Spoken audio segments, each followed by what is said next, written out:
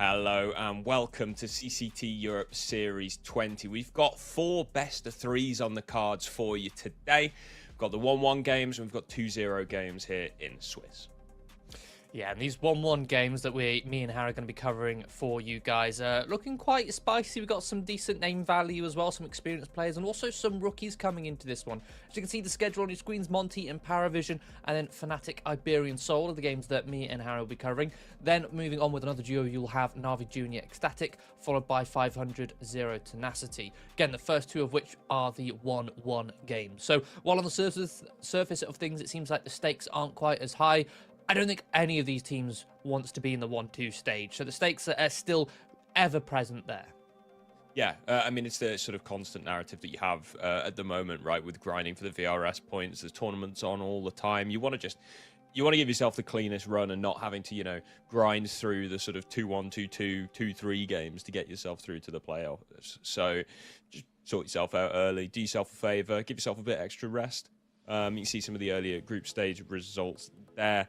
But drilling it down on this Paravision v Monty game, there's a couple of interesting stories here. Like a new, Paravision now with James, him looking to sort of a bit of a redemption arc almost, right? Started to sort of fall off towards the end of Virtus Pro, became almost a little bit of a, you watch Virtus Pro, you're like, oh no, not again. Like the saving sort of meta, that sort of thing, right? But this time it's Kickert who's leading this team, intimately familiar with how James plays, of course, looking to set him up for success.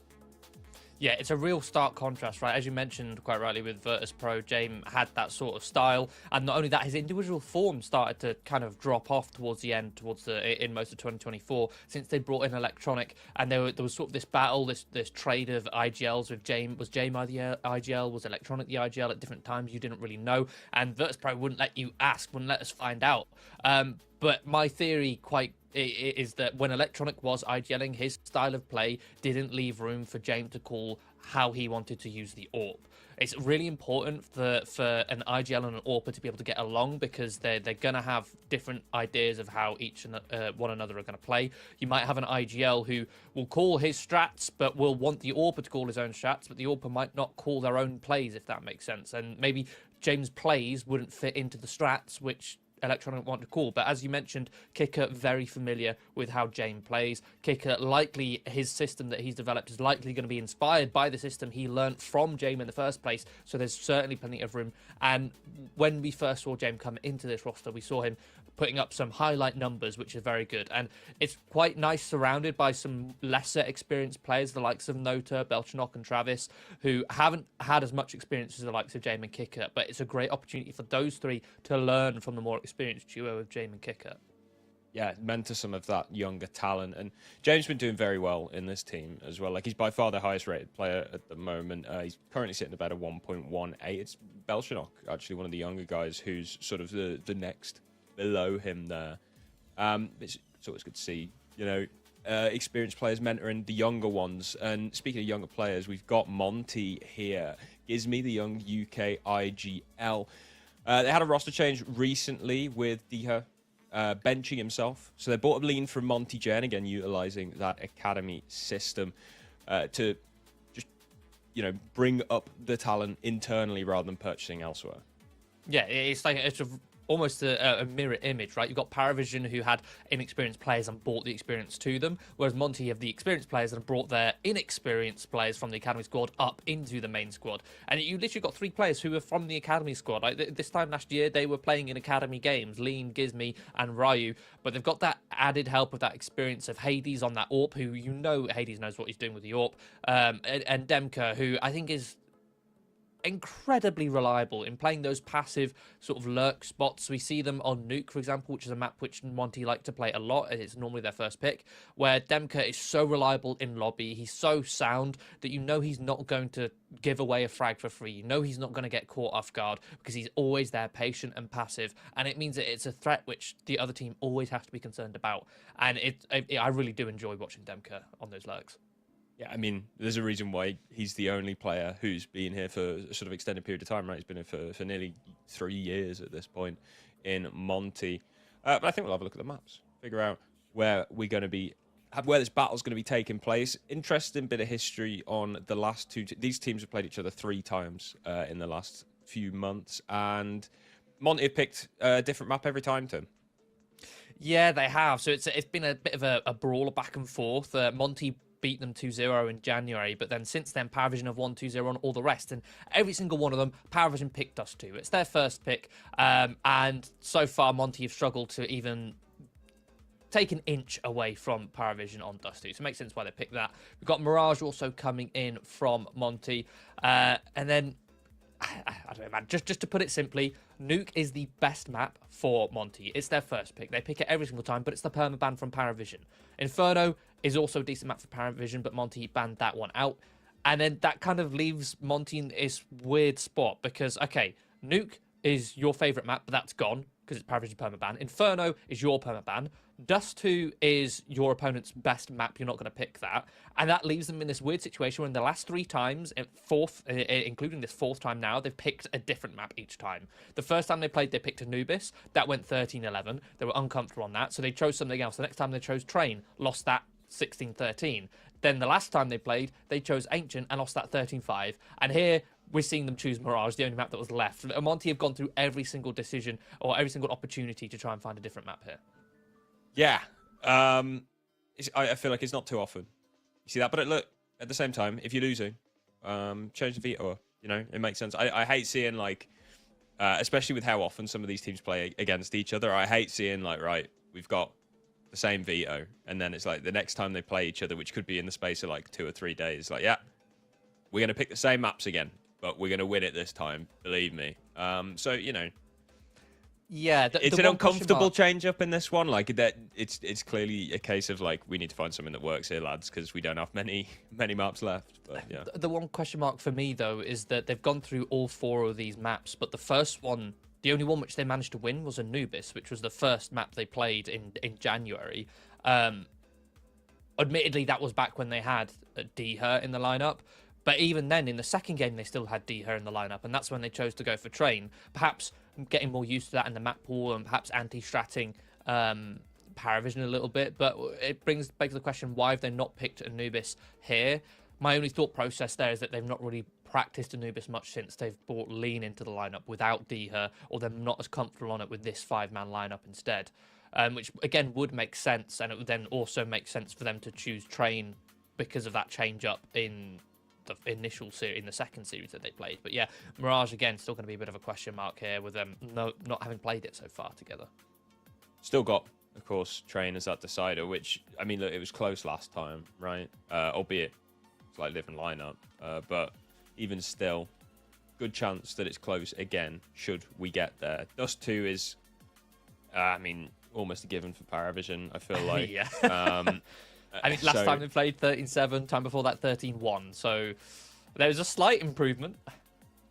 Yeah, I mean, it's a pretty good improvement. You know, 6 extra rounds, but that's not a win.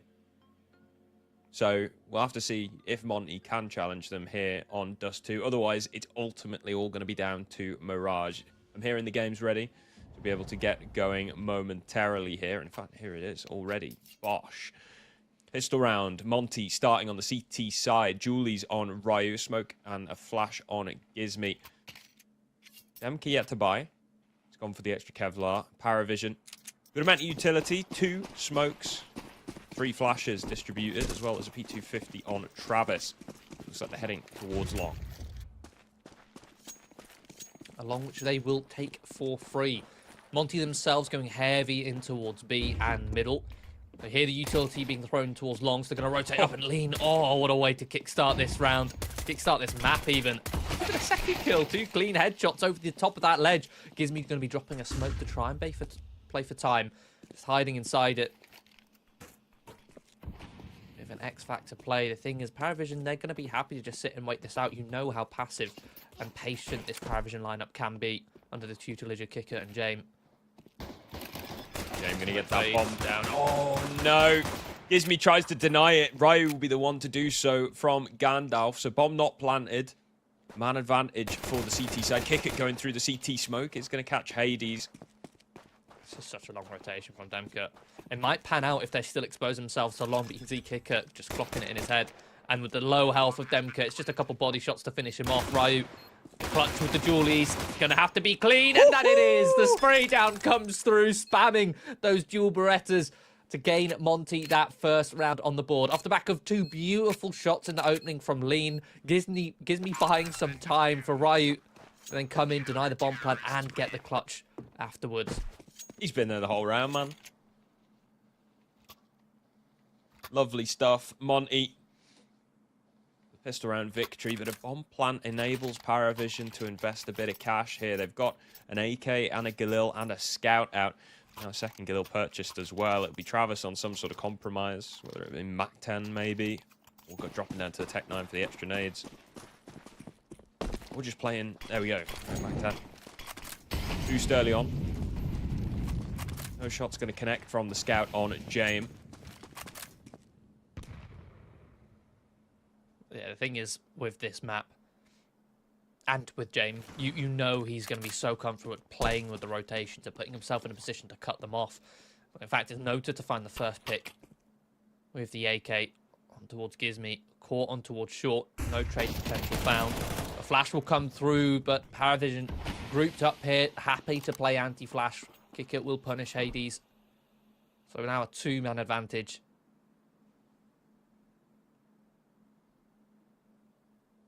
Paravision. Again, just freeze. No need for them to give away their lives unnecessarily here. It's the CTs that need to try and make some sort of move to give themselves the edge here. And it looks like a bit of a B stack is their answer. Demka giving up the A bomb site. Falling into CT spawn. Paravision now just going to take their time. Slowly walk up short. The doors are open. Empty bomb site. Bomb planted.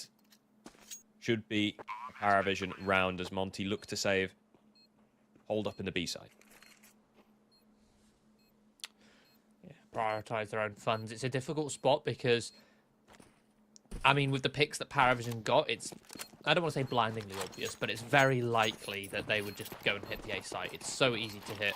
And even if Monty read that, with a 3-man stack, you can't stack A. It's one of the reasons why Dust 2 isn't CT-sided, has never been CT-sided, is because that A site has very little positions for the CTs to defend from. If you think about almost every other bomb site, every other map in Counter-Strike, bomb site normally has 2 entrances for the Ts, but at least has 1 or 2 for the CTs, which is behind the site.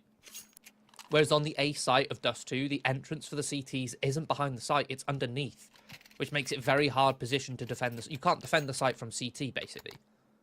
From the CT's free, safe rotation point. Therefore, stacking the site means you're just going to get split from long and short. And you can't defend it from an extremity. You have to defend it from inside the site, and you can't do that with only 3 players if you've not got long or short control. And at that point, if you take a player to maintain control of one of them, you're no longer stacked. So, scoreline tied. Monty with the save are going to be going for another force bite. Ryu attempts an opening pick at the top of mid, but Kicker easily dismay him. And just fully solo that push. Nothing Monty could do about it once he goes down. And that's the M4 lost. Yeah, you can see there was a couple players in position to try and give them some support, but they're in no position to trade. The utility from Paravision just locking out the other CTs. Ooh, lovely shot from Demka. It's that new FAMAS, man. Travis. Try and catch. Gizmy falling back on short and will be successful into the 3-on-3. Clearing the space, shallow short as well. Oh, look at this Hades. I've just looked at the minimap. Hades is behind 2 players on long. There's one. And there's the second. Belcher not gone as well. Travis finds himself solo. As his teammates flanking get wiped out by Hades lying in the pit.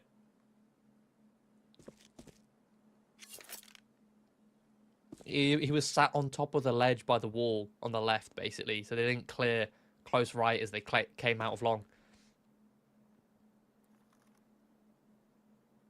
15 seconds left. There's not enough time for Travis to get the bomb plant. He's just got to try and hold on to his Galil or do some damage. Either or.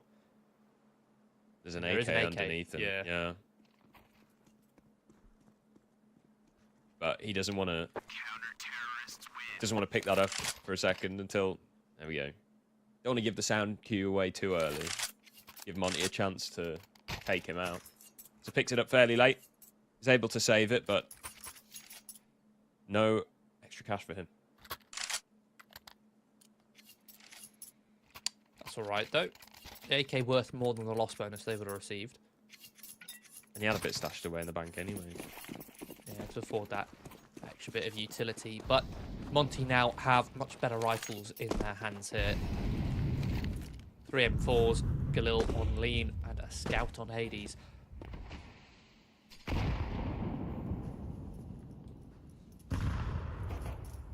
Going quite heavy in towards mid with 2 of the players. Gives me solo towards short, applying a bit of pressure with utility before falling back. Should eventually then group up with Demka in some form.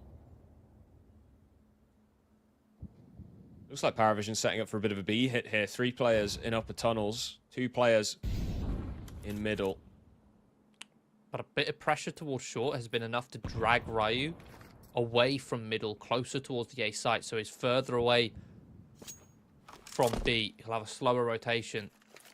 That little bit of utility just to make it this B site hit easier. The molly. Perfect. Ooh, the molly's perfect from Lean there. Travis has been tapped out though, so now it's all on Lean to defend this bomb site. Finds the first. Counter flashes are good. Ryu comes in, does a lot of damage, and finds a kill. James comes in with a kill of his own. That's the bomb site open now. It's just Gizmi outside the window, and Demka on the flank. Still no bomb plant. 35 seconds on the clock. Paravision now going to attempt that underneath the window. If it gets the smoke down. Demka going to go through it. Gizmi swings in, buys the attention for Demka to come through, but James is there to trade. So Paravision get themselves a second round. Is that a 2 versus 4 from James and Kickit there? Some beautiful mid-rounding, the patience and composure. Managing to pick the Monty players off. Oh, what a shot.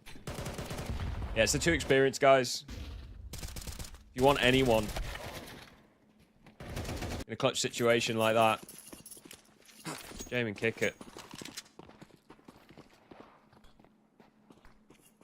Now Monty's going to get aggressive into lower tunnels. Paravision aware of the possibility. Nota holding from the top of the stairs.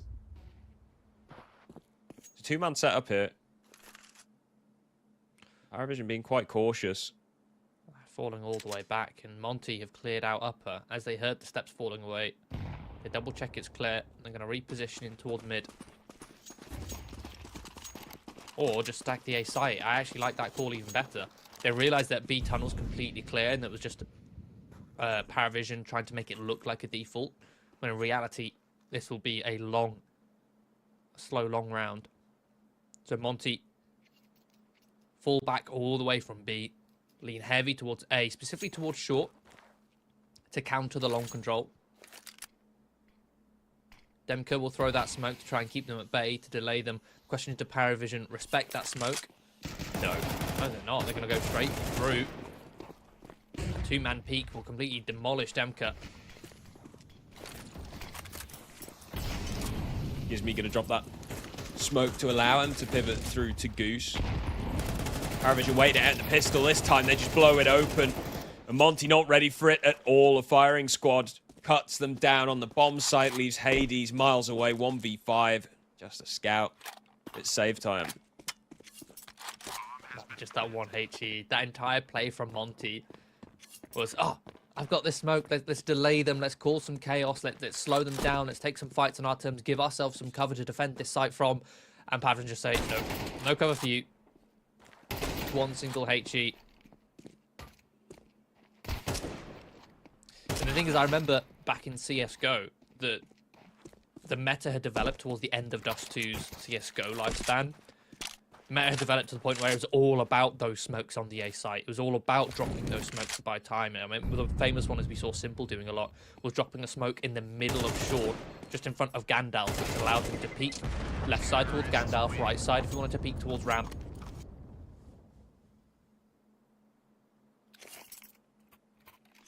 But now in CS2, with the ability to blow open the smokes, makes it just a little bit weaker. Yeah. I mean, it denies certain players like that were good in Go, you know? I mean, the most obvious one I think comes to mind is, like, back in Go when you'd have those hits on Inferno where you'd smoke the front of the bomb site. Just don't really do that anymore because one HE grenade and it's all over. Plus, the absence of sort of one-way smokes does mean that it's not quite as advantageous to just work and play around the edge of a smoke. Especially with, as soon as you shoot, you blow open like a little hole. It completely reveals your locations. It's not like you can walk around the edge, see someone, shoot them, and then duck back into the smoke. Because as soon as you shoot, you're exposing yourself.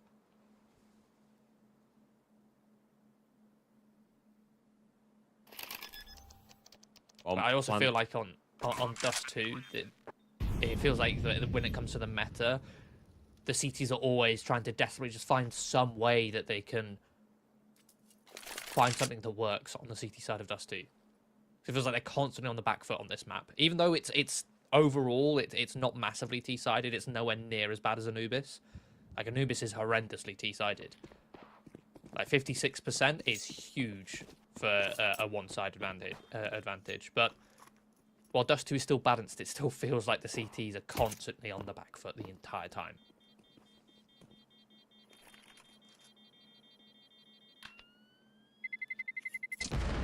Incredibly uneventful round is what that was. There was a bomb plant, there was one kill. There was a save. That's pretty good. Eco rounds on Dust 2. Another reason why I think the CTs are constantly trying to find advantage, because there's very little opportunity even for pistols to get involved.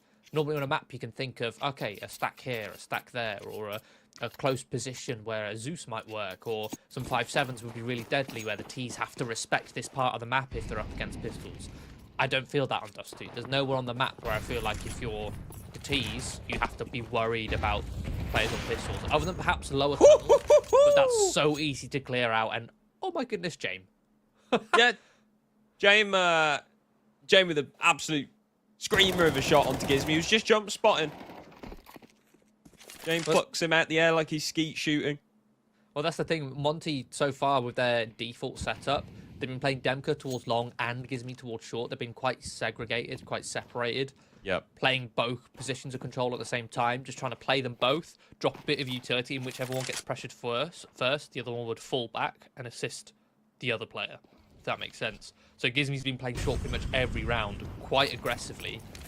And yeah, that's the perfect way to counter that, is just a York pick to stop him from jump spotting. Again, like we said, these guys have played 3 times before in the last 3 months. And every best of 3 has had Dust 2 in it. So Parafin's going to be very familiar with Monty's style of play on Dust 2. Warp shot rings out. Flashed off, Hades forced to retreat into long. Gonna hold for this flank and let his team deal with the initial stage of the retake, if they attempt it at all. That doesn't seem likely at this stage. 2 players already committed to the save. Now just going to silently back away. It's going to give Paravision 5. So that single opening kill was enough to give them space to execute onto that A-bomb site, and attempting the retake through CT would just be suicide. So again, it's going to be the money game. And again, I bring it back to the CTs being on the back foot. When you lose that opening pick on that CT side, on this map, it's similar to both Inferno and Anubis in that it's so hard to react, because anywhere you go, the Ts will have the advantage. If you lose that pick and the Ts are defaulting, where are you going to push? Because everywhere you push, everywhere you try and react or get aggressively, you can very easily be caught off guard, especially on Dust 2 with the fact that mid is exposed. You can just have James just sat in mid, making sure that you can't rotate and gamble between A or B to go for an overloaded push. So go for like a 3-man push towards short, for example, to try and compensate for your disadvantage. Can't do that. So losing that opening pick is so disastrous on this map for CTs. So you can see Monty attempting on this one to at least gather it, but that flashbang hard countered by Paravision, easily read. Paravision are just dominating the opening game so far. That's their 6th opening kill.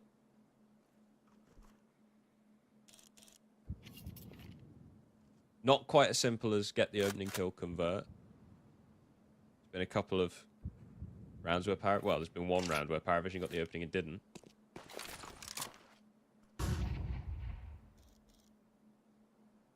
Again, that round was due to a small unforced error of not clearing Hades towards long.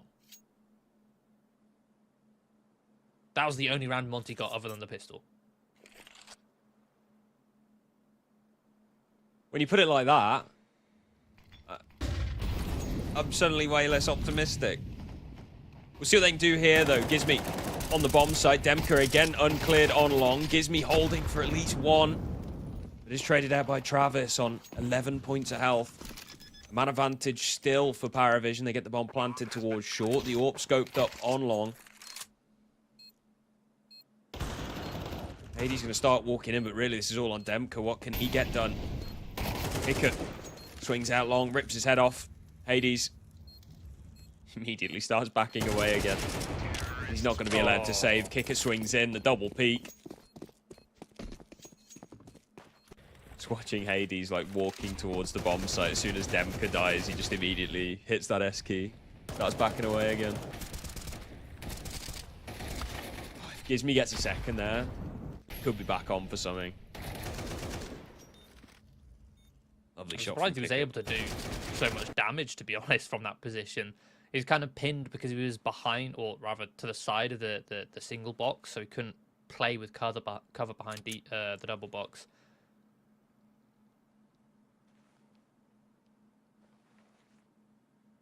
Yeah, I think because Demka was playing so deep in the pit, Yeah, didn't want to be exposed to long, which 100%. And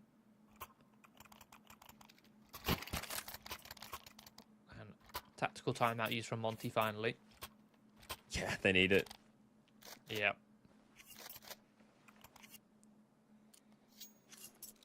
You can start stringing some rounds together because, well, yeah, it's a T-sided map. It's not as T-sided as Paravision are making it look.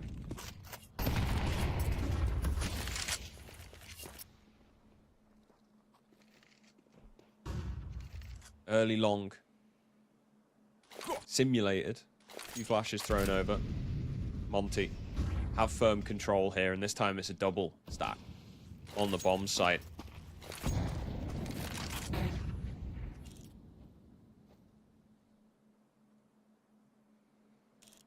You're boosted up. Looking for that early pick.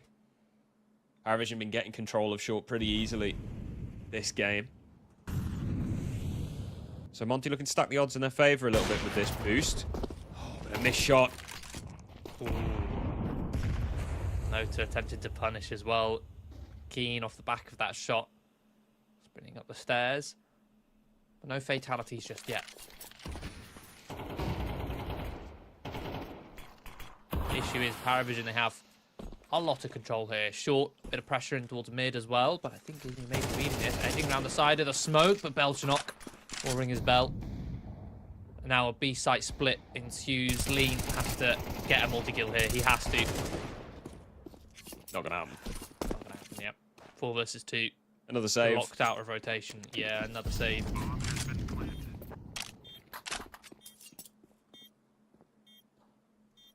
Crazy that the team saving this much doesn't have Jame on it. True and real.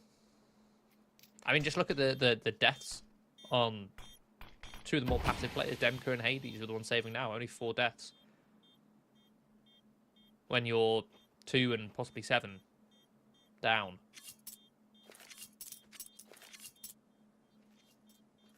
Then you've got the more aggressive players in those rotate spots. With Gizmy and Lean. Oh my goodness, what a clear from Travis.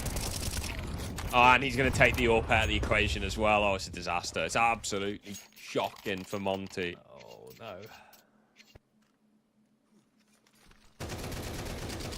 There's the opening again, Paravision. So successful in getting them.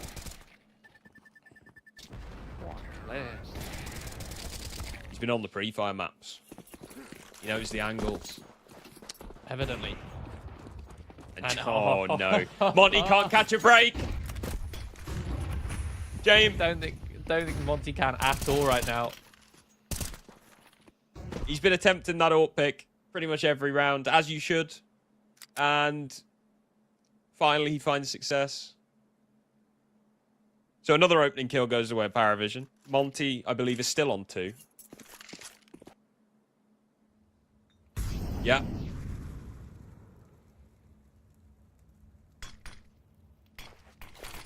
Admittedly, this round is mostly just pistols for Monty.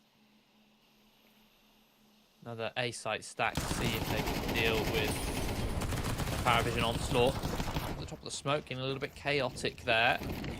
The chaos is where the pistols thrive. Paravision keeping cool heads. Calm and collected as they ensure they take these fights, don't get caught with utility in hand, don't get caught trying to plant the bomb. There's still present threats on the site. 8th for Paravision.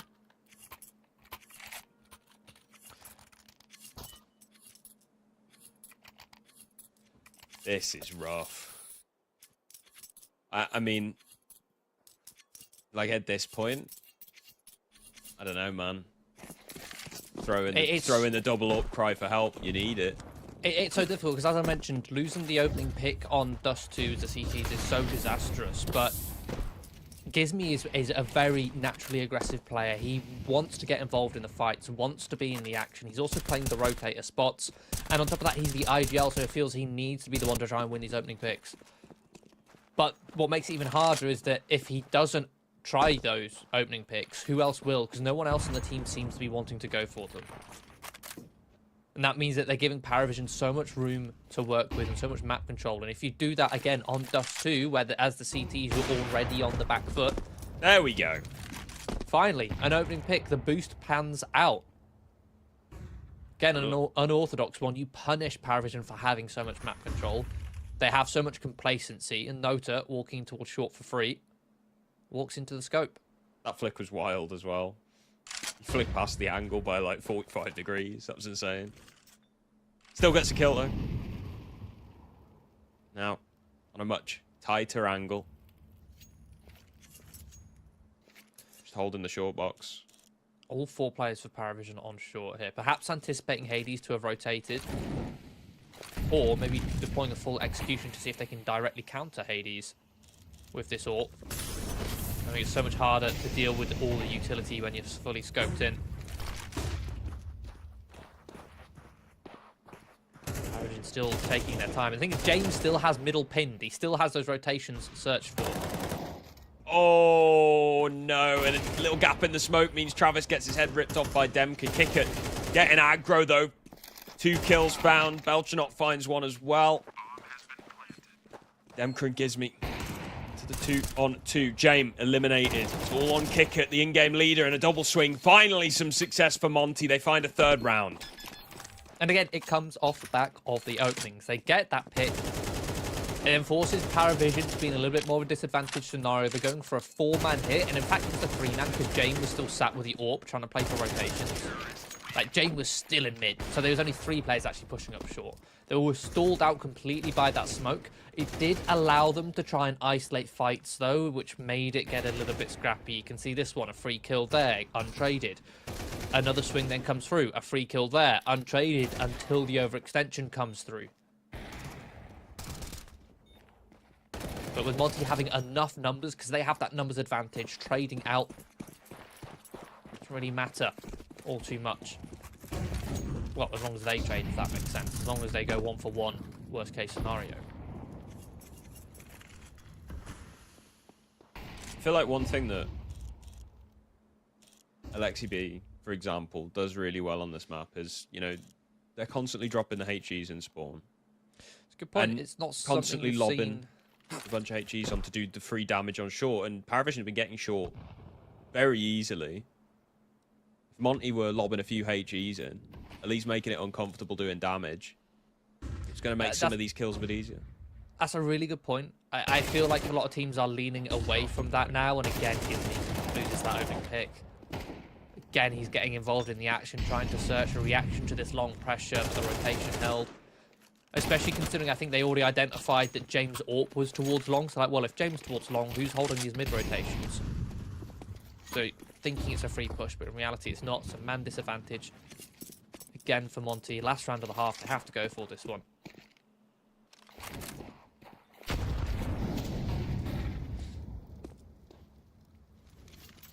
Bomb's still not planted.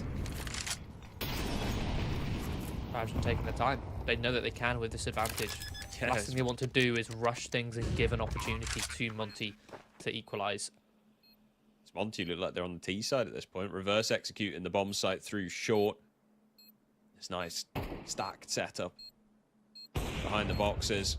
James eliminates Lean. Ryu in the 1 versus 3. There's 1 kill. Swings ahead. There's the second as well. Nota spotted over the top of the bomb site. Ryu's solo on HP. It's going to have to be a headshot. It's going to have to be clean, and he does it. The 1 versus 3. Monty needed a miracle, and there it is.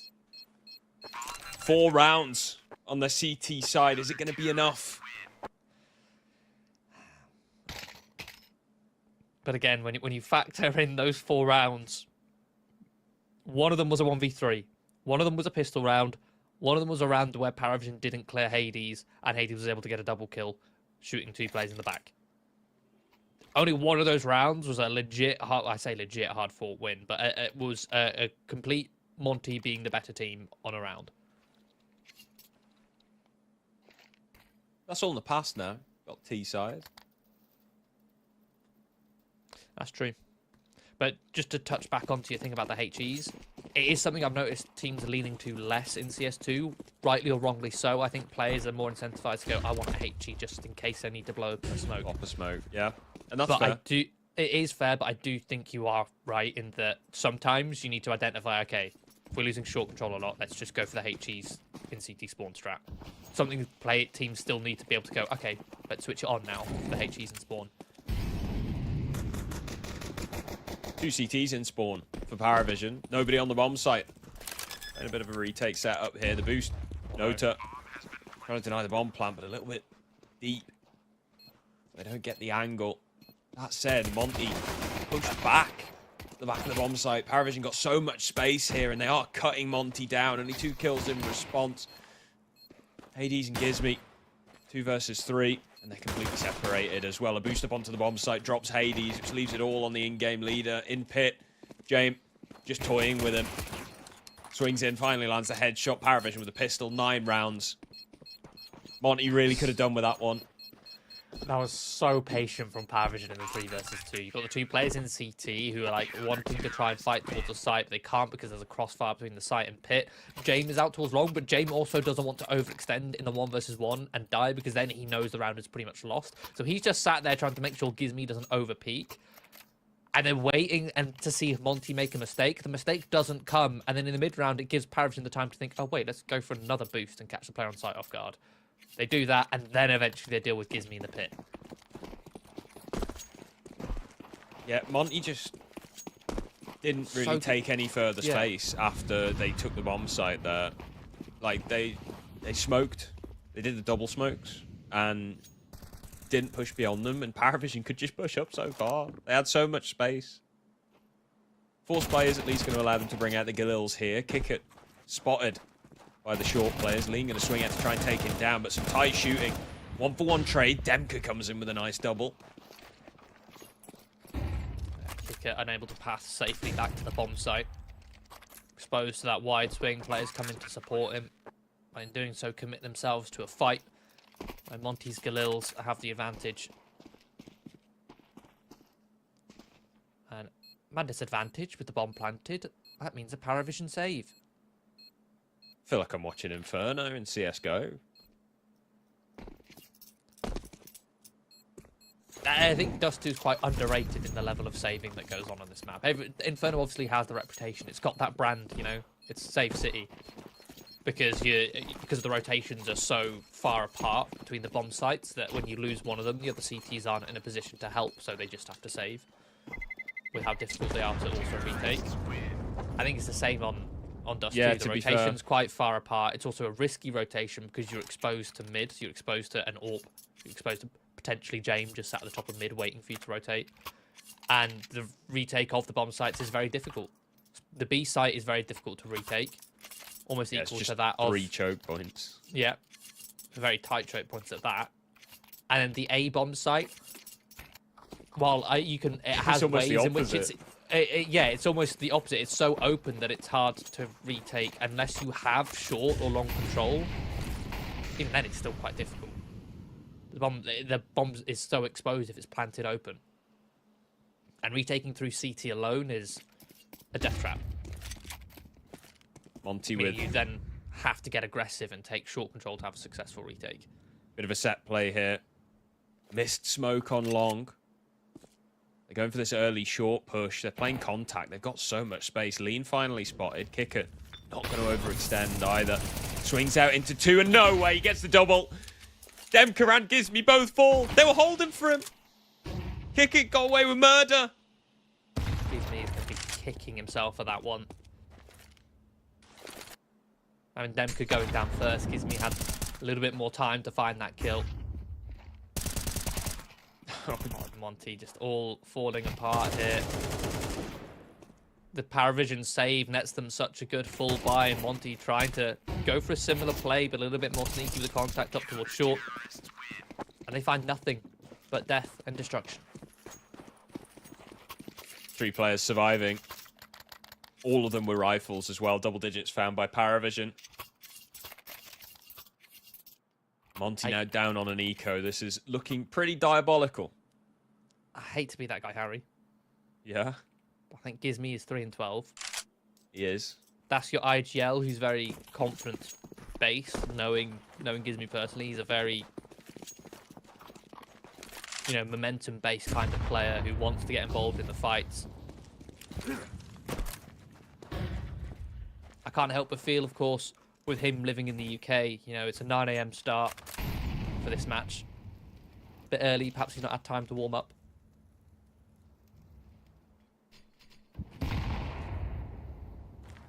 Potentially.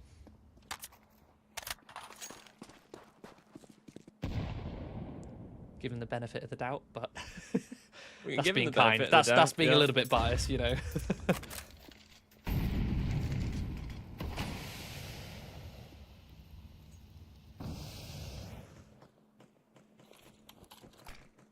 Question is, how many Epic LAN early morning consolidation finals has he played?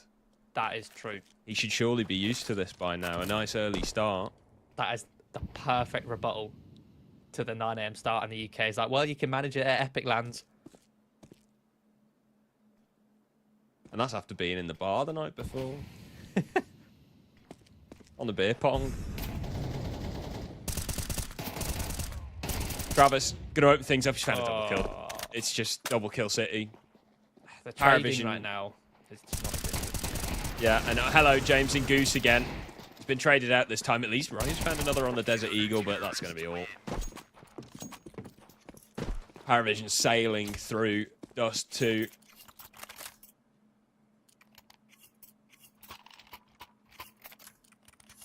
Just 2 rounds required. They'll have locked in their map pick. But to be fair, we did kind of expect this. Yeah, we did expect this map to definitely go in Paravision's way.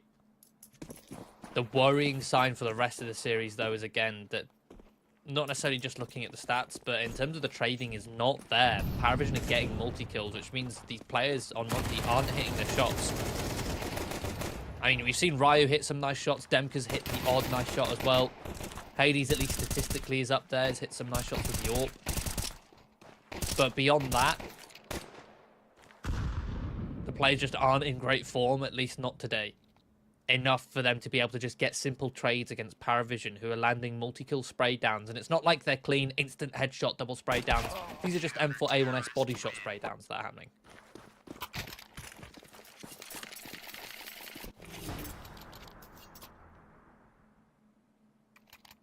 There it is, map point.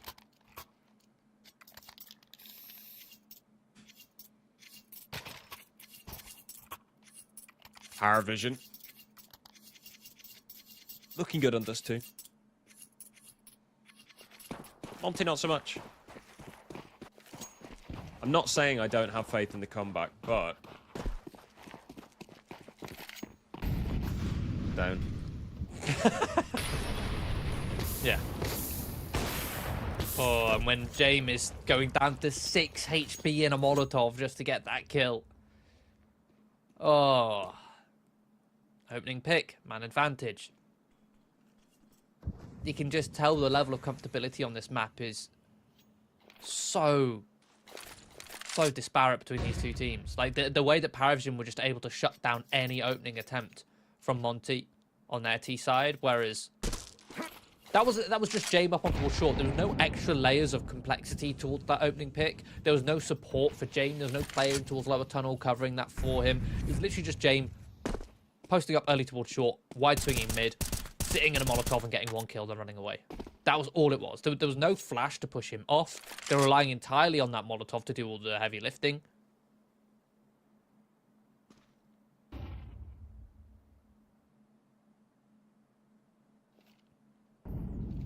Now man disadvantage. Monty going to be setting up for this B split, but again, Paravision in such a good setup for it. Kicker can play through this smoke off of contact.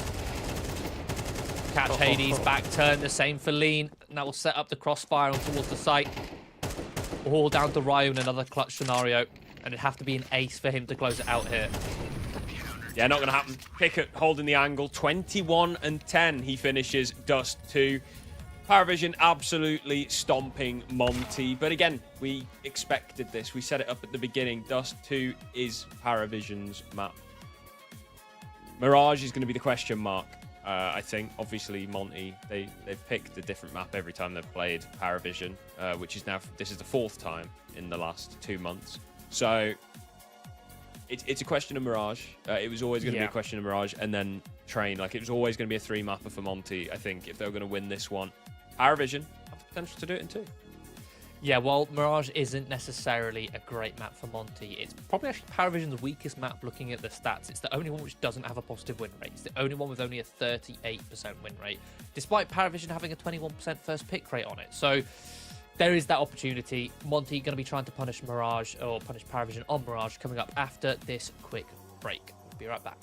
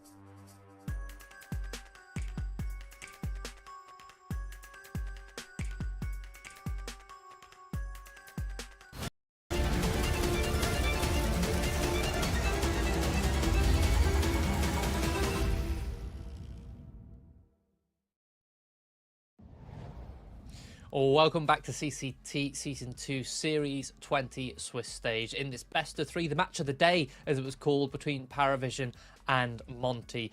And we just saw Paravision just walk through Dust 2, just walk through Monty in general. Monty struggling to get any opening picks on Paravision's map pick. We're going to be moving on to what's supposed to be a punish pick from Monty, the pick of Mirage against Paravision.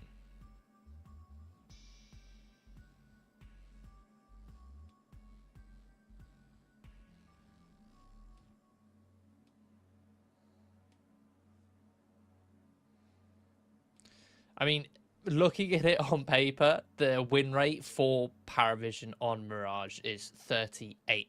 It's probably one of their worst out of the maps that they still do play. So it makes sense, again, on paper, on the first look, for Monty to go, well, we're struggling to find a map which we can beat Paravision on. Let's try and get them on a weak map, on a weak pick of 38% win rate. But you actually look a little bit deep into the stats and look at who the losses are to for Paravision. They're not against bad teams. They've lost to 9 Pandas, Partisan, Navi Junior, Bait, Namiga, and Sinners, all of which are a decent level opposition. And that goes to show that the 38% win rate might not be as bad as it might look at first glance. Still, could be a punish pick, but there's only one way to find out, and that's by heading straight into Mirage here. The second map of this best of 3 series between Monty and Paravision. Monty, again, dominated, or were dominated against on map 1. Let's see if they can put up a bit of a better fight here, find some openings on their CT side, or if Paravision will walk their way through here on the pistol round. Yeah, it gives me buying up an incendiary for the CT side. Holding that one over towards the B side of the map. Trying to block his teammates to rotate. It's going to be the A hit. In fact, Travis popping out of the Palace. Hades finds a double from Underwood. Demka now comes in. The stack prevails, at least for now. Demka dancing around Tetris. Finds another onto Jame, and Gizmy rotates in just in time to save his teammate. And it's going to be a Monty pistol. Oh yeah, a little bit of a faster round attempt there from Paravision. So one thing that Monty have got going for them is to hit these CT pistol rounds. I've netted them some sort of leverage to work with. On this round especially, they stopped the bomb plant. So it means that Paravision likely to work with an eco, meaning that they can't sort of shut down Monty like they did on Dust 2. Monty having the opportunity to tie a second round together, to build some bank, establish themselves in this map.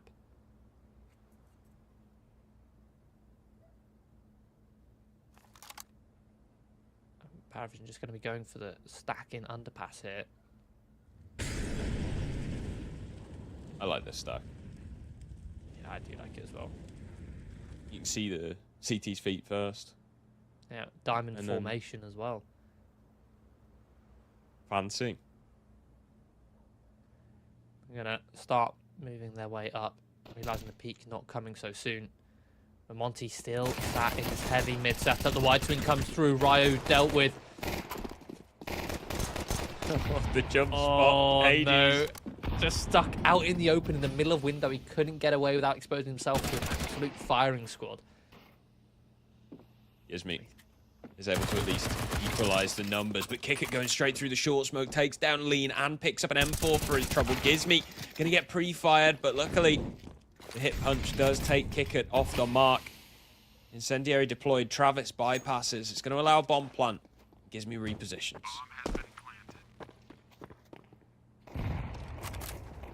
For a two-man retake here and towards the market. The health low on both the Paravision players, and they've not been able to pick up any weapons. So they are still wielding the Glocks. Though Gizmy, half health, is in a one-shot headshot realm of possibilities. The double swing will come through, but Demka is going to deal with it relatively easily. Nice.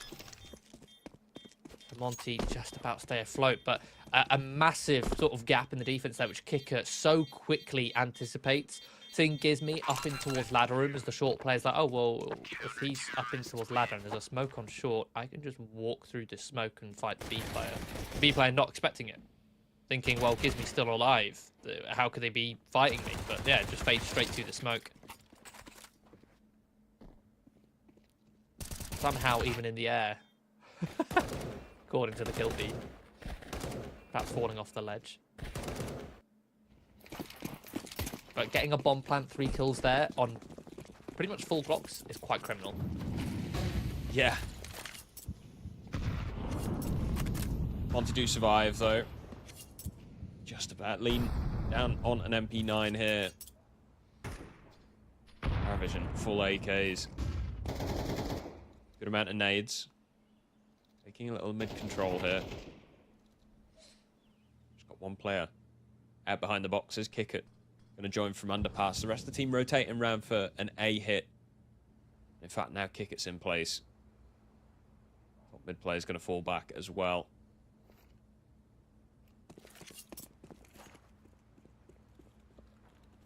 Smoke on top connector. Demka caught just after throwing a smoke. Hades able to find one. Pop in the window smoke. So 4-on-4 here. The A-bomb site is under Paravision control. I'm just going to see what they can do about that. Swinging in through CT. Ryu eliminates Travis. Man advantage now for the CTs. Bomb is down. Starts retake. Belchnok able to pick up another frag. Still trading back and forth, keeping equal numbers, and Monty has still yet to find themselves in an established setup, and now they're completely split up, attacking from multiple different angles. Lean at least has the element of surprise and the MP9's movement speed to come into his advantage, leaving Nota in the clutch, which Hades will deny. He finds him through the edge of the smoke, will be able to get that diffuse in with just enough time. It's a close one and a scrappy one for Monty. It's not a clean retake whatsoever from them. They're getting to the 4 versus 4. You see 2 players rotating towards CT, but you still got players faffing around towards jungle, towards connector, rather than keeping it simple and going for a heavy CT retake. I guess in doing so, they do buy time for that flank of Lean, which is really the deal breaker of the round. First untradeable kill.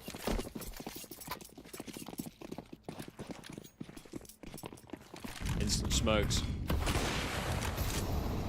Probably going to go for the short jump. Hades just spamming. No shots connect. Paravision.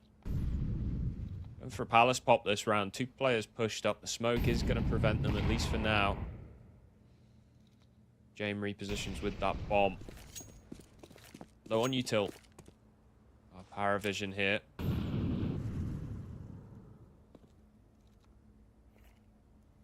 Again, smoking top connector. Gives me re-smoking palace. Well timed. Yeah, it's going to make things really tricky for Paravision to get through this now. They are still going to have a stab at it, more than likely, because util just not there for them to spread out and go for an execution elsewhere. Kick it. Deep jungle smoke.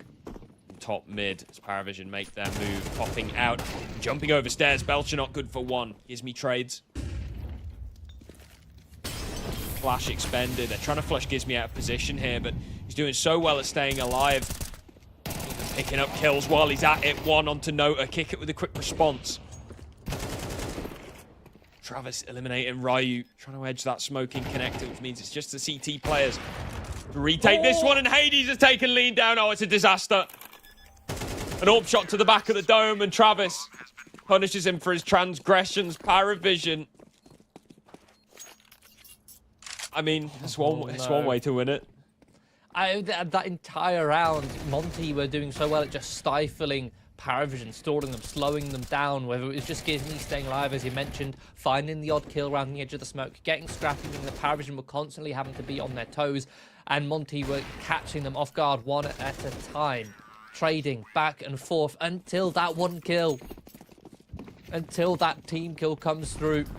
The Monty Hades spots the shoulder of a player on default, pulls the trigger, and that's actually broken the bank here for Monty. They're going to be forcing up M4, Famous, pistols on the rest, but Paravision setting up with a very quick-paced B split here. That's where Gizmi sits and waits for this M4, and an MP9 from Lean is great position for them to get active, but Kicker, the IGL, wants to get stuff done, and he'll get a triple kill in from the ladder room. They will be able to close out that 1 on Paravision. Kick it and Gizmi tied for kills at the moment. Stark contrast to Dust 2, where they couldn't have been further apart. Top and bottom of the server, respectively. Kick it. Pulling some serious weight for Paravision, and Gizmi stinking it up on Dust 2, but equal here, at least for now. Monty still 1 round in the lead, but that gap about to close as just on pistols. The Deagle on Lean, the rest on USPs. Paravision very much in control of the economy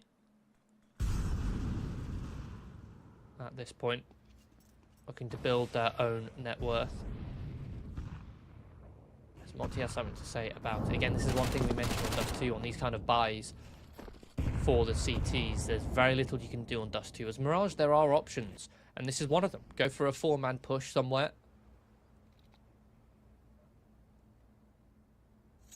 Whereas on Dust 2, if you go for a 4-man push somewhere, the Ts will be able to see whether the CTs have crossed B or not. So they'll figure out, okay, is it 4 towards A or 4 towards B? Especially if you can't afford the utility to deny the vision. They're all flanked towards top mid, but in the meantime, Paravision can split this B site once more. It's such a solid anti-eco strat of the B split. It's so hard for the CTs to stop Paravision getting short control. And then once you have short control, it's so easy, if you have apps as well, as the Ts to just molly out any of the hiding spots that pose a threat to the short players. And the way that the B site works is it's kind of like a cross-sectional grid, like a tic-tac-toe board. And from B apps, you can clear out all the vertical angles. From short, you can clear out all the horizontal angles, and then there's no place really safe for Monty to stay.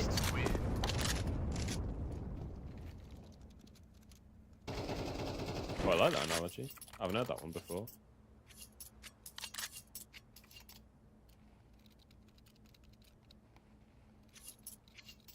Paravision sticking with their 2 MAC-10s. Bit of a bonus round. Kick it's going to upgrade. Travis sticking with his though. Oh, Where's he going? Oh no, he's upgraded as well. Get them MAC-10s out of here. I mean, to be honest, those MAC-10s could definitely punish Monty. You've only got 1 helmet in play on the CTs. Yeah, I'd love to have seen something fast, but... Fast isn't Paravision style. Yeah. It's asking too much, really. A contact play, however. I like this. Kicker swinging out sandwich, and oh, Monty been caught completely off guard. Gizmy's now gone on short as well. This is a disaster. Ryu gets nothing done. Jane brings a pain in connector. This should already be a save for Monty. Just a bunch of fights taken. Paravision win all. It's so simple as well. There's barely any presence towards the top of mid. Even with that, they just find the perfect timing to creep through the ramp smoke. And oh my goodness, Lean. Just gave up. Realised he's got his knife out. But finding the right time to creep towards Tetris, having that cover between the CT player, taking those fights isolated.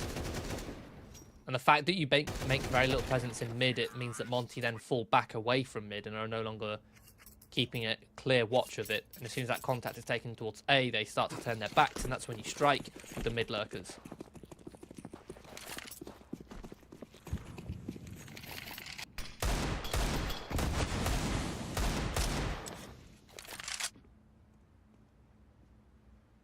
Pistols again. Desert Eagles. 5.7s. Alice control being taken by Monty. It's a 1-for-1 trade. Rifle picked up. Gets off back it as well. But is taken out the round just as swiftly as it's gained. So, Oshinock doing some work on the A-bomb site. Lean and Hades. See what havoc they can cause. These 2 remaining pistols. It's not looking great. Nice shot from Nota. Hades, there we go. 1 dig on the board. Gonna be a nice double swing coming in here. Kicker cleans out. James not happy with the fact that Kicker just stole his kill. Stealing my ecos. Somebody needs to stop this guy. He's 11-4. He's calling. And he's top fragging. Yeah, it's one of those sort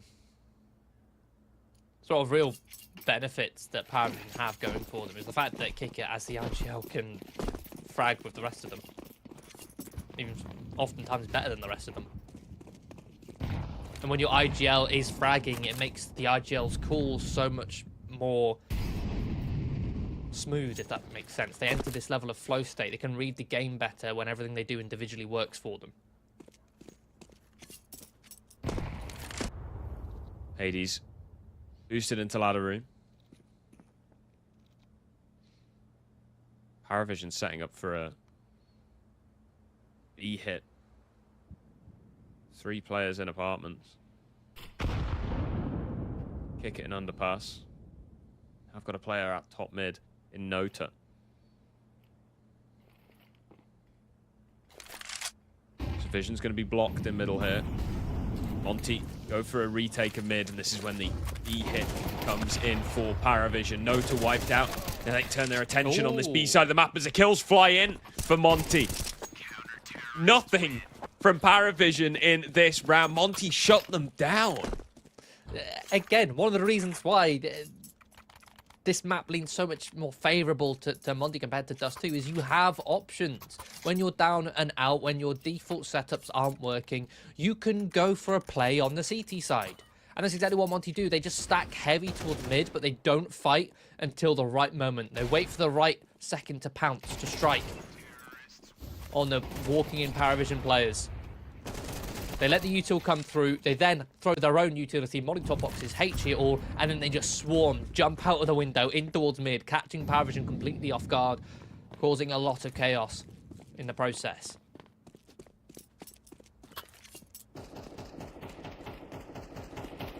Something with Paravision now need to watch out for.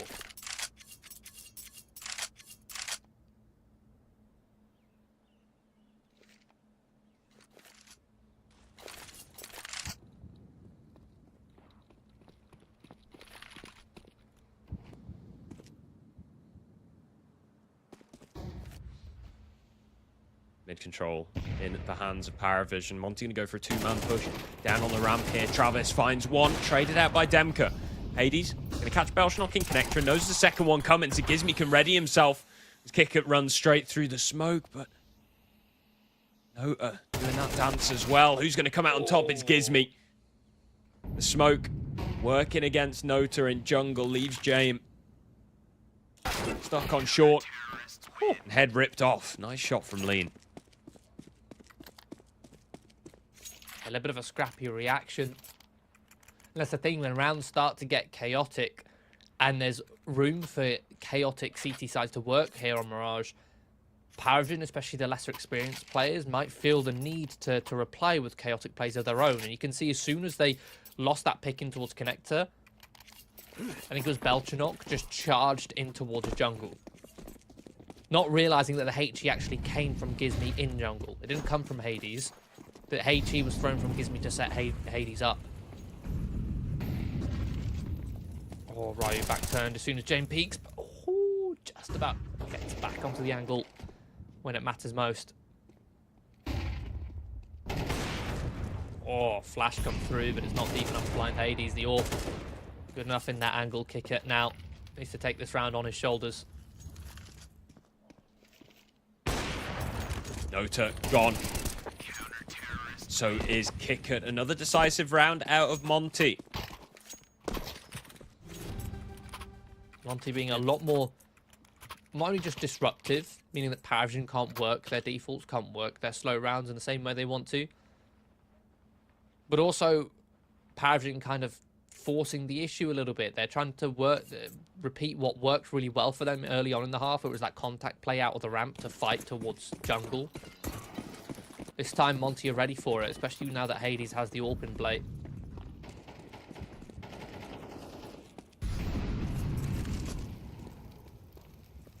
James walking his way down middle. Kick it. Be playing the apartments here. Hades got a watchful eye over it. Needs to be careful to not give his life up for free. Just holding for aggression at this point. Does look like Paravision want to end on this side of the map. Hades going to have a lot of pressure on his shoulders. Especially for this first kill here. Jump across. Hades going to ready himself. Nice kill onto James. Massive trade from Kicker. Snap headshot. Nota activates in middle. Demka gone. Belchanok going to find Lean on short. It's a way into the bomb site. It's just Ryu here to defend it. Gizmy is miles away. Going to be hurt in the Molotov, but still able to get at least one kill before perishing in the flames. 1 versus 2 situation for the UK in-game leader. Bomb already a third of the way ticked. Clearing out all these angles. Paravision just looking to buy time here. Kick at court. Travis at least has the information now. Gizmy spots him. Gonna go for the full on stick. 5-second defuse. Travis. He thought he was bluffing. The pros don't fake. A little clutch there for giving me the 1v2 to give Monty the lead at the half. And that was such a well set up round there from Paravision. Again, the small details there of James, the player on low HP with the Deagle, jumping across the angle at the very back to get the information that Hades was sat posted. Because the thing is, Kickert sat there in apps in kitchen seeing, well, there's no utility being thrown by the B-side player. You can't hear him jump spotting. So if there's no sound, it's likely that maybe there's an AWP posted. James jumps across at the back, spots him, says, Kickert, he's posted up there. Be ready to trade me when I peek again. Peeks again, dies, the AWP shot fires off. Kickert gets the instant trade and then collapse on towards that B-bomb site. And they take it all for free, but it's that clutch from Gizmy to close it out. Kickert not playing the post plant. Isolated in the 1v1. Pistol. Monty going for full-on A execution here through ramp. Fighting out into Tetris. Haven't found the kills that they were perhaps wanting. Pushing out onto the bomb site. There's the opening. James gone. A second follow-up. Emka finds Travis and wipes out Kickert in spawn as well. Just taking raw fights with the Glocks. Deep Molotov's going to prevent Nota from taking some early space here. Gives Demka a bit of room to reorganize. He's going to catch him running in as well. Belchinok. 1v4. Glocks, man. What can you do? It's not even that. It's the call from Monty to sort of stutter step as they get out towards ramp. So by running out of ramp with the execution, then standing still, the reaction from Paravision there is to go, oh, guys, they're sat Tetris and Apex are waiting for us to peek. Don't peek yet. If Monty just rushed, Paravision would all just peek, take the fights at the same time, catch Monty off guard with their stack.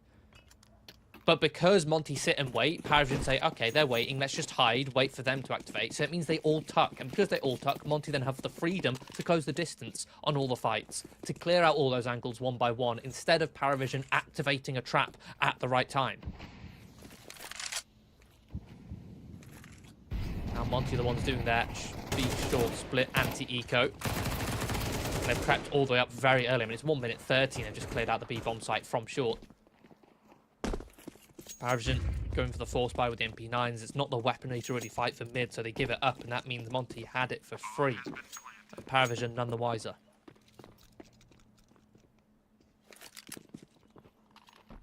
Yeah, Paravision, the remaining 3 players, look to save these guns. It'll be an eco next round regardless, so... And these alive, much more important than throwing them away, attempting a retake. Monty going to go for a nice, safe exit, all players together.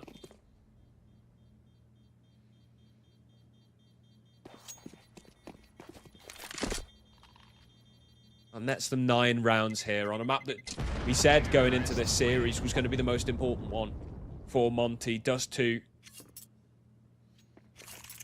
We always knew that was going to go Paravision's way. Mirage was the question mark.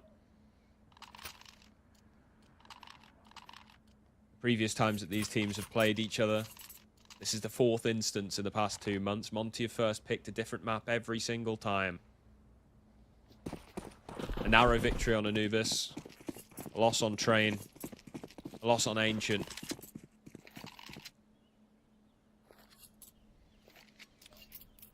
Paravision able to save a couple of those MP9s to still work with them here on this eco round. Still a couple 5.7s in the mix as well. By the looks of things, Monty going for a very similar. Walking towards middle for free. Walk their way up short, but this time 5.7 up close range. Ready to shut them down. Good for 2 is Belchinok. So 3 versus 3. But that's the B site for them. The defense caught. And Hades ready to catch off some of these rotates. Ooh, in fact, he... Oh, did you see him? Okay, there we did. Eventually. And, ooh, finishes him off, but takes a lot of damage in the process. Get a little found. Kickert might just run for the hills and save that one. James has to pick up an AK, but Lee... Oh! Oh, no! Oh, no! Oh, I'm on the edge of my seat. How was James somehow picked up an AK and got a kill in almost a second? Got the information as to where Ryu is. Setting up Kickert for this 1v1. But Ryu's calling the bluff after the tap. There goes for the swing late. Kickert will kill him. But he's not going to be able to stop that bomb. That round should have been way less close than it was. Bit of funny business from James. Now, this is one of the things which I've noticed with Gizmi's IGL style, is he likes to build up some set pieces, right? Some set openers, especially when it comes to anti-ecos. We saw it on Nuke, where they have this anti-eco where they like to work outside and wrap towards heaven and split the A site from main and heaven. Here on Mirage, you can clearly see Monty love to just go for the B splits on the anti-ecos. And if that's a tendency that can be picked up, that's a tendency that can be countered and expected. You can see it almost got hard countered just by 2 of the players tucked in towards short. But perhaps something which might need some more fleshing out with a bit more utility to help them take them towards short.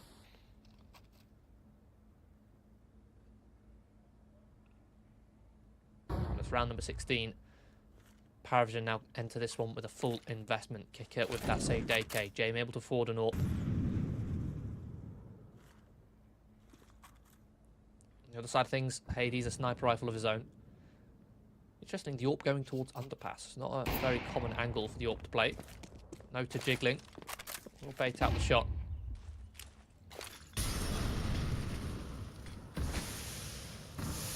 James holding from short. Free kill onto Gizmo. Swings out dry. No punish coming through either. James able to retreat.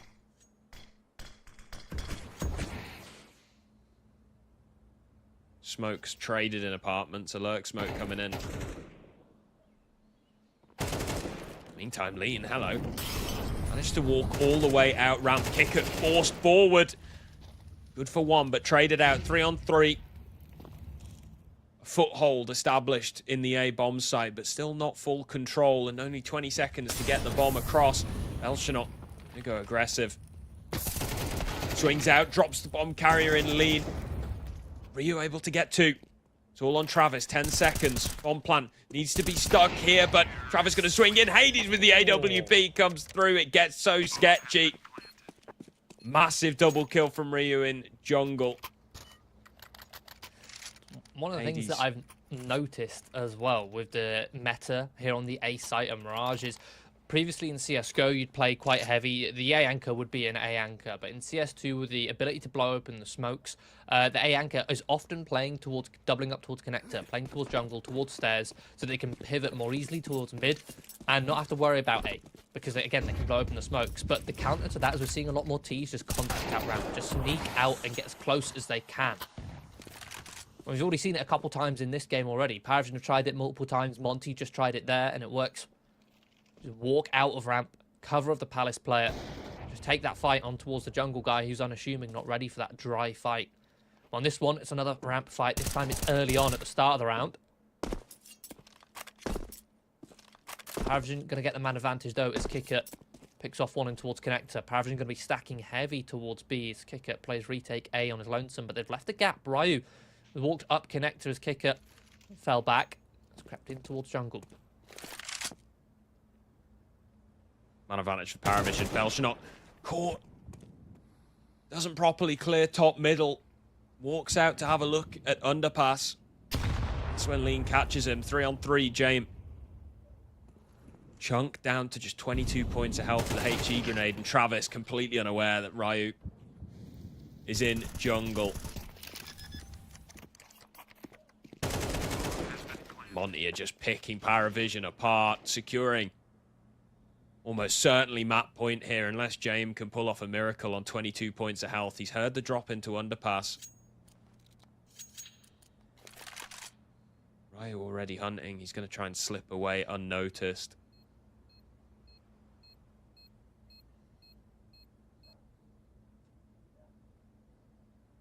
That's a bit of a look over to the bomb site to see if anybody gives him a freebie, but shouldn't be the case.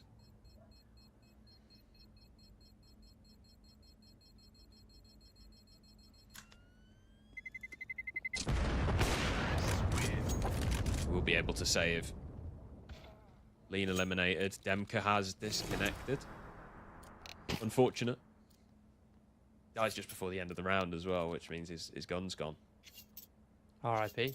Extra bit of RIP. economic damage. He'll still be able to buy, but a couple of the other players might need might be on compromises over on Monty. Though to be fair, Ryu can drop over to Hades.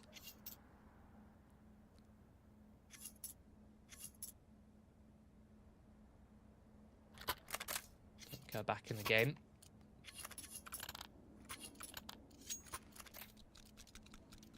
Two one-sided maps to start us off here. But train should be close. It was overtime last time. Yeah. Just the one overtime. But an overtime nonetheless. So hopefully we get a nice close heater. An action-packed map.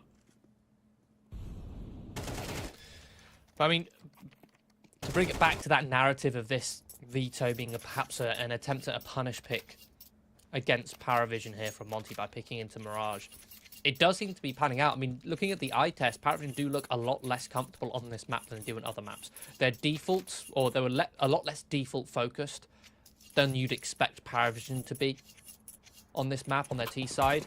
And on the CT side, a couple of the players are making the odd mistake. They do seem a little bit more flustered, as if they don't have as many reps on this map as you'd expect. And for the most part, even in the first half, they were relying on Kicker to drag them out of a fair few rounds.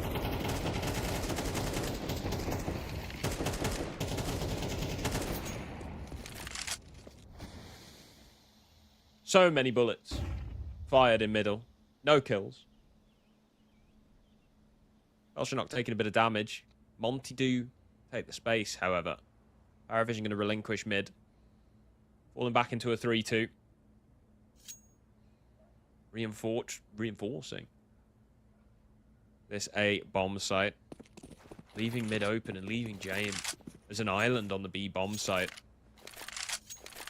Got deep information in apartments. Short completely open. Paravision fully gambling on this A hit, which they've made the right call on. Monty. 3 players in ramp, 1 palace. Late lurking underpass. It's going to be the contact play out of ramp. They don't have the utility for a full execution. They might not have the utility to clear out the position. But the one molly goes into the one spot where 2 players sat and held. The Belcher not flushed out will be dealt with, but that means they won't clear Kicker. He'll find 2 sat here on the ledge. 2 kills do come back. 20 seconds left on the clock. Hades should be able to get this bomb planted, and Ryu knows where James is.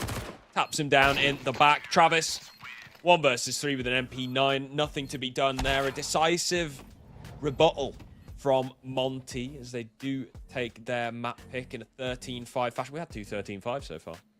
Yeah, and again, I'll repeat the fact that Paravision didn't actually look very comfortable on that map, so it was indeed a punish pick, despite, as I mentioned, the win rate of theirs not looking necessarily as repeatable, considering the opposition that Paravision had played against beforehand on Mirage. But I think it's a telltale sign that when your IGL is the only player fragging, for me, that indicates that the IGL has a clear plan. They have a decent structure of how they want to play over on Mirage. But it indicates to me that the other players don't have enough reps in Kickert system on that map. So perhaps it's a map which is further down in their map pool in terms of the pecking order of how often they like to play it, and one which, if they practiced it more, perhaps Paravision would have a bit more of a solid defense, or solid offense, should I say, on that map. But regardless, Monty, a successful punish pick from them. Yeah, takes us to 3 maps. The next map's going to be Train. The last time these 2 teams played on Train, it was overtime. Hoping for a banger of a game coming up next.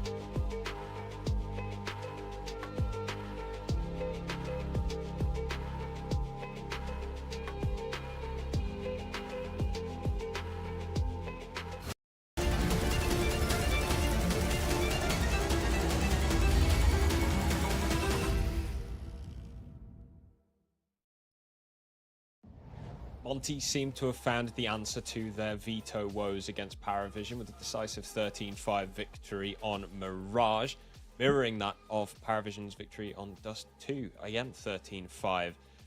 We go to Train. We've seen these two teams play that before. It was an overtime victory for Paravision. Can Monty flip the script?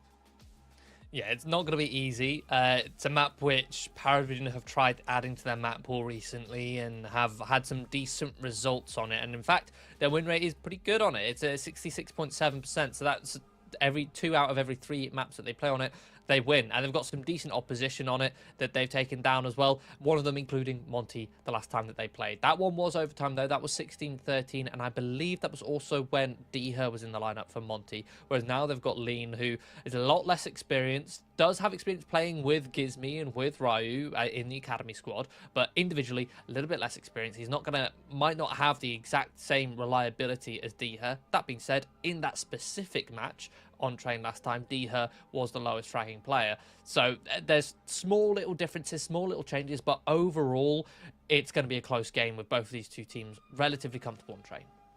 Yeah, and I think we deserve a close game after seeing 2 of absolute stomps back to back.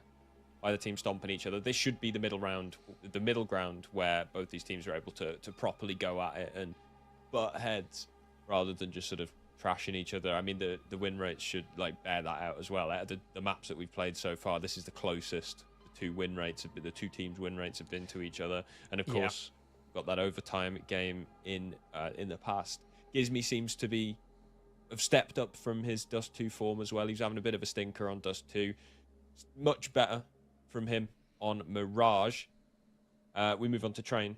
Hopefully, we'll continue to see that. Yeah, I think, again, like we mentioned, the narrative on Dust 2 is that on the CT side, it's very difficult for the CTs to find openings against a team who are playing so passive and literally just waiting for the opening picks to come. On Dust 2, it was only Gizmi who's really attempting to constantly find those openings, get involved in those opening fights, whereas the rest of the players were sat there just trying not to give up the fight or not to give up that pick, which meant they were playing a little bit more scared.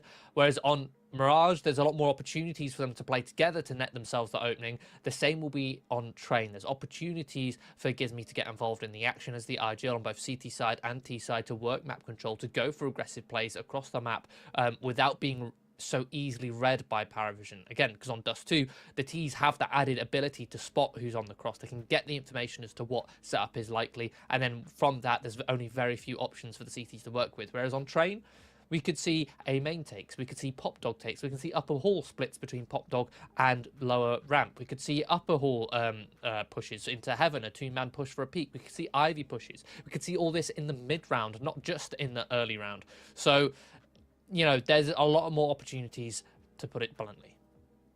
Yeah, and then Kicker as well is the other sort of point that we've had throughout this. He's been consistently top of the scoreboard for Paravision as the in-game leader. See if he can continue that on Train. He had a 1.43 rating on Mirage, a 1.84 rating on Dust 2. See what he can do on Train as the game is live. It looks like we will be going in here. Monty won the knife round, so they will be getting choice of sides, and they picked CT. 4 set to Kevlar. Julie's dropped to Ryu. Gives me still with 500 left. Okay, there we go. He's going to go for the smoke and the flash. The ability to go for that possible defuse with the smoke. Paravision, they're going to be playing a little bit slower. 3 sets of Kevlar themselves. Lots of utility as well over on Kicker. James Raid bossed with the P250 to boot. And this is something which I think we saw Paravision playing on, I can't remember who is up against, but on Train, this opening, or a similar opening, they worked where they defaulted over towards B. They dropped down towards lower to see if they could get a pick and set up a firing squad. But this time they're going to go straight in towards the A site, setting up for the split, but Ryu's in such a good spot for the Julies here. I don't think Paravision are going to clear this out. There's the first. Domes them. Hades can get involved in the action play off of his contact, and a smoke will actually lock out Travis, make it harder for him to trade until this flash comes through to set him up for 2 beautiful kills off the back of Kickett's assists. Unrelenting Paravision continue onto the bomb site. Ryu just trying to stay alive, and actually will do so. Tag down low on HP though, Travis. Creeping around the back of Red Train. Demka spots him from gap. Eliminates as well. Leaves James There's P250 in a 1 versus 3. Bomb in the control of the CTs. So is the round. Monty 1-0. Start of train. Yeah, nice little setup to counter that A split with Ryu close to the pop dog.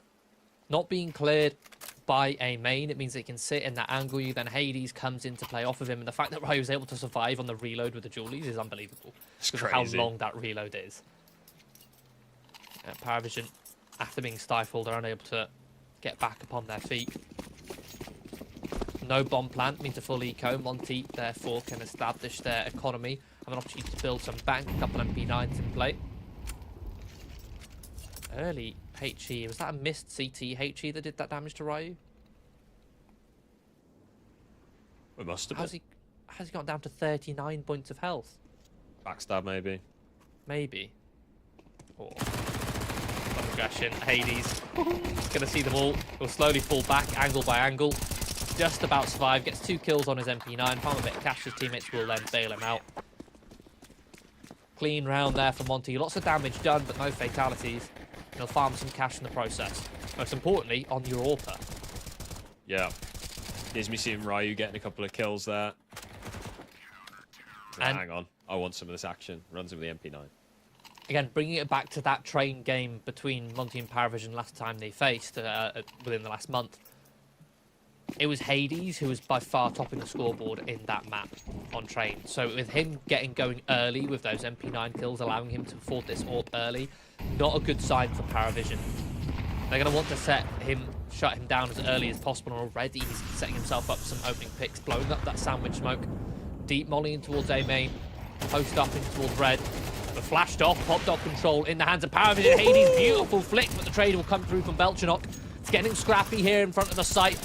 Brawling around the smokes, but Ryu will find safe haven.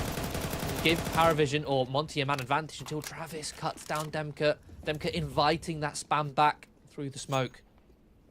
Ryu, hearing the steps in halls, is going to back away as his teammate rotates into the B-bomb site.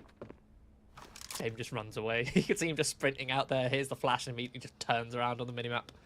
It's a possibility he could have just been dropped there. A single bullet would have finished him off. But there's plenty of time. A minute on the clock in this 2 versus 2 for Paravision to fully reset. But it's such a nice position from Ryu. He can have all this information cutting off T-spawn. If he wants to, he can go for a late flank. He will do exactly that. Lean going to have to be trusted here on this site. But Travis is searching. Catches him off guard. Ooh. That could be disastrous.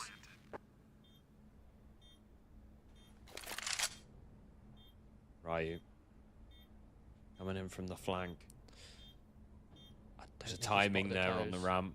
No, I don't think so either.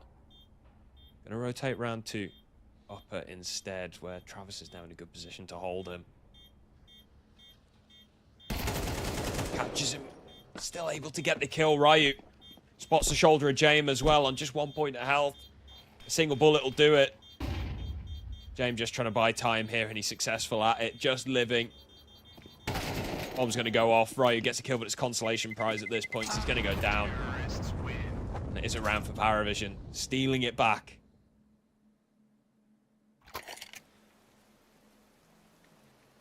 Yeah, the big reposition there from Lean in the 2 versus 2. I don't think it was necessary. I don't know why he would want to,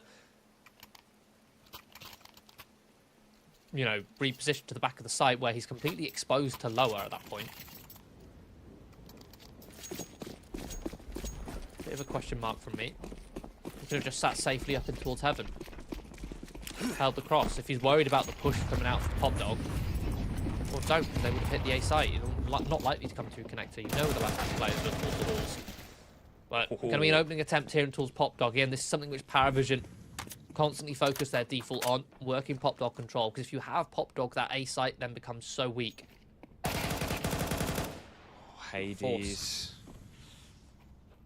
attempts to go back through the smoke. It's just a free kill. I was going to say it's a forced buy, but there was a forced play there from Hades.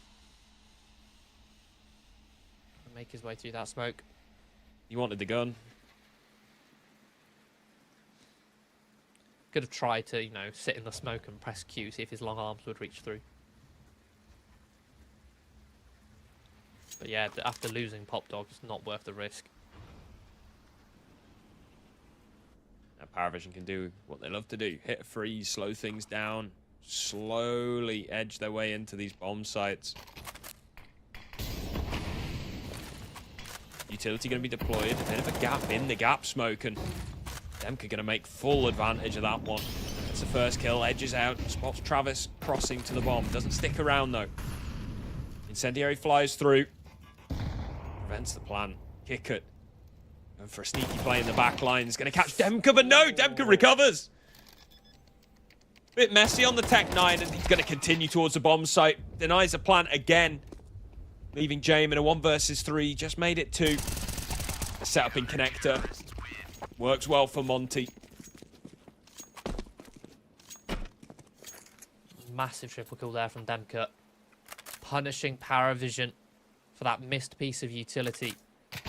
Allowed him, if anything, more cover to isolate the fights, to play around the smoke. To pick them off, and also big miss there from Kicker. Him getting that kill could have completely shut down Monty. Instead, Monty a 3-1 up, and Paravision are now on pistols.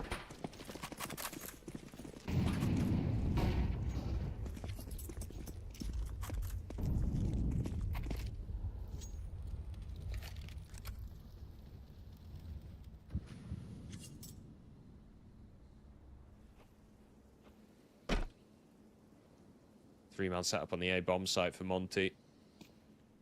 Demka playing on the back of the bomb train, holding Ivy.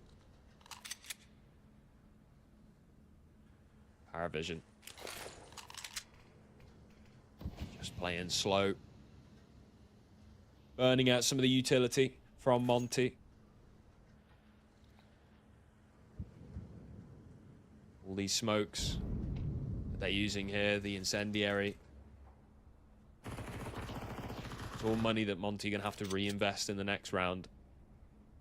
And the only thing that Paravision have had to do to make them spend all that money is wait.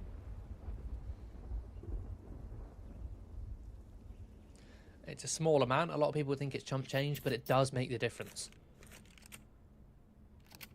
Well, it certainly can, so why not give yourself the opportunity to have that difference?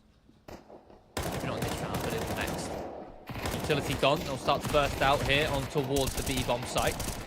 Me trying to dance around default. Eventually overwhelmed. Eventually the cavalry will arrive. Only one player to fall for Monty. But as you mentioned, that utility has to be now reinvested on this one. Just capping their profits, preventing their economy from getting so far out of control.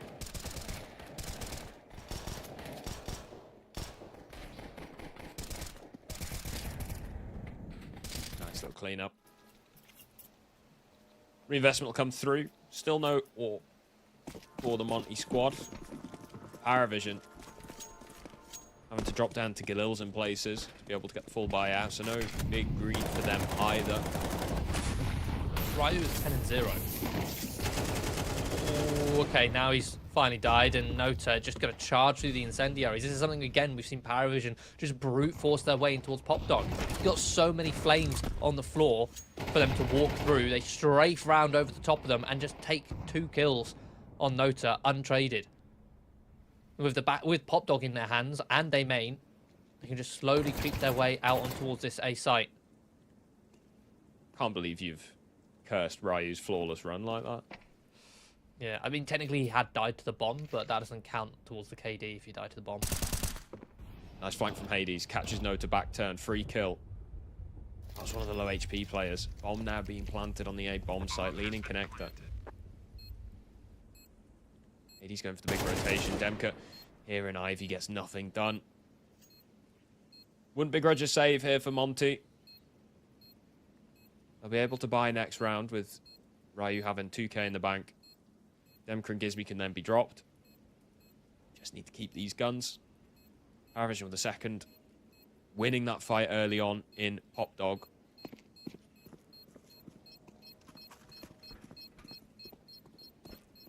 Saw a very interesting suggestion the other day. You know that top part of Pop? You know you got people calling it like long dog or whatever. Oh, I saw that one, yeah. Call it up dog.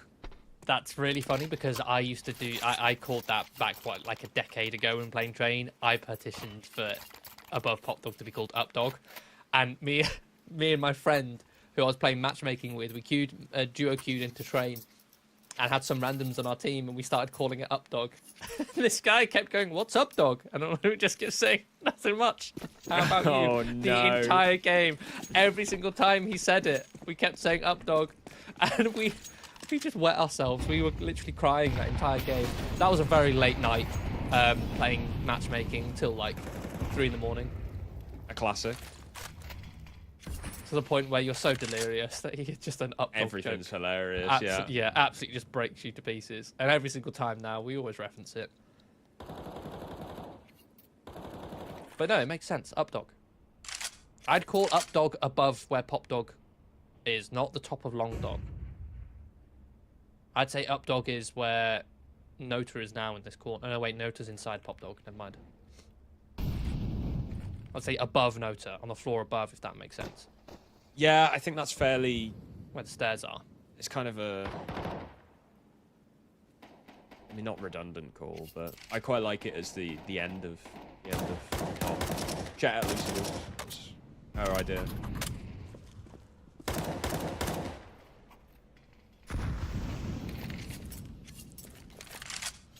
Regardless, Paravision on this one again. They're taking...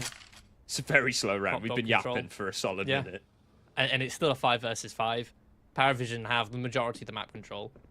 I say majority of map control. It's mostly A main and pop. But again, they've been so successful with this map control at just splitting this A site. The current A site defense is going to be Ryu tucked in towards Olaf. Demka in towards Hell. Holding this cross. Not a bad setup. It's not. Ryu in a great position. He waited so long when Paravision executed out. The trap is sprung. There were 2 people on that A-bomb site when Paravision started executing onto it, and still Monty come out on top somehow. And the thing is, normally you sort of associate Paravision's T side of train with heavy Ivy presence, and it's something, especially with James, but I guess, you know, he's not really had the AWP out much on this T side to be able to go for those Ivy contact plays. But Monty been able to gamble a lot of the time, just leave it pretty much open. Like that round, they had nobody watching it. You just had a player in towards Hell, player in towards Olaf, and that setup actually works quite well, because if Ryu takes contact, Demka in Hell can swing out and fight in towards A main with him. And if Pop Dog, if Demka takes contact on the Pop Dog angle first, he can always just tuck and play safe. A nice little 2-man setup there. Excuse me. And close to pop again. A nice HE from Demka. James completely wiped out Ryu. Falls in turn. A response comes through from Paravision. Belshanock's going to play around the edge of this. Pop Dog smoke. Gizmy could be in trouble here. Gets one. Nota. Again, quick with a response. Trades are good for Paravision so far. Still need to get control of this bomb site. Still need to flush Hades out of position. The leg spotted the incendiary. Flush him into the open. Nota capitalizes. Lean from Connector. Extends his spray. Looks for the double onto Nota and will claim it. Leaves Kickert. Hot streak. Cooled off so far. He's 1 and 6. This would be a big clutch to win. 35 seconds. Bomb out in the open. Monty just going to consolidate. Group up together. They know Kicker is going to spend a lot of time clearing angles before he picks up this bomb, so they're just going to fall back. Let him clear them. Again, this is... Before this round, he was 0 and 6. This plant spot is very closed off. It will be an easy defuse unless Kicker can find the kills, but no, Lean. Quick headshot. Kicker has to play for Connector control there, and even then, Connector's a hard place to stop the defuse from. So Monty will continue their winning streak up to a 6th here. They seem to have Paravision's number here on train. They've been doing their research. And the replacement for Deha. We said that Deha was bottom of the scoreboard, right? Last time Monty played Paravision on train. Lean's having a good game. He's 7 and 1. Yeah.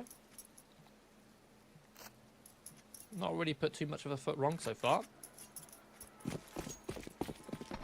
And Monty, as we mentioned, in the lead, 6-2 up. They're up against the Tech 9's Paravision on a half investment. See where they choose to go. Looks like it's going to be shift through the upper halls. Question is it pop or is it B control that they have in their minds? It looks like it's going to be B. Lean will be tested here. And they're just going to go straight through the smoke. See if they can catch a timing, which they have. Lean now has to try and play safe, tucked in towards heaven here. First kill's good. Travis tries to close in on him. He just taps out Belchanok. Beautiful shooting. And he's still alive. Gizmi can now come in and assist. The bomb going down on the site. Gizmi going straight in there, trying to deny. Isn't successful.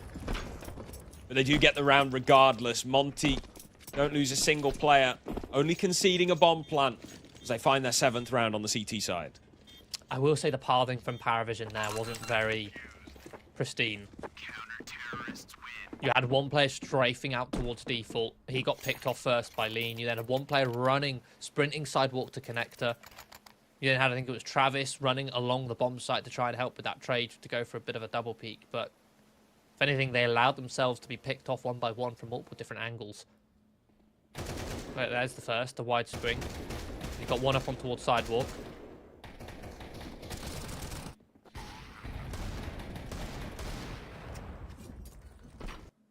Yeah, 7-2. This is a very commanding half. And a lot of people will lean to say that Train is more CT-sided. But honestly, I think it's quite balanced looking at more recent games. I mean, especially when you look at Monty and Paravision, if you look at their history, they have a greater T win round share than CT.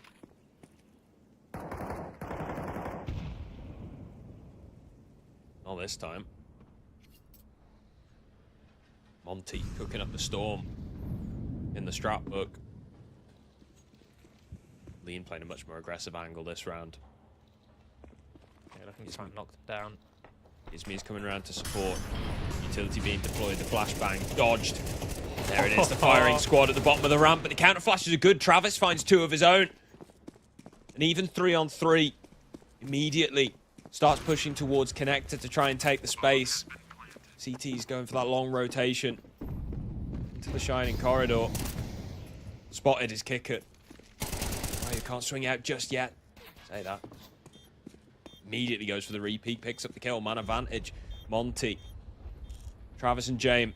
Travis up close to the connector. Hades, does he anticipate this? Demka's gone straight past. James eliminated. Travis spotted. Demka should be able to spin round here. Travis still alive. Time ticking. They're going to go for the double swing here. It's beautiful counter-strike from Monty. Ryu's got the kit. The defuse will come through. It's 8 rounds. The presence of mind to wait there in the 2 versus 1 for that swing. A lot of composure shown in that scenario, especially considering that was, I believe, the 2 more Academy squad players. Or was it Demka? I think it was Demka still alive, so no.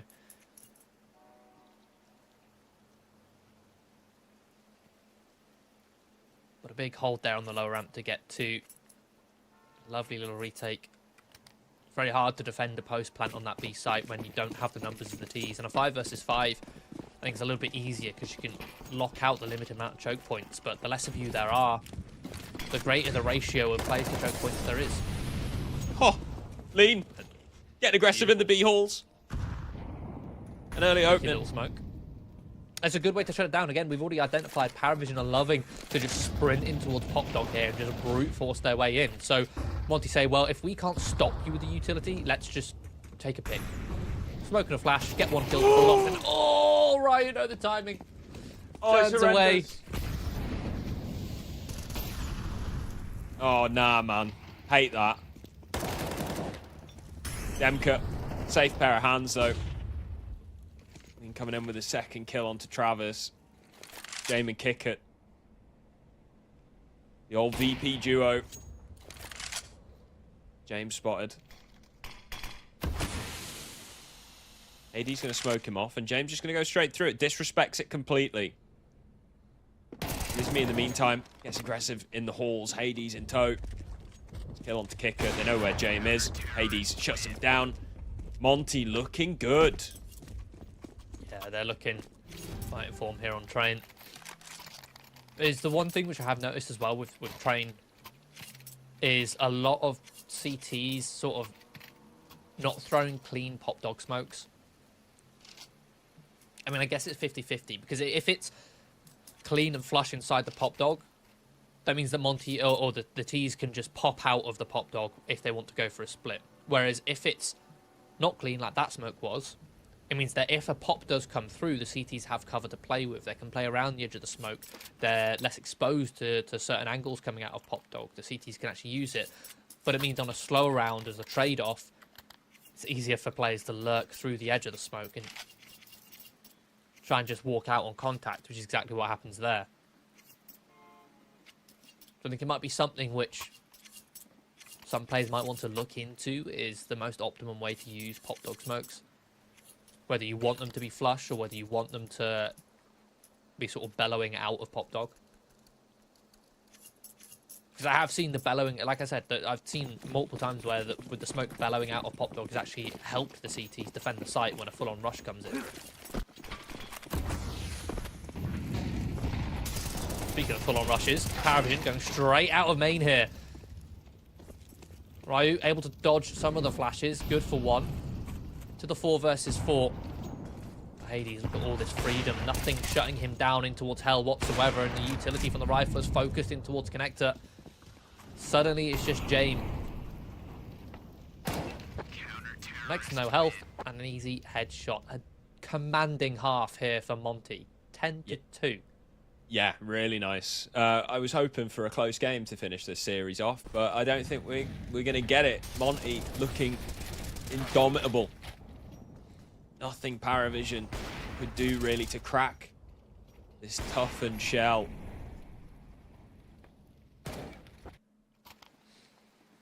Monty are all over them.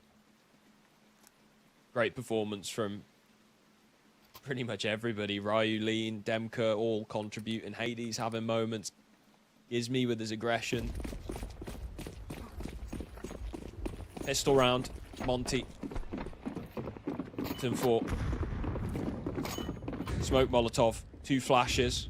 Flash is going to be deployed over the A bomb site early on, but it's actually a B hit. Belchenok plucks Gizmi out the sky. Demka pushing in, trying to bait him out. That's another one for Belchenok. The trade just not coming through. He's being fed on this B bomb site. Kickit comes in with a kill, and Hades finds himself in a 1 versus 5. No Kevlar, no bomb, and no control.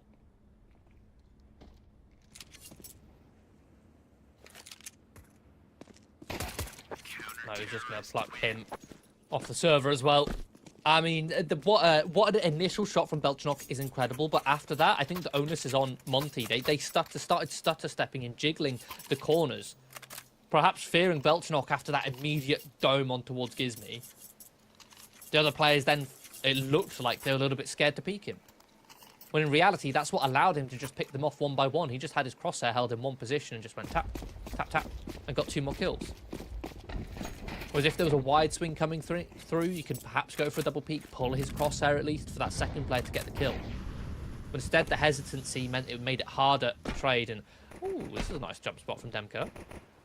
Yeah, I like this. Don't know if I will be stealing it. I'm now going to see you in every train game just sat here the entire round doing nothing else other than jump spotting. I love a jump spot. Like, there's one Ivy after we're all dead from rushing A. Messiah anchor, mate. Anchor it B on Mirage. Jump spot. Oh, anchor in A on Mirage. I'll have a jump spot. I'm taking top banana. Ha! Excellent. I'm going to have a jump spot. T side, I'm holding Ivy. You never guess what I'm doing. I'm jump spotting.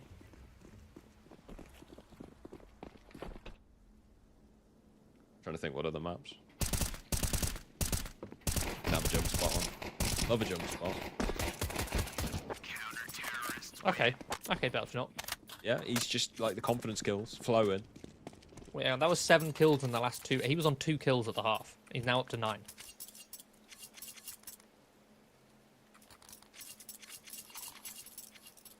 He's got more than double that of Jamin Kicker. Triple, actually, of Jamin Kicker. Ancient Long can have a jump spot. Sorry. Love a jump spot. That's the conclusion here. Monty looking good. Looking very good. And a couple of rounds at Paravision. This is where they need to stamp their foot down. Stop any funny business. Oh, it's going to be jiggling. Spotting up dog.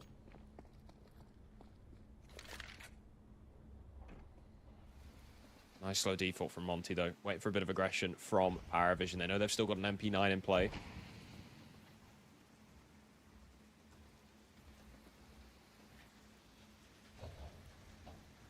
That's on James. We barely saw him with an AWP at all in the first half. I don't even know if he had one at all. And the last time we watched Paravision on Train, I feel like he was a big part of finding a lot of the opening picks with the AWP. It seems like this time he just hasn't been given that opportunity at all. Yeah, severely hampered in that first half. But if Paravision can convert here, I mean, even if they don't convert here, I'm sure we'll see Jane with an AWP out in the next. So Monty need to get ahead of that. Make use of this MP9 that James is now working with. Currently setting themselves up for a B-site hit, but Paravision do have this red with 3 players here to defend. See how good the utility is. Kicker in a lovely angle. Towards Heaven will find the first. Smoke comes in to try and lock out the rotation, but Monty not able to find any kills just yet until Lean finally gets one, but it just leaves Ryu in a 1 versus 4, and he's only just walked out of Ivy. Yeah, 10 seconds left. This is a save. You can take that AK forward into the next round. There'll be no cash coming in to back it, so no chance of any nades for him. But the money's not great for Monty around him. They could go for a force. It'd be a bit dodgy, but they could do it. Or they could go for an eco hit. Lean is going to purchase. Half buy investment seems to be the case. They've got full loss bonus. Hades even investing as well, so no AWP part of the game plan for Monty.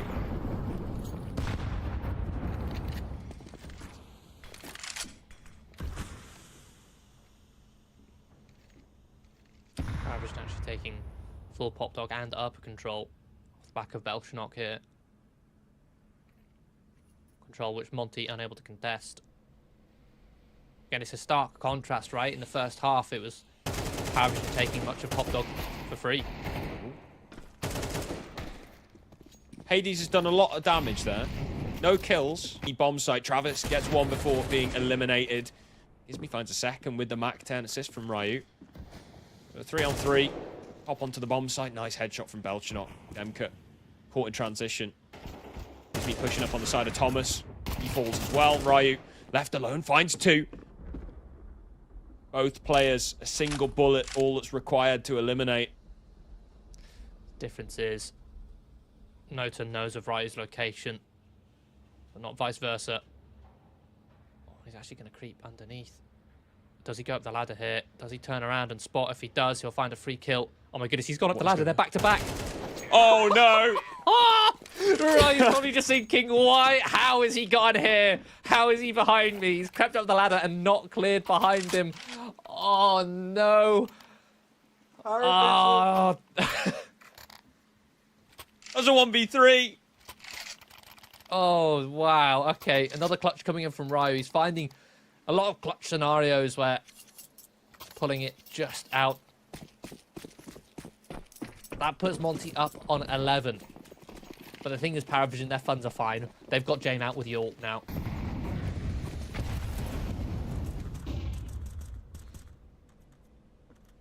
The thing is, he had it last round, and he has just sort of been consigned to Ivy. Which, look, it's a strong position for the AWP. It makes sense, especially with the new sort of layout. Just get your AWP posted. Yeah, with how much shorter that A site is and how more closed off those backlines are, it makes it harder for the AWP to just be a free-flowing, free-rotating player. And yeah, you're quite right. They can often just be resigned to being the Ivy anchor with that AWP sometimes. Obviously, you will see them go for those early round picks, maybe towards Pop Dog, towards Upper. towards main as well, but they're kind of their default spot, especially with how hard it is to rotate through connector now, especially with not being able to see in towards a main from connector, is often just starting off just towards those backlines. You can see mid-round he's going into support towards Sandwich here to give these A players some support. And then they just put Travis just jiggling Ivy, just making sure he has eyes on it. So they can invest the resource of the AWP elsewhere. But still, it's nowhere near as much of a star position as it used to be, especially when Ryu's just ripping your head off like that. Bit of a messy spray from Nota, but he doubles up. Belchanok now able to come in and eliminate Hades, but he's alone. 1 versus 2, 20 seconds on the clock. Monty have to clear him or get that bombs down at the very least. They go for the double swing. Belchanok, oh, brings it into the 1 versus 1. Amka, again, safe pair of hands, man. The way Belchanok plays around angles is so clean. You can see why they trust him mechanically. It's the way how he's close towards an angle and he goes for just a quick fadeaway headshot. He intentionally goes for those time and time again, and it makes him so deadly because if you peek him, he can very easily just get one and fall away before you can trade, and that's exactly what happens there. It's just a case of on the re-peek when he comes back into the angle that Demka is ready for it and finds that trade. Aggression here and towards Pop Dog now from Paravision, with these weaker weapons forcing up here, up against Series Point. The steps, no doubt, have been heard. Because me and Lean going to be creeping in.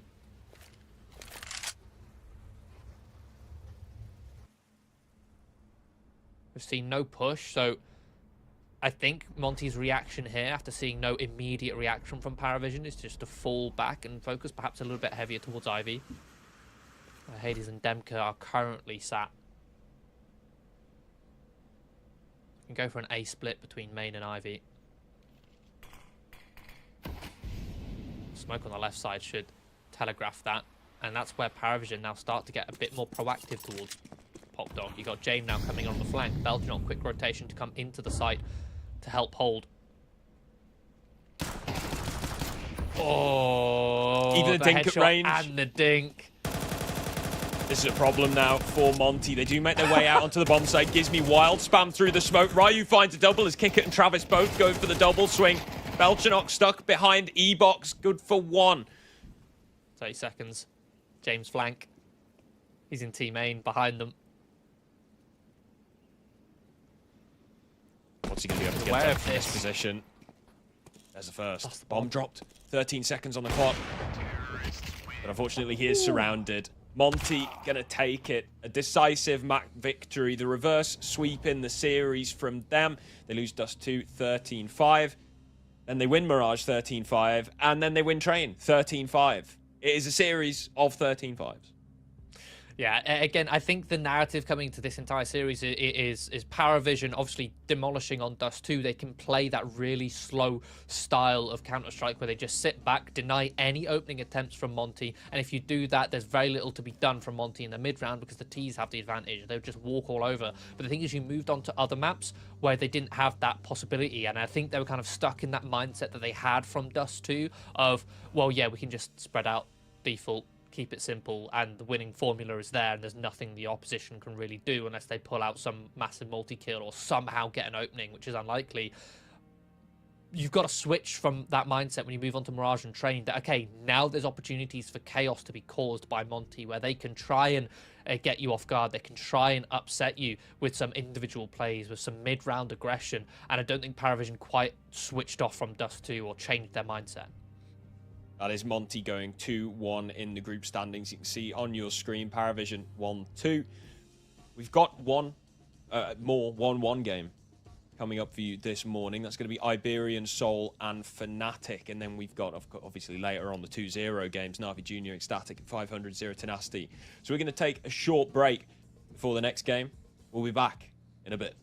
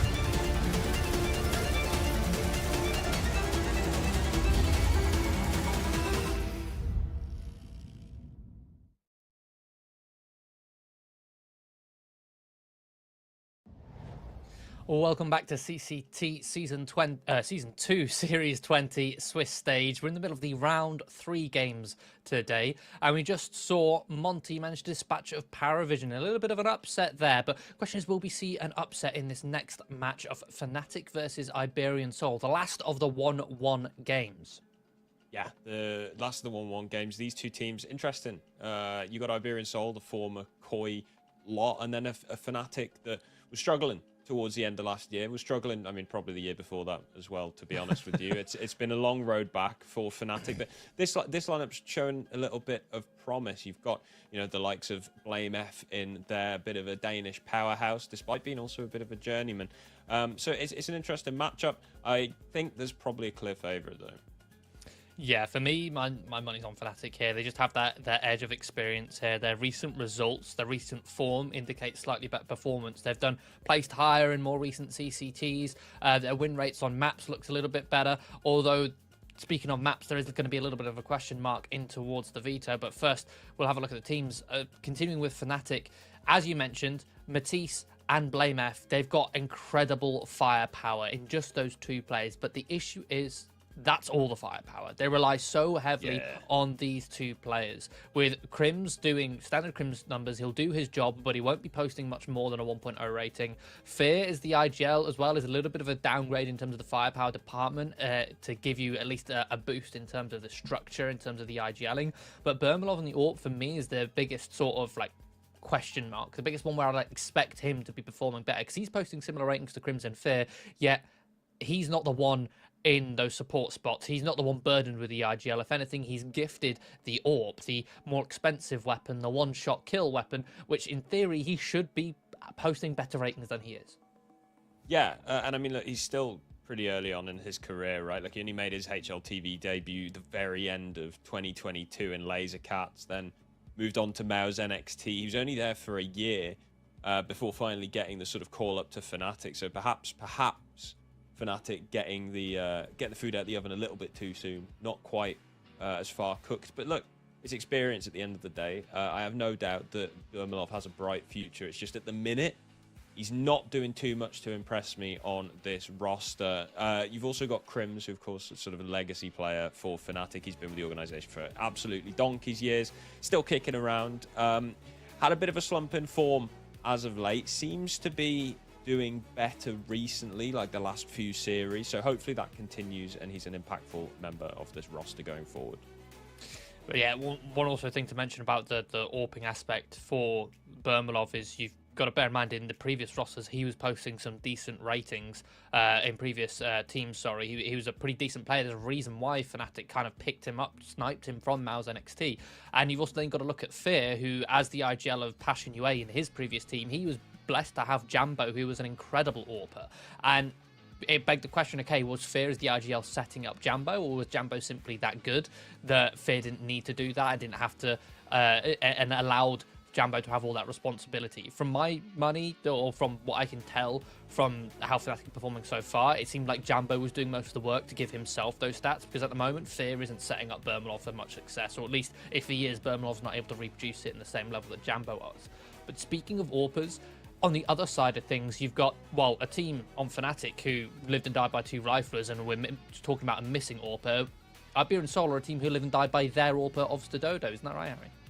Yeah, I was going through the match history. It's really interesting. I mean, you kind of expect this from, your AWPer generally, but like all of the series that Koi lose, Stododo is having red performances, like red rating performances. In the series that he's winning, he's in the green, like at least one map, right? Like if he's having at least one good map, his team can usually pull through. If he's having like stinker, then it's GG, essentially. Like I was going through, and the correlation is so incredibly strong, which the AWP's a high impact role. Like this makes sense, but it's going to be something to keep an eye on, because Stododo's rating recently has not been great.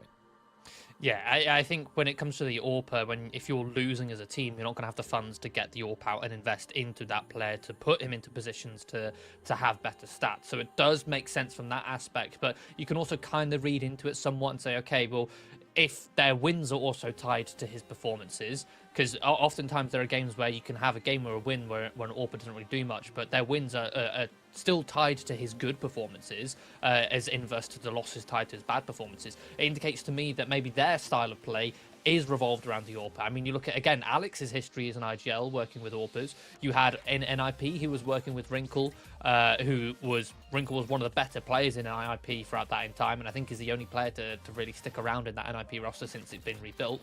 Before that, when Alex was in the Spanish and Iberian rosters, it was always the AWPers who were standing out. The likes of Sun Pius, for example, who moved on to other rosters, who were clearly the shining player. So for me, that indicates the narrative that Alex works quite well with AWPers. But again, if you've got an AWPer who isn't performing, then, or at least Alex builds his systems around AWPers. But if you've got an AWPer who isn't performing, then that leaves them with, well, what else?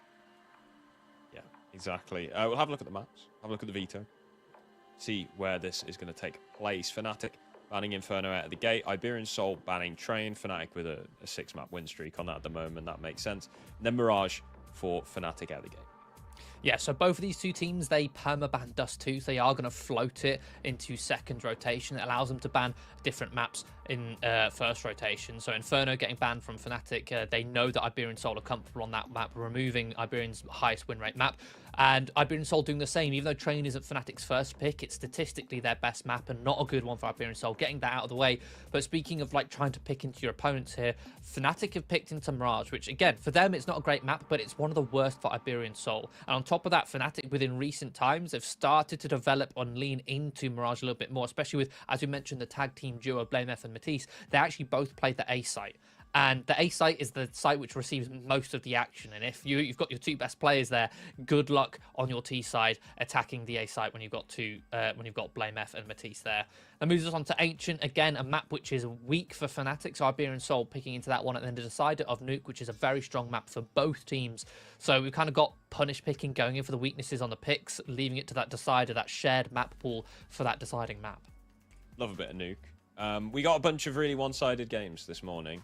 And while I think Fnatic do have the edge in this one, I'd like to see at least some competitiveness, given how one-sided all of our opening maps were. If you weren't here for that one, that was 13-5 on every single map, all three of them in the Paravision versus Monty game to start off. So hopefully we see at least one of these maps go the distance. Yeah, hopefully, but again, it's a case of a level of comfortability. And one thing which I don't think we have mentioned for the Iberian Soul side is we've been talking about Stododa's performances, but one player who has been standing out for them so far in this series of CCT in Series 20 is Soulsul, who's got a 1.33 rating for this event. In the last 3 months, he averages a 1.08, but for this event, a 1.33. That's actually a higher rating than BlameF, who's clearly the star-studded talent over on Fnatic. So if he can continue that performance, then maybe we'll see some riflers going head-to-head here, and Iberian Soul will have a good opportunity here to steal this away from Fnatic. Yeah, I mean, the thing with that is that that's quite clearly an overperformance for Soulsul, whereas Blame, he's consistently putting up those numbers. Like the last 3 months, 1.26 rating. He's a rifler that is just, he seems to be absolutely everywhere. Like you cannot get rid of this guy when he's on his game. Yeah, without a doubt. Does look like we're having a little bit of a wait for these players to ready up on the server. So I think we're going to be heading for a little bit of a quick break before we head into Mirage.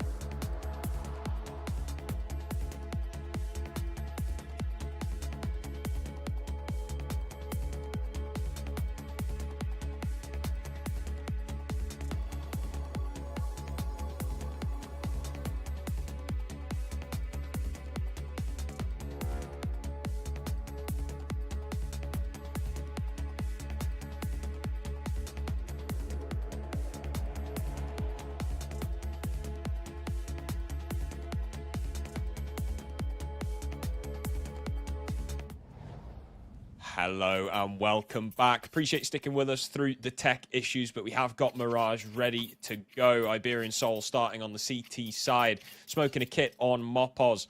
Fnatic going for smoke Molotov on Crims. Kevlar on the rest of the players here. Can't forget that decoy as well. Just been thrown out. Most important piece of utility, right? The decoy, $50. Worth every penny. You hit him with that fake flash. You know, you might think, oh, yeah, I've just got to kill. The mental damage you've inflicted is there. Regardless, Soul getting curious in underpass, caught by fear. Bomb will have been spotted in that exchange, but Fnatic dropping out of Palace, take control of the A bomb site, which actually leaves Fnatic in a bit of a weird spot here because Iberian Soul, oh, Davy G misses the timing. Could have cut that bomb off, but instead diverts towards Connector here. The bomb site in Fnatic's control, but the smokes will expire. The bomb's still not down. 4v5. As they ferry this bomb across, the CTs are already getting closer, setting themselves up to retake the site before the bomb's even made its way there. So an equalising frag found. The health still low on a couple of Iberian Soul players, but again, this is a pistol round. It's all about the headshots that matter most. Bomb still's got to find its way out of Palace. Fear, high risk, jumping towards default. At the very least, Fnatic have cleared out all the extremities bar CT, but Alex will come in with the headshots. 2 clean USP taps, leaving Crimson Blame F in the clutch. A 2 versus 3, time ticking, bomb not in their control. 35 seconds for these two to unpick this one. A wealth of experience between these two players, but a smoke deployed. Mopoz burns it to prevent them getting closer to the site. Blame going to be jumping right through it here. Baits out the step. Crims does a bit of extra damage here. The swing comes through. Davy G finds both. Iberian Soul pick up the pistol. 18 points of health left as well. Just a couple body shots from Blame F would have been enough to clutch that. But yeah, Fnatic, that was such a strenuous round, and I can't help but they fumbled that so hard. So hard. They had the man advantage, the A site as well. They had all the information. But they sat static on that A site, frozen, like, oh, okay, well, we've not got the bomb. What do we do now? Just get off the site. Iberian Soul are retaking the site. You don't have the bomb down. You can't play to defend the site. Let them have it. If they're going to invest all their resources in taking it, let them have it. Disengage. Run away to Connector. But Fear is just sat there with a bomb like, no, I'm still going to plant towards A. So they don't even get the bomb planted. And now Fnatic have a full eco. Iberian Soul an opportunity. Give themselves a good bed of rounds to start off their opponent's map pick. And the thing is, you say full eco. Fear and Blame both investing in Desert Eagles. Matisse with the P250, which is now gone. Basically means that there's going to be a couple of compromises. Fear and Blame either going to have to pass up on utility or drop down to a Galil. Galil's not too bad of an investment, but knowing Blame F, he's going straight for the AK. I wouldn't be surprised if Fear as the IGL goes for the Galil, considering Matisse also would like utility. No, he's gone for the AK. Okay, they're going to be happy to go for the aim fights, trusting in their crosshair placement and with what little utility they currently have. Only one Molotov to actually work with on this round. Oh, yeah, they are going for the aim fights. They are swinging into middle. Fear and Blame taking the contact play. Matisse on the entry. Successful. Catches Stododo jiggling with a smoke out. Man advantage for Fnatic. A foothold in the A bomb site. Matisse gets aggro again. Jumps over the top of stairs. David G swings in. Does catch him. It's going to allow Iberian Soul to creep closer to the bomb site. Still.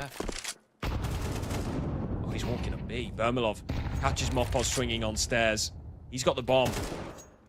And he's got another headshot onto Davy G. A beautiful shot. Alex caught on the top of stairs. He's caught by Crims. Fear wipes him out. The Blame F lurk not even required. Okay, a little bit more composed in the mid round there from Fnatic compared to the pistol round. That one, they, again, like I mentioned in the previous game that we had of Paravision and Monty, a lot of teams are starting to now go for the contact A plays to catch off the A anchor playing closer or playing close to the site, or catch him off if he's playing more towards jungle. They do try and fight towards jungle, but as soon as Matisse falls, they disengage and fall back and realise that, okay, Blame F is somewhere else. Let's try and let him have some impact on this lurk. Otherwise, his lurk is wasted. So they sit back, and Iberian Soul fully have rotated here. Playing very eager are the Spanish players. Straight in towards that A site as soon as contact was taken, giving up middle, anticipating a full site hit, but in doing so they retake the site whilst Fnatic are sat back ready and waiting for them with open arms. So, first round on the board. Iberian Soul are now the ones with the weak utility, and okay, look at this from Matisse. He's straight out on towards that B bomb site. He's already at bench. Yeah, they've found the gap. They've crowbarred it. Crowbar hardly needed. The bomb site was open. Stododo is holding the market push. He's going to miss the shot. Matisse just wipes him out with the wide swing. Crisp headshot. Iberian Soul fall across the map, leaving Mopos. 1v5. Save that gun if you even can. The bomb's already down. There's no way into this. Not that he'd even want to.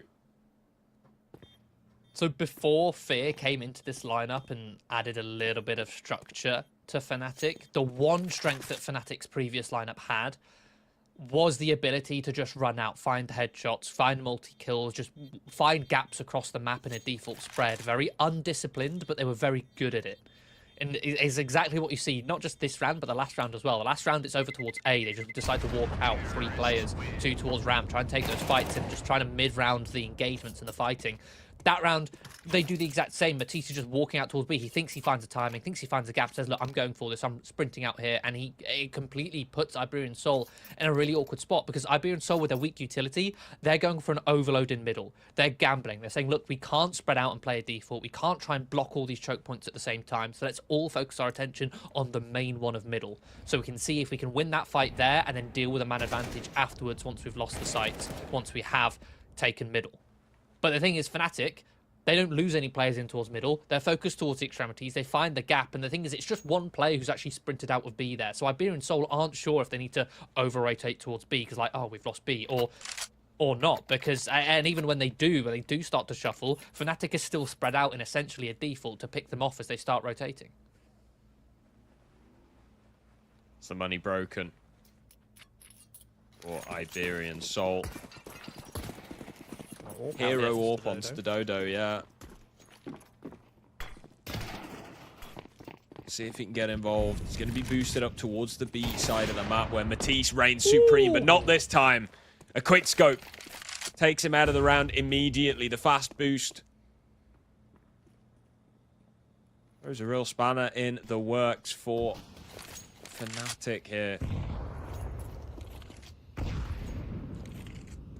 Actually, Fnatic have at least taken mid-control here, and they're going to be boosting up Blame F into the window, but this is high risk, considering Mopos' position. He's literally underneath him. Oh my goodness. And they've not spotted, I think the smoke's faded. Okay, Fear has found Sorcel. That's the rifle dropped, the rifle that was picked up from Matisse. I think Mopos jumped up into ladder room. Yeah, he jumped back up. So Blame's got no idea. Fear moving on in through the underpass. The AWP is still in play on this A site. They've correctly rotated, they've correctly gambled. They've got a pick towards B, and the thing is, Fnatic should be able to read this. They got the kill over towards B on the rifle, pushed all the way through. Opening kill from Crims. Eliminates Alex, but the AWP now spotted. Blame eliminated in the window by Mopos. And Stododo continuing to do work with this AWP. 3 kills for him. Essentially winning a full eco with that massive reinforcement of a big green ore. Why is Crim swinging out of Palace there?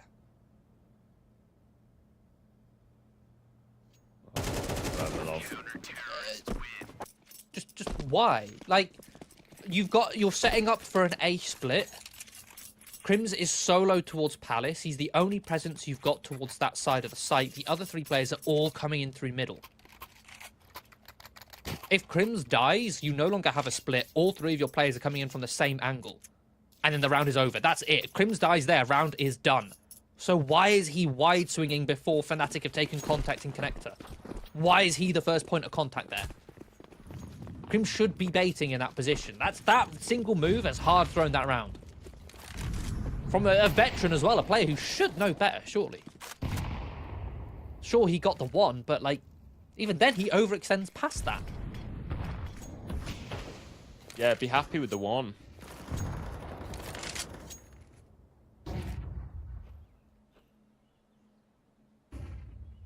Fnatic just spreading themselves way too thin against the pistols as well. With Blame F going in towards window, it meant you only had actually 2 players coming up connector. But still, rifles in play. Nice opening pick from Fear on towards Davy G.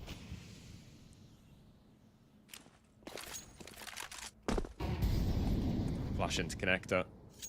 Blame going to take space. 4 versus 5. Iberian going to be playing tucked into the 2 sites, 2 on 2.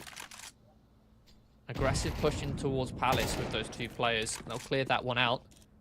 But Fnatic slowly making their way in towards connector. Alex is in a very good spot here on default to pivot between ramp and connector, especially with Palace already being cleared. 30 seconds. Fnatic have to get a move on. Alex pounces, but it's only a dink, not a finishing blow. Palace is still a threat. They should realize this. Blame overextending towards jungle. West of Dodo sat lying in wait. This is a very sketchy bomb plant here. Just about manages to get it down, but the question is still, can they post plant? Especially now with Mopos activating in towards Palace. Back turn from Bermanov to CT. Oh, this is disaster. Sorsol eliminating Matisse. It's all on Crims, who taps out one. Brings it into the 1 versus 1. Stododo gonna tap on the bomb. Crims doesn't buy it. Making up for past mistakes. Here he goes for the swing, and Crims will win it. The 1 versus 3 clutch. Disgusting. Unk still got it. Oh my goodness. Those are some clean ass taps. And again, Fnatic trying their hardest to throw some of these advantages that they have. Last one against pistols. This one, they have a 4 versus 3. They're scraping in towards the site. And then they're just leaving themselves completely exposed. The Palace one, I understand. That was just an overlook. It's not something you're going to expect. But the CT walkout, having your back turned. This one right here, like, nobody's watching CT. What are you doing, Bermalov? Oh my goodness, that tap is filthy. Disgusting. Vintage Crims. Yeah, as scrappy as those last couple rounds have been, that 1v3, the fashion that happens from Crims is going to surely ignite some more flames underneath the bums of Fnatic.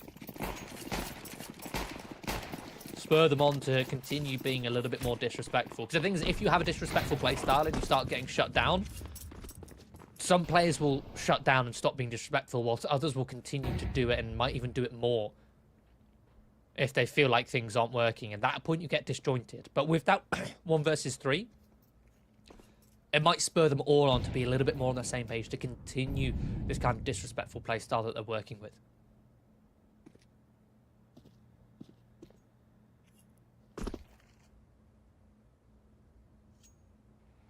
Slower round. Fnatic grouping in B apartments here. Mid control has been taken by Iberian Soul. They've searched it out. And Sorsol spots Matisse, who massively overextends. Blame F jumps out the window, does trade, but Mopos is there now. The rotations have come in. 2 players holding the apartments. This was a... You say telegraph. This was a giant tower with hello. It's B time. Big greeting from Matisse jumping out the window. Like, come on, you're up against a weak investment, and you've just given them a free rifle. Sure, Blame F eventually gets the trade, but then who's there to trade him as he jumps out late and is caught swapping weapons? 30 seconds left, and you're in another man disadvantage.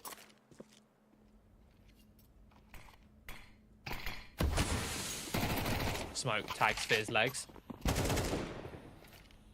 Let's pick onto Davy G. Bermalov makes it a 1 versus 1, taking down Mopos. The bomb plant secured at the very least. Stododo going to give his location away with that HE. Does damage though as well. But Bermalov's going to win it regardless. The headshot With the back 10. No armor. Oh dear. Up saved as well. A 1 versus 2 Fnatic somehow, even with that botched B hit. What are we watching, Harry? I don't know. What are we watching? Fnatic trying their hardest to give Iberian Soul opportunities into this round. And then coming in with a clutch just to deny it. It's like they're dangling like a little treat in front of their faces. Like a carrot on a stick, you know? Just dangling in front of them to then just draw it away from them as they go in to try and grab it. Or like a cat with a ball of yarn, you know? You just dangle it in front of them and then you pull it away as soon as they try and pounce. Here you go, here's a round. Nope.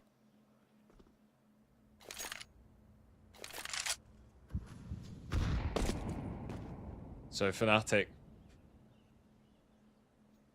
get a fourth, put Iberian Soul back down onto an eco, and this time Iberian Soul don't have an AWP to work with, which helped them out massively last time they had an eco. They ended up winning it. Flame F. Oh. Finds the first two.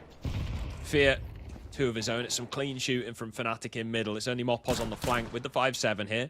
Drops the AWP in Bermalov, but everyone from Fnatic is watching top middle now, and Fear's going to find his third. AWP saved.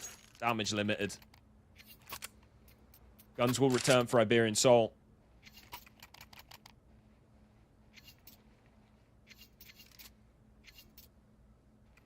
Compromise again, though.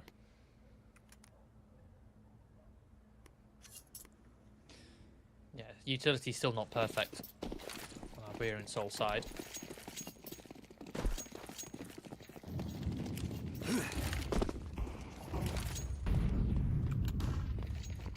to be a heavy 1-3-1 setup for the CTs, looking to try and contest in towards middle, but no follow-through from Fnatic. They don't spot much information. They're going to continue to fight. And as they do that, they've actually rotated further away from B, meaning Salsul. The lone defender fully flashed off. Will deal with Matisse. First kill found. Dancing around this pillar, looking for another, and will collect. There's no players here to trade. You've still got 3 players in apps. You just cleared out the site. Why is there still 3 in apps? Iberian Soul going to use that opportunity and pounce. They push into the bomb site, leaving Fear in a 1 versus 4. Alex takes him down. In-game leader on in-game leader. Fnatic. Trouble on these B hits. Time and again, it seems so staggered. There's no one there to trade Matisse. The closest person is Crims, who's going for completely different pathing, meaning the trade is harder and higher risk. But then you've got... I can understand Bermalov with the AWP if he's posted. I'm pretty sure window was smoked, though, so I don't know what he's posted up on. Fear, okay, he was probably throwing the utility, but why is Blame F then just sat Van? You need 3 people coming out to trade. That's essentially a 2-man hit on towards the B site they just tried with 5 players. This time, hopefully they'll try it with a couple more. The flash is good enough to put Stododo off of the killing blow. Matisse finally finds the frag on Salsul. Matisse is actually... Oh! Stododo! What a flick! Flame F holding down the bomb site with the AK. Does a lot of damage onto the secondary AWP on Mopos. Iberian Soul blocked out of the bomb site. It's a 3 versus 3, and it looks like Iberian Soul are going for a save. Little do they realise Bermanov and Fear have got pistols. Fear's only got a Glock, and they're going for a save. They're not retaking. This was a half investment from Fnatic, the B-pop.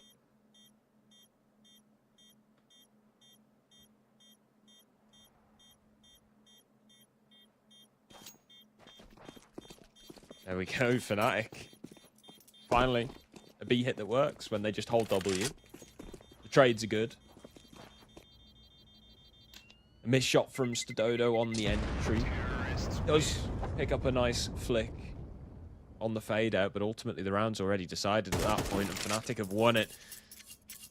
Alex wipes out Fear just at the end there.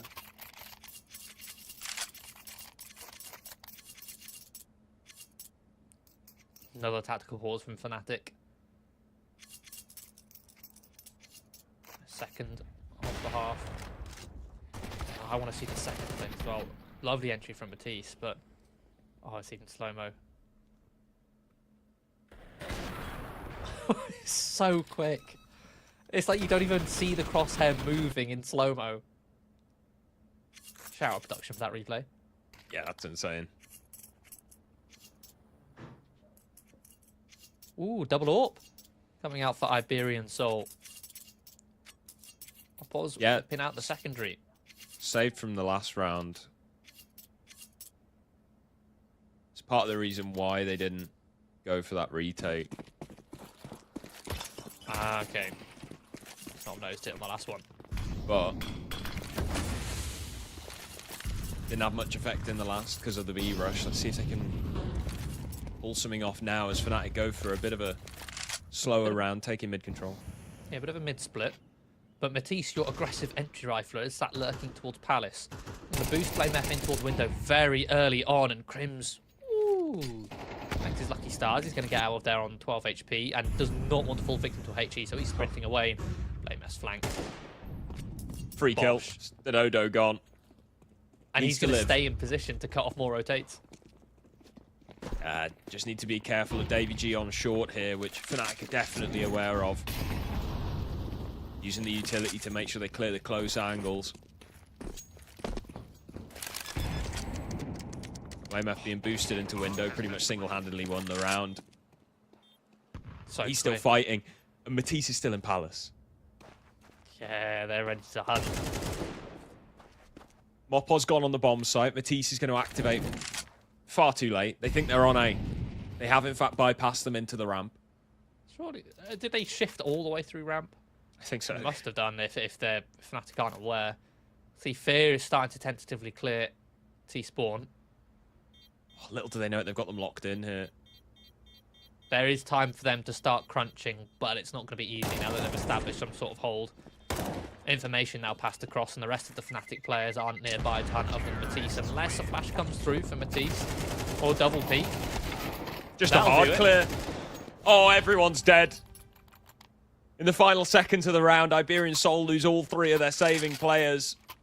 So for the final round of the half, the money's in the bin. It's not good. Yeah, that'll do it. No AWP, but again, we saw how Fnatic played some of their anti-ecos at the start of this half. Yeah. Lost one of them, almost lost a second one if it wasn't for a Bermalov 1v2. This time it looks a little bit more self-contained here. 3-man pushing towards Palace, 2 taking mid-control with pace. Bit of util to pressure, flushes out Alex, and the Molotov will at least find the trade, and that's when Crims and the others strike out of Palace, catching Mopoz on his lonesome. So man advantage, they have the A site, and also Fear is in a strong position to cut off the rotating connector, so they have extremity control beyond just Palace where they came from. Connector smoke blown open, Fear exposed. It's a free kill for David G. He's going to jump up into window. He's not being quiet about it though, so Crim's going to get all the information here. Should be good for at least one hit. There it is, traded out. Matisse can now swing in. 1 versus 2. Fall back, play the time. Bermalov in the ramp still not exposed, although he does just stand out in the open. Davy G now on the bomb, swinging away with the knife. Matisse will secure.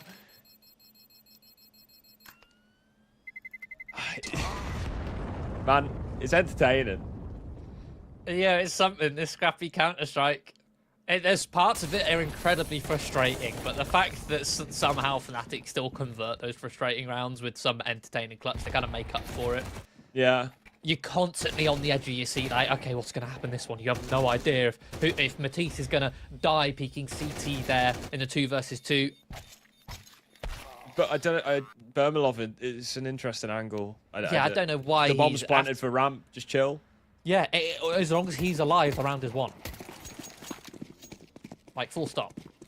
As long as Bermalov survives. Fortunately, Matisse bails him out. We'll be swapping over Fnatic now on that CT side where we do have, as mentioned before, BlameF and Matisse, the A-site duo. A threat to be reckoned with. Iberian Soul going for the full A execute here. 2 smokes. Such a nice angle from Matisse. As the stair smoke's missed. 2 kills from Fnatic immediately. Another one from Matisse.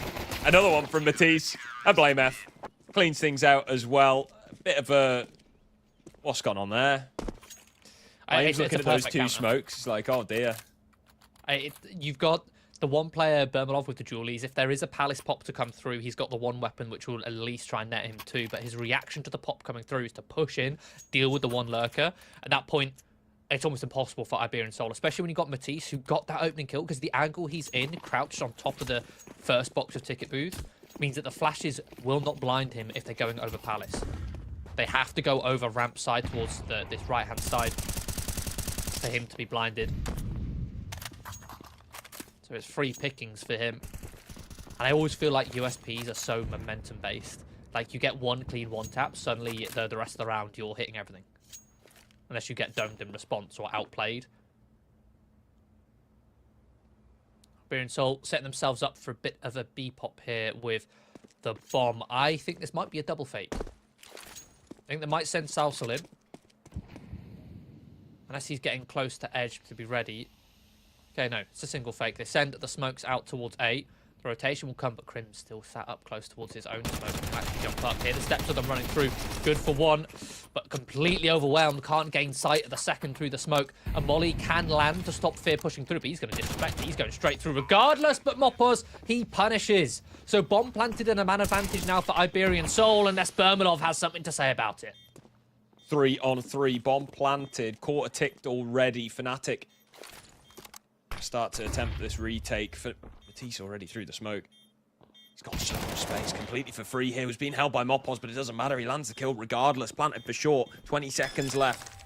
Tap on the bomb to try and bait out one of these T players. Smoke going to go down on top of it as well. They need to get on this bomb and start defusing. He will do so. BlameF eliminates Alex in the smoke. Oh, he's going to miss all the shots. He's swinging away with the knife. He just about wins it. He even finds BlameF on the exit. Bermalov consolation prize kill, because around is Iberian Souls. Knife in the smoke. I just sat looking there at the mini-map and I was like, oh no, Alex is coming in through market. They're taking so long to clear the site here. They're not grouped up and there's no kit. There was no kit. I mean, that tweet that Sponge made the other day about the kit going down to $200, I every day I'm starting to think, yeah, no, every single round even I'm thinking, yeah, they'll put the kit to $200. Yeah, I'd make the move now. Somebody make the call.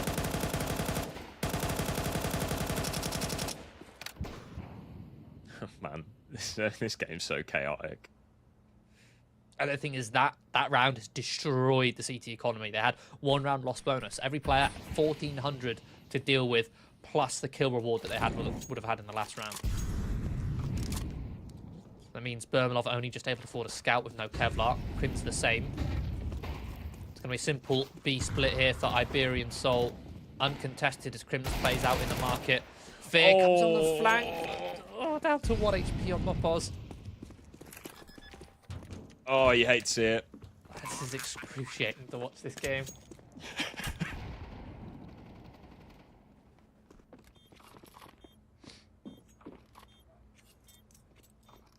It's okay. Iberian Soul are going to be uncontested in this post plan. Fnatic saving their weapons for the next round for the eco. They'll be able to take 2 scouts, 2 sets of Kevlar, a Deagle and a 5-7. Forward. Try and contest in this next. As it stands though, Iberian Soul poised for a 7th, close the gap even further.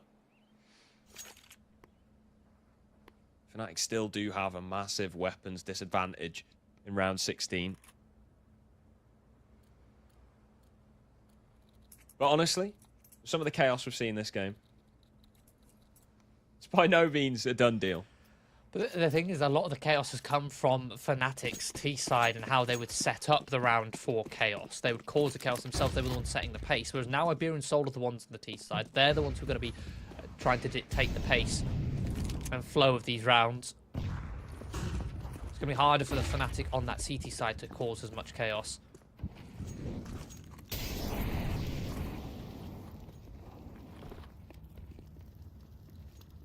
Iberian Soul can be taking middle with 4. He's smoking towards the window. They set 3 players in towards connector, 1 late in towards catwalk. setting up for a quick A-site split here. Dodo finds a first onto Bermalov. The Galil just let loose through the jungle smoke. Matisse is able to at least find one creeping through the edge, not expecting a second player in jungle. G still holding down the rotations. Yeah, this is simple. There's nothing chaotic about this from Iberian Soul. It may seem it with the spam going in towards connector, in towards jungle. But the round is orchestrated. There's a plan. There's an A to B. Crimson Shadow, obvious. Blame F. He's got his Kevlar, man. He's not giving that away. Yeah, he doesn't want to die. Why would you want to do that? Can you keep your Kevlar? That's $1,000.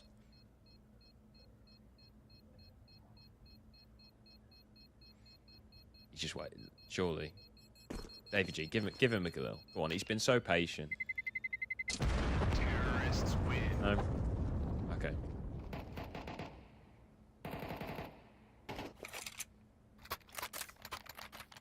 Two rounds separating Iberian Soul from tying up with Fnatic here on Mirage. M4s are out for the Fnatic squad. You see Blame F saving that Kevlar? Look at it. He's got an M4. He's got full set of nades. Look at that happy chappy. He's got everything he could ever possibly want. The only thing missing on Fnatic is the AWP. He for could have dropped Bermalov. over an extra flash to a teammate if he didn't already. Oh, surely he would have. Just I playing hope so. that. It's going to be a full A-site execution here for Iberian Soul. All the smokes, all the mollies going to be thrown in. Matisse sat hiding on towards the site, will catch the entry on the first, dances around for the second, by time and space for Blame F to drop in towards Sandwich to continue to deal damage. Now it's just the Dodo left on just 8 points of health. He'll eventually be finished off. A lovely fight, lovely reaction from Fnatic. Matisse on that site, unfazed, unbothered, in his lane, flourishing, moisturized. What else is there? Unflashed for starters. Yeah, I mean, you know, if you're going to hit a bomb site, you just don't want to hit a bomb site with both Blame F and Matisse on it, really. Like, that's a scary prospect. Yeah, I think a massive part of that execution is the fact that Matisse was able to just get 2 kills. You get 2 kills, and that's it. Your 2 entry players who are there to try and clear out the site are gone. And that means he's bought time and space for Blame F to get involved in this action. All the rotates that come through, they just force their way through the edge of the smoke. So Fnatic onto double digits, they get a 10th. Now we're going to have the AWP out for Dodo. On towards that east side. The question is, where does he take it?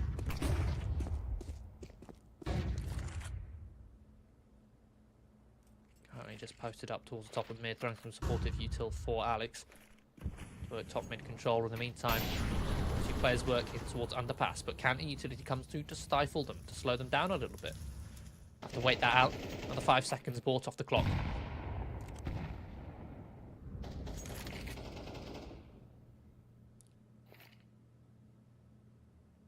Smoke clears. Iberian Soul.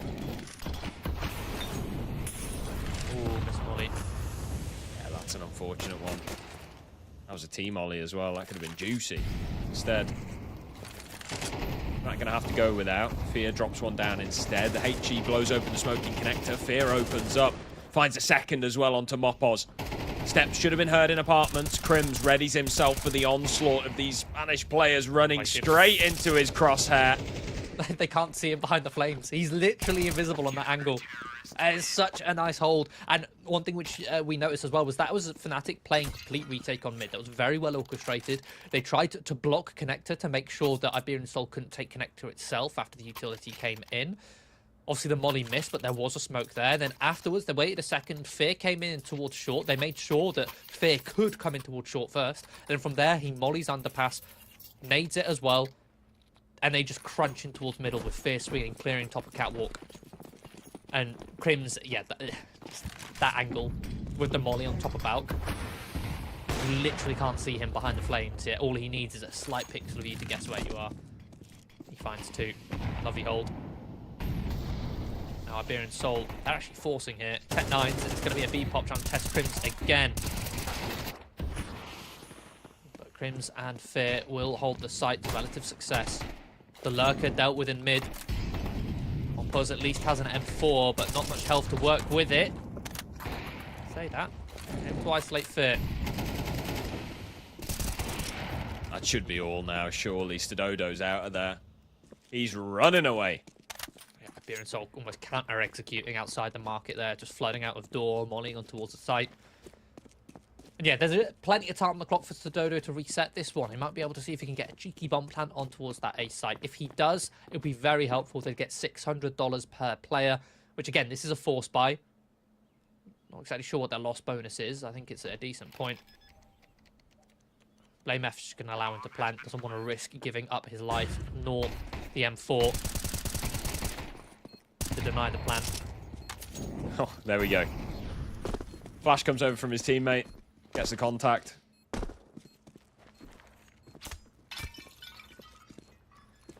secure that round. Simple defuse will come through. 12-7 for Fnatic.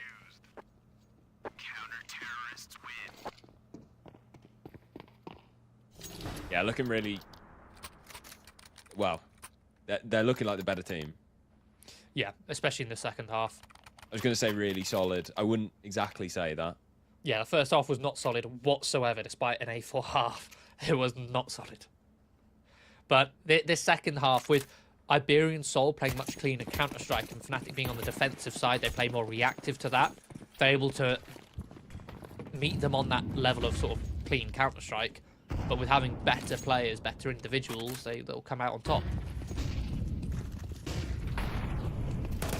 Alex taking contact in middle, and Fear is going to go down to that entry with the smoking connector. Nothing Bermalov or Blame can do. I think he flicked just above the head. Stododo spotted. He's not going to re-peek into the AWP of Bermalov. Say split again. Never mind. Yes, he will. There's the kill. Blame F. Finds a doubling connector. Davy G with a response, but a man advantage for Fnatic. Make it 2. Source ult 1 versus 3 to save Mirage, and Matisse going to swing in. An absolute rock on the A-bomb site. Fnatic will take it. Yeah, that round was another A split coming in from Iberian Soul. It's this 4-man in towards mid. One person works up onto Catwalk. 3 come through connector, but that time it was way more disjointed. The ladder player on short peaks too early. They're not splitting, playing off the contact to the connector players. The connector players then are a little bit disjointed. They don't have the utility quite as precise as they did the first time they applied that strat. But yeah, Fnatic, as scrappy as it was, did look like the better team. At least three of the rounds that Iberian Soul were able to win that Fnatic lost was off of Fnatic making really silly mistakes, really dumb plays, I'll be honest, completely overlooking certain things, right? You've got Matisse jumping out of B-apps well before his teammates with no trade potential. You've got Bermanov with his back turned on towards the A site, or I guess Crims won that 1v3, and then you've got Crims just walking out on towards Palace. It's just scrappy all over the place, but the better team did win that map in the end. But that was Fnatic's map pick. Yeah, we'll be going on to Ancient next, which is the map pick of Iberian Soul after a short break.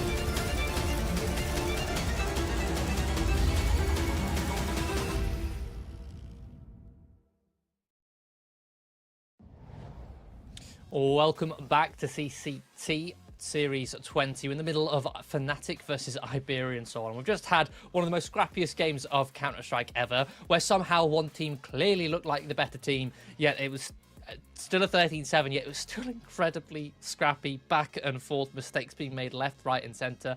But again, Fnatic in that second half, they pulled it out the bag.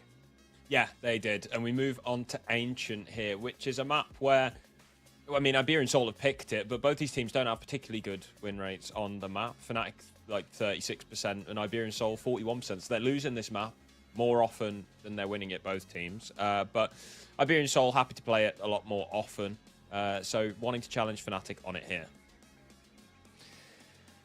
Yeah, it's looking at Fnatic's win rate on it isn't promising at all. Like, there's a lot of red in their results, but some of the results are various against different opponents, right? They've got victories against BC Game, who have been in hot form, against 500, who've been in very hot form.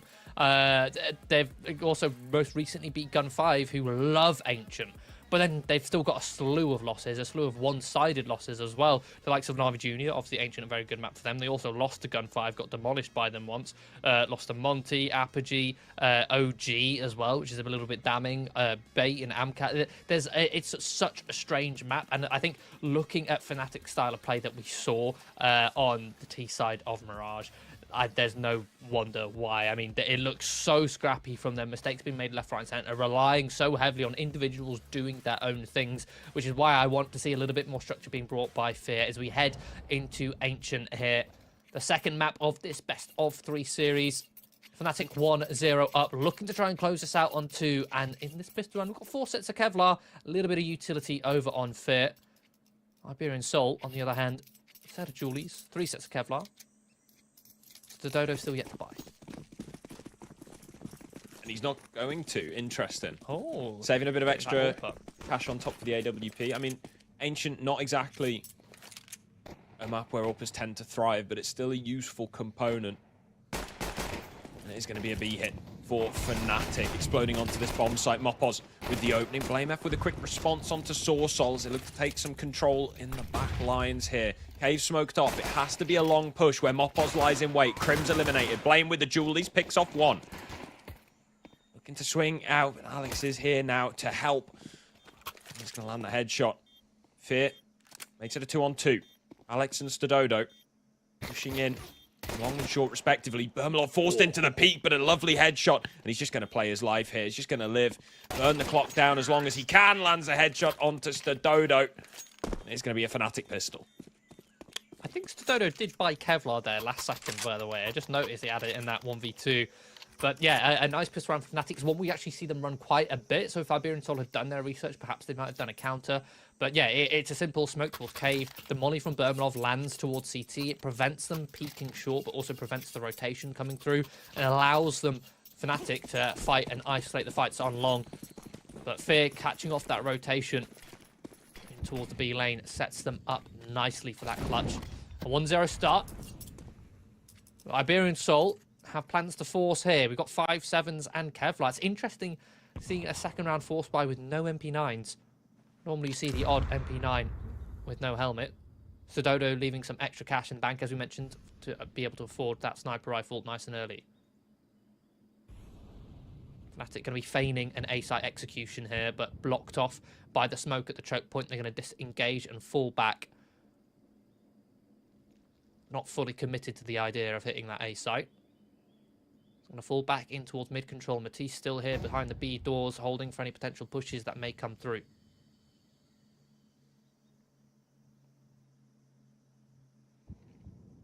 Oh, Matisse. Spots 1 on long. Just Fnatic going for a slow walk out middle here. Got in the space. Still no inkling as to Iberian Soul's real setup. All they know is that mid is empty. Could be a B stack. Could be an A stack. It's going to send the Mac 10s to figure this one out. Davy G spotted in the back of Donut. Fear eliminated. Love is going to take down Soursoul. Davy G still dancing around in the back here. Manages another before being taken down by Blame. 3-on-3. Alex moving his way in through Temple. Crims looks away. Oh, it's horrendous. 20 seconds and they're sprinting towards B where Mopos is. There's not enough time. Simple as. Mopos has found Matisse. Again, Fnatic fumbling these anti-ecos. Devi G should not be getting 2 with a 5-7 in Donut. 1, I can perfectly excuse, but a trade should be coming through thick and fast after that one. The mid-rounding all then falls apart.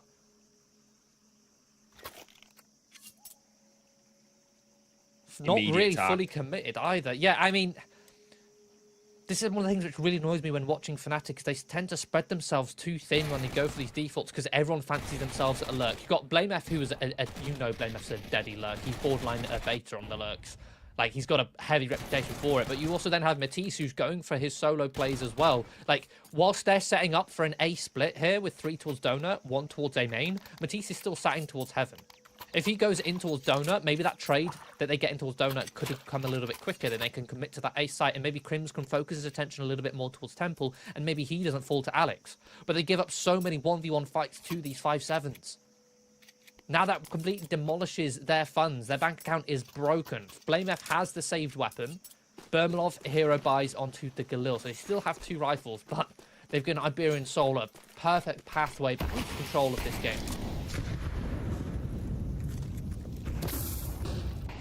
Blame. Trying to wedge the smoke in middle, gives away a sound cue.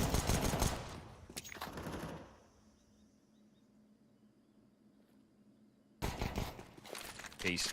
Takes contact in cave. Mopos gonna just burn his smoke here and fall back. Makes a sound cue on the box and then drops. Let's Fnatic again go for this mid-round, mid-take. Smoke on Donut.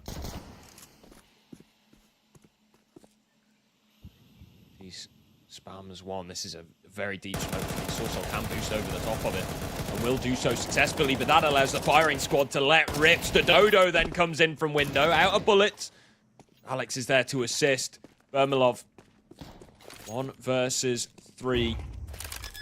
Will be allowed a bomb plant at the very least.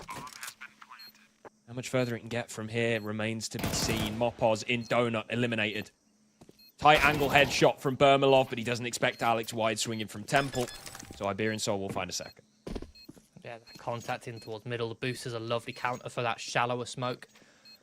Often on middle, you can have 2 variations of the Donut smoke. You can either throw it deep, which completely blocks off vision, stops that sort of play, but allows the CTs to play in front. And if you're going early round, you don't want them to have that as a possibility. You want to block off that Donut sight line for them to hold bottom mid. So you throw the shallower one, then in turn that allows them to boost over the top behind it, get a pick and watch Heaven. But then in turn the counter to that is if you see that boost, you know they're both stuck, trapped in that cubby. Mow them both down, but Iberian Soul had that covered with a trade coming through on the red room. Now the money broken truly for Fnatic. Onto a full eco. Iberian Soul look to just stomp their heels down on towards Fnatic's lane control here. Just blame F and shoulder to shoulder in bucket. About to be cleared out and hard double peaks. Only 1 kill to be found. Yeah, clean anti-eco. Single player lost, but well within limits. Orp's going to be dropped across to Stododo. Perfect excuse. Pull the Orp out. Oh, we lost a player. You know, like sometimes your Orpa would want to pull the Orp out, but it's wasteful to just throw an M4 away, so you don't. That 1 player does allow you to drop that over. Oh, some nice HEs, puts Davig down straight onto 20 points of health. Matisse is going to charge through any of the utility on lane in towards Heaven. Fnatic will be able to split mid control here, but this reaction. 2-man walk down the slope. Fear catches their timing perfectly. Tags a couple players up. Look how low these players are, and Matisse strikes coming in. Does he clear the bucket? Oh, he doesn't, but he gets the kill anyway. Sourcel left to try and hold down the B-bomb site alone. Finds 1, almost the second on Bermalov, but is traded out.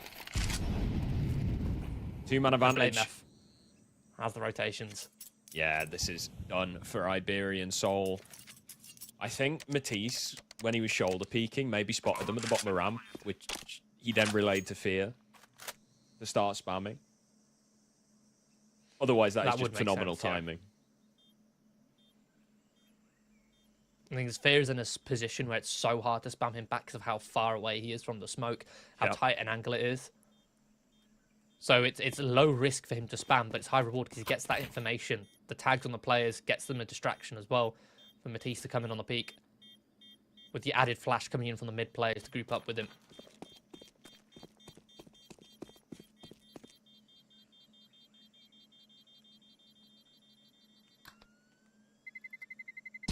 Terrorists win.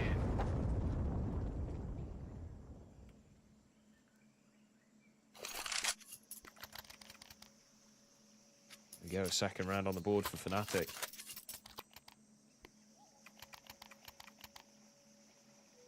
There's a full buy from Iberian Soul, thanks to those saves, but if they lose this round, they're not going to have the same privilege next round. So big opportunity for Fnatic to break their economy here, relatively early on. Soulsoft going for the swing in middle, BlameF holds for it. Second player, Davy G, takes so much damage that he can't stick around. Forced back into Donut. Opening.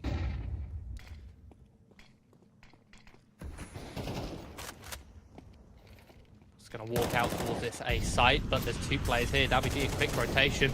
Lovely trade from Matisse, much needed, and he's going to look to double up. He'll do so successfully. Maintaining that man advantage. Dodo's able to find one through the smoke.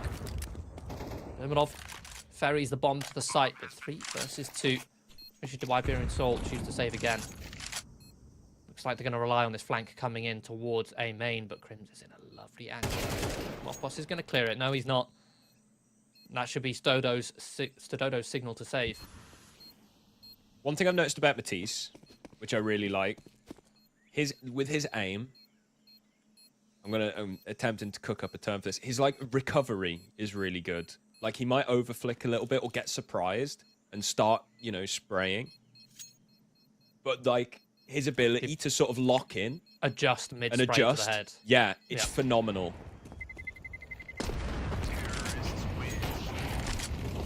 Oh, Orp's not being saved either. Matisse just running and gunning. The one thing which I've noticed Fnatic have done in the last couple rounds is fight really heavy towards elbow. So, looking at it being so heavy on elbow for Fnatic, you might think, well, why don't Iberian Soul just hard counter that? The issue is Fnatic aren't playing for mid-control at elbow. They're playing to just take the fights here. Try and shut down Iberian Soul from getting in towards heaven, and that frees up lane so much more.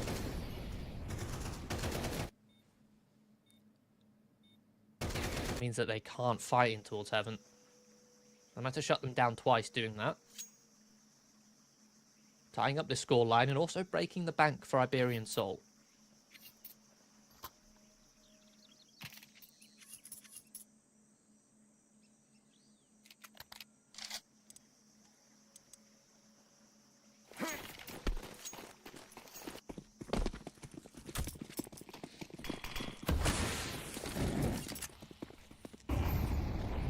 This eco is going to be an elbow split for Iberian Soul. No Fnatic players lying in wait. They're all towards the B lane. Iberian Soul will clear that out, but by the time they're able to get involved in this flank, I've no doubt Fnatic will be up on towards this B site. Bomb has managed to make its way there. This flank coming in through T-spawn. How long does it take for Bermalov to anticipate this? Turn around. Crims is actually going to check it first. Spots them all out. Now they're stuck behind the choke point. HE grenade is beautiful from Fear. He will go down. They know exactly where he is. AK thrown out the map. Flame. Long arms. Long arms. Big arms. Big, yeah, true.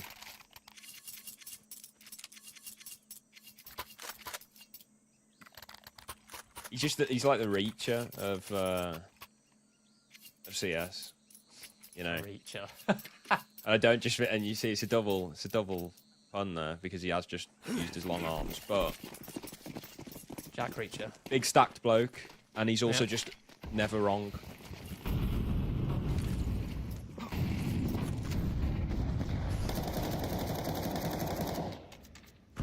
Assumptions make mistakes. No way, what to say. No idea. I can't remember the saying, considering I've been watching Reach a lot recently. Anyway, I'm watching Counter-Strike right now, and it's an opening attempt from Matisse. Oh my goodness, through the edge of the smoke. Lovely use of that smoke to edge to find that opening. When doing so, does drop over an AK to the hands of Mopos. A heavy hitter removed from the Fnatic squad. And look how separated they are. Not a single player on the Fnatic side is grouped up together right now. Crims is holding that A main aggression. BlameF is on that lurk in red room. Bermorov tucked in towards heaven. Fear smoked out towards elbow. And the thing is, the only player who can really move there is Crims, but he's moved at the exact time when the A main aggression has come through. So it means that Salsul has found a timing. Oh, this is a big stack. And there's a kill. Bermolov eliminated. Back turned. Not the first time we've seen that today. BlameF now going to make his play. Bisecting the map through red room. Spots the barrel of one, but he's more interested in this flank here. Davy G. Eliminated in spawn. Crimson's turn. Salsul's still alive at elbow. He's still alive here. Why have they forgotten about him? I don't know. Oh my goodness. Either way, 2 versus 3. Man advantage still for Iberian Soul, but Fnatic have got this bomb plan. But their post plan is looking quite lackluster. BlameF's able to slink his way in towards A main. Fear is tucked here towards Donut. Isolates the first fight. Looks for the second, but can't convert. Oh. Time ticking on this bomb. BlameF in the clutch doesn't have a HE to blow open a smoke if there is one, but there isn't one. Yeah, Bayern Soul investigating this bomb site. The Shumei main's clear. Mopos is on the bomb. No, he's behind the box. Oh, it's a terrible plant. Oh, dear. Oh, it's not planted for him at all. Oh, God. I mean, technically, he could see the bomb from there, but he couldn't see the diffuser. Bit of a problem. Yeah. And it's such a harsh angle as well, because if the diffuser wasn't on the bomb, he has a free headshot angle on the A main.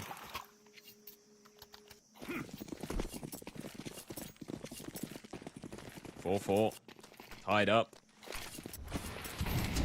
Fnatic again going for this elbow push. Crims this time leading the charge with a Mach 10. Davy G unblinded just enough to catch him. Matisse pops the lurk smoke. Doesn't see anything. Gonna drop a really quite terrible short smoke. And then boost Bermolov up.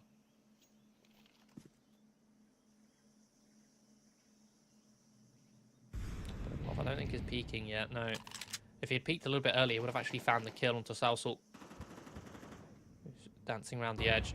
The damage on a lot of these players is quite low. They've peppered Iberian Soul a fair bit. Oh, Matisse is walking. Okay, not solo. Does have the trade potential here. And does hard clear Mopos. He doesn't need Beautiful the headshot. trades. He'll get the kill. 4-on-4 is going to cause a bit of a shuffle in the defense. BlameF going to start to activate his lurk on the A bomb site. He has been spotted. Shots exchanged. He's low on HP. Bermolov now walking back into cave. Catches Sorsol. Trying to retake the space. Smoke deployed on A main. Rotation in shoes. BlameF's already got his running shoes on. BlameF's lurk has been next to pointless here. Because Iberian Soul have already rotated here long before BlameF can get involved. One plant's going to be stuck. Nobody attempts to deny it, but Davy G is going to jump in and take Bermolov down afterwards. Matisse spams him straight through the wall. 2 players low on HP for Fnatic, though. This is looking pretty good for Iberian Soul, especially with Stododo. Whips round with the AWP, pistol out, takes down Matisse. And BlameF, they're expecting him from the flank, but he's not coming from that direction. There's no smoke to deny the defuse as well, so he's bought himself some time, and the spam lined up. Stododo gonna get on it. Blame has to try and stop it, can't do so. Alex takes him down. Body spam as well. And the teabag he's doing everything here. The mid-rounding from Fnatic just looks so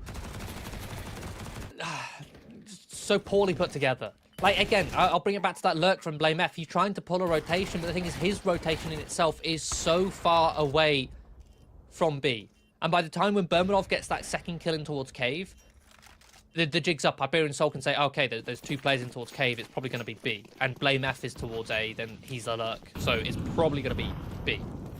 And Iberian Soul will rotate 3 players towards B to match the 3 of Fnatic. And then Blame F's just out on an island on his own doing nothing. A rush. Source Salt. Completely blindsided by Matisse. Bermalov with a deep kill onto Davy G. This should be a save already. Fnatic step up the pace. They don't give themselves an opportunity to lose it in the mid-round. Yeah.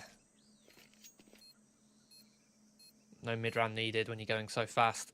This is also one I want to see a bit more of the 4-1. Blame F will not do anything other than lurk, so you know he's going to do that. So consolidating your other players together as a 4 to maximize that trade potential is critical.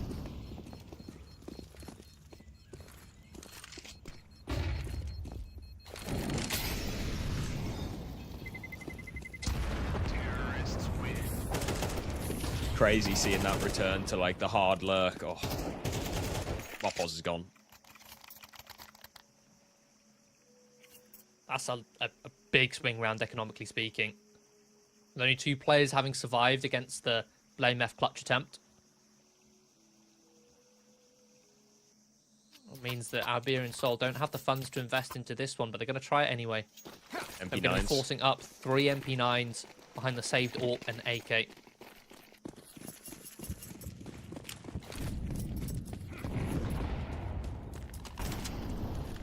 In fact, the Soul Salt hasn't fully invested, so with 500 left in bank, he could have afforded an extra flash behind the utility he's already bought up and used. Indicates that maybe they have something a little bit more aggressive on the cards. Does appear to be the case with 2-man push. Matisse. Still lands a headshot on one and the second. Mopos is out of there. Alex does push down to at least trade, but it's unequal. So Alex's response. Fear's in such a good spot, though. This is such a difficult angle to clear with the leaves. He's just not anticipating it at all. Gonna drop the bomb and take some space. AMF comes in behind. Heat Molotov flash over, or HE even. It's an open bomb site. Stododo will be saving. Sorsol, he can maybe get himself a rifle or a free AWP on Bermalov, who has been shot in the back again. How many times? Yeah, it seems to be a bit of a kryptonite for Bermalov. Just not anticipating people to, you know, flank. Move. Yeah. Well, not even that. Sometimes he's just had his back turned. It's not even been a flank.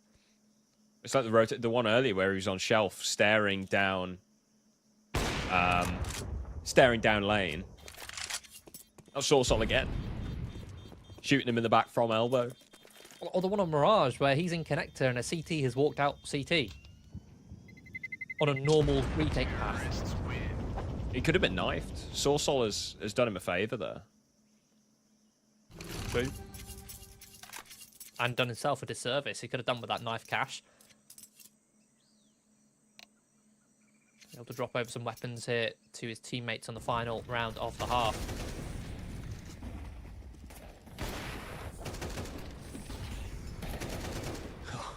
Perfect. Even the pre-fire on that cave clear. Beautiful. Such a good stacking kill from Matisse, and anticipating that swing, the crosshair placement is perfect. Yeah, doesn't even move. Doesn't need to.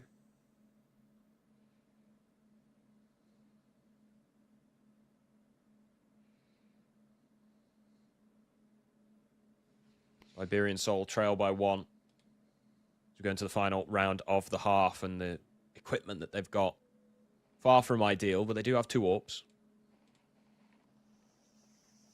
Might help to compensate somewhat.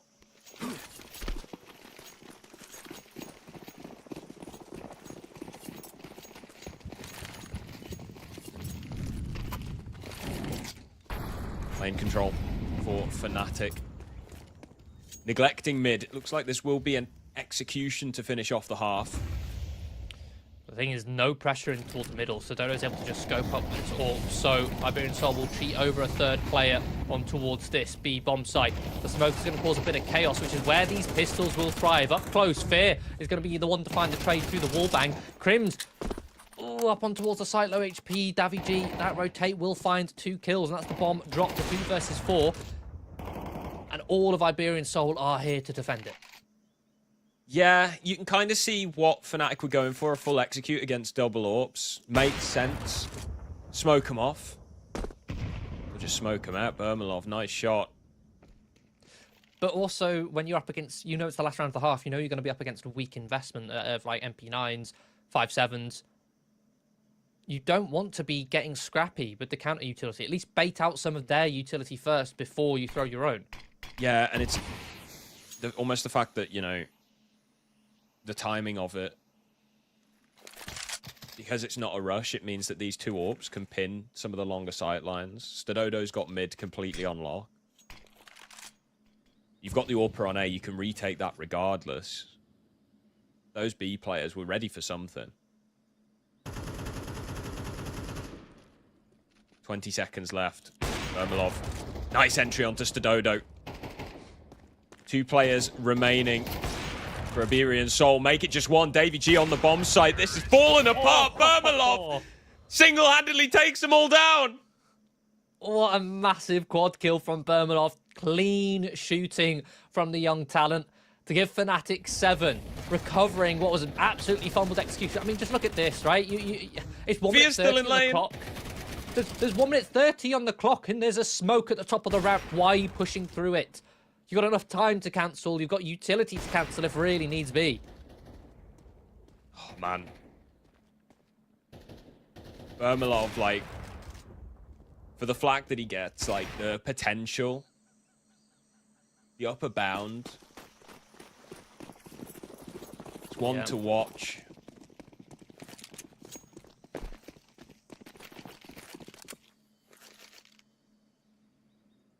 See now. Pistol round, Fnatic. Julie's on Bermalov, a smoke as well to block if he takes contact. And Iberian Soul going for a cave pistol as well. It's perfect. Bermalov spotted, smoke dropped, Julie's prepared. Way too deep. He's going to take space in ramp. Getting aggressive here as he's been chased down from multiple angles, but he does survive. Needs to continue to do so. Sorsol keeps out Blame F, trying to rotate in. Crims is miles away. Fear, the same. They don't seem to have much of an inkling on how to attempt this one. Fear's going to rotate around. It essentially means it's just 3 1v1s. They're attacking 3 different areas of the bomb site, 3 different pressure points. No defuse kit as well. The bomb already halfway ticked. They've got to find all these kills in the next 10 seconds. Otherwise, this round is done. Crim's gone. Bermalov gone. And so's Fear. Iberian Soul. Do find a pistol. You're in a 3 versus 4. Like you said, you're gambling and going in 3 different fights and 3 1v1s. But the thing is, it's not 3 1v1s.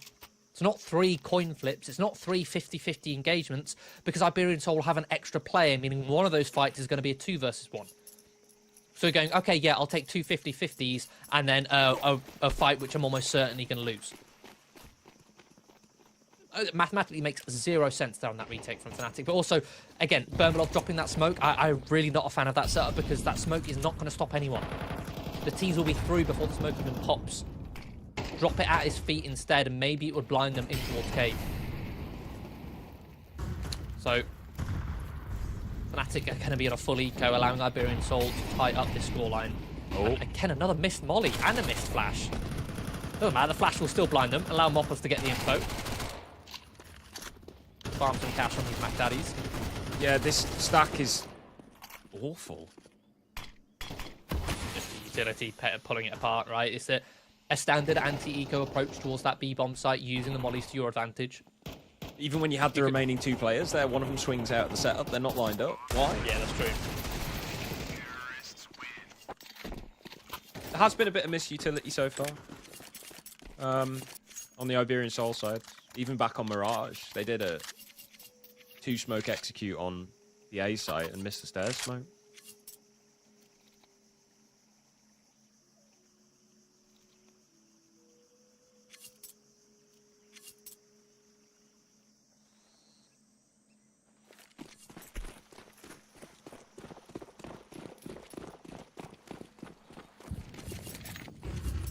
Okay, the gun's out now for Fnatic.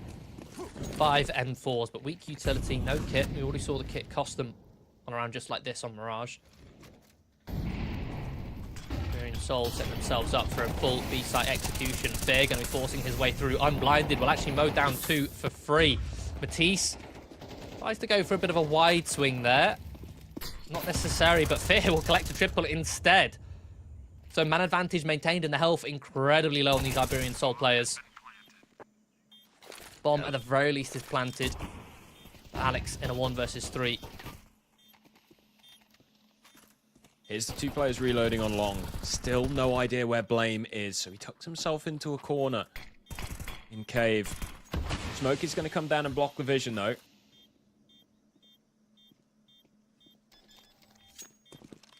And Bomb is planted for cave, so we could go for the spam. They tapped it. There's no kick, guys. You've got to get on this. yeah, they really have. Alex is still spamming. He's killed Blame F. It's okay, because Bermalov is on the bomb. Fnatic find an 8. A couple bullets away from losing that 1v3 there from Fnatic. I mean, as soon as Blame F's come up the slope and cleared out the site, Fnatic should realise, well, he's either in the smoke or his cave. And even then, they take their time. It would take way too long clearing everything out. I guess you could argue they were waiting for that smoke to fade just to be sure. The last thing they wanted is to be caught off guard by that. Especially with Blame F turning around to watch the flank. He's not in a position to trade if Alex is in the smoke. Then, a little bit sketchy.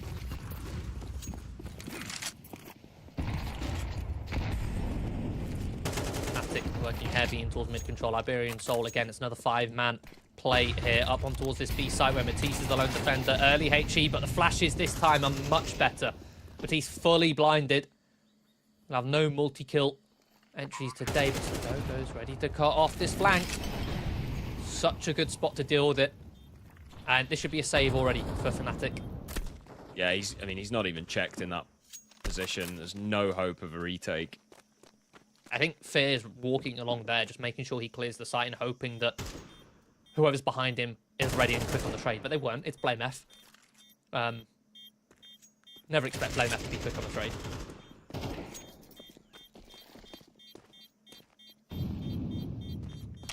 Needs to get out of there. He's going to do so, slipping away into middle, but Source wants a scrapping window, and that is going to cost Blame F his life. It's going to cost him the save and potentially cost Fnatic their chances at a gun round here in round 17 because 2 players full eco. They could have bought here if Blame F had survived. If he just escaped earlier instead of sticking around to see if a player gave up their started Xing too early, then Bermalov and Blame F could have dropped over a rifle to Fear and Matisse and they would have had a full buy. Instead, they will eco. Let's see if the AK and the M4 are going to be the difference makers.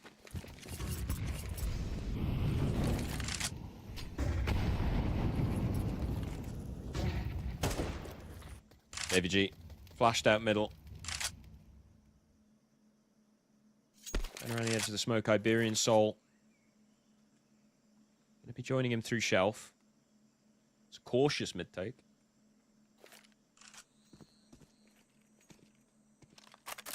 Fnatic already leaning heavy. Perhaps a read. Bermalov shows himself in red room. Blame F deep in towards A main. He's going to disengage though. Try and set himself up on towards this boost. The rifle's now in a perfect positions to engage. They find the killer piece, but ooh, overextension from Crims. Big overextension from Crims. Fortunately, Bermalov still a present threat. Sudodo will come in towards A main to collect a double kill. Well, in fact, it's not Sudodo with a double kill. Not the A main player. Sorry. He'll get finished off by Blame F, who had it watched from the boost. So now it's a 1 versus 2 scenario. He'll try and thread the needle here in towards red room. Fear has made a full rotation to sit on towards this B bomb site. Blame F's going for a flank. So Sudodo actually has direct access towards this A site. Yeah, he's going to go for the flank through Temple.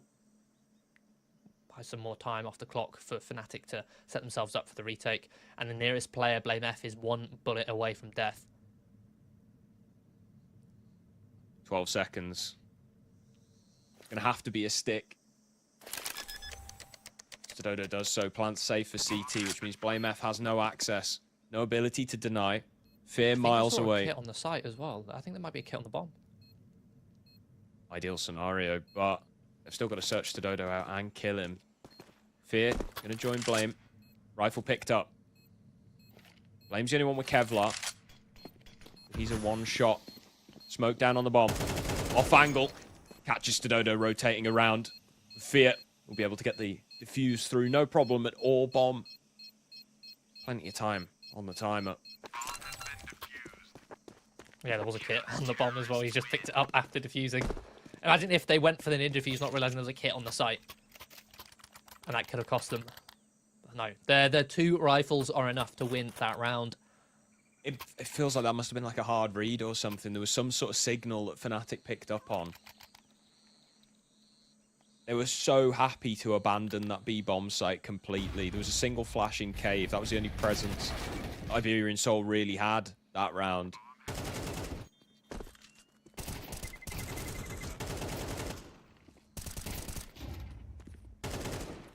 And it pays off for them. It's a lovely off angle here from Blame F. You can see the shadow of the player dropping out, and in fact, he'll see the shoulder of the player as he's falling. So Dodo coming out of Temple, as soon as he spots Blame F, Dodo can't shoot because he's in the air. Therefore, isn't accurate. It's a killer angle.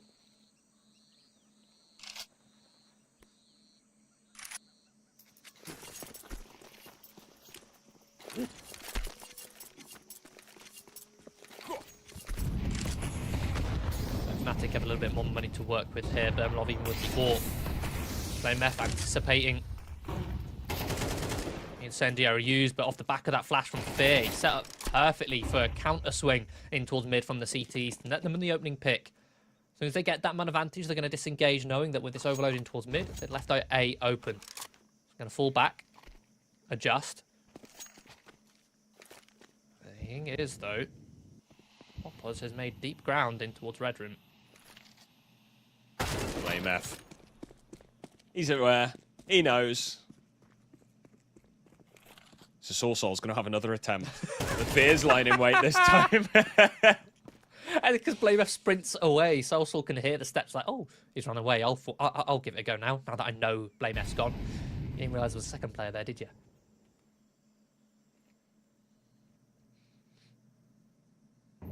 2 versus 5. Blame F and Crims re-clearing Donut. Fear going to drop an incendiary in Red Room. Dodo outside of it though, and they've now separated. Blame goes down for free. Dodo goes for the swing. No one there. Still 4 players remain for Fnatic. Matisse going to use his smoke at the top of the B ramp. But it is A, the point of call. Crims not going to be checked in Donut. Second player not spotted. He's going to wait a long time. Finally activates to prevent the bomb, and Fear is there to take down Alex. Fnatic find themselves another.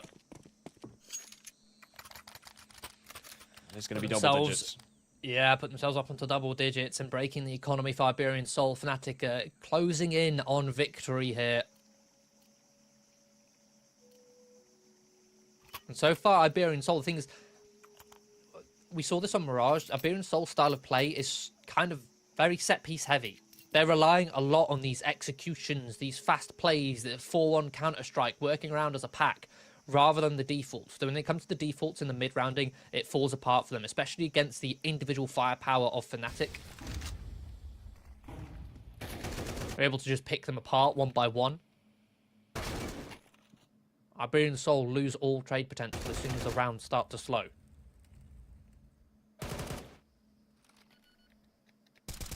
Getting a little worried for Crims. Yeah, me too. I was getting paranoid that by the time he'd walk in towards, by the time they'd plant, if he'd let them, get them towards the site, that they'd turn around and anticipate someone to have flanked in towards Donut, rather than Crims to have been in Donut the whole time. It works out though. Yeah, just about. Denying the bomb plant as well. So that puts Fear and Soul, I mentioned before, on pistols. And we've seen them have a little bit of success at getting the bomb planted in pistol rounds or anti-ecos with faking different sites, but the thing is this A-site fake has just been very easily dismantled. Fnatic haven't budged an inch off of this B bomb site, and the last two players will just creep into the crosshairs of Fear and Matisse. A classic. I think now up to 11. Guys, go away. I'll go be with the bomb. Don't worry about it. Doesn't work. Dodo still can't afford the sniper rifle. So it will be, again, a bit of a compromised investment here for Iberian Soul. They're kind of hoping that the bomb plant would allow them that $600 reprieve, extra cash for the utility for the grenades. Instead, they've only got 2 Molotovs. Could have at least had someone go down to a Galil.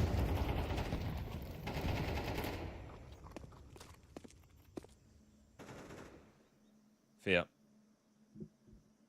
Pushing down the ramp. Alex eliminated.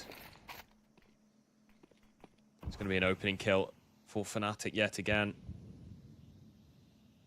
And it's in these man disadvantages where Iberian Soul start to get picked off one by one. Not only that, it's the IGL of Iberian Soul who's been removed from the server. It's harder to call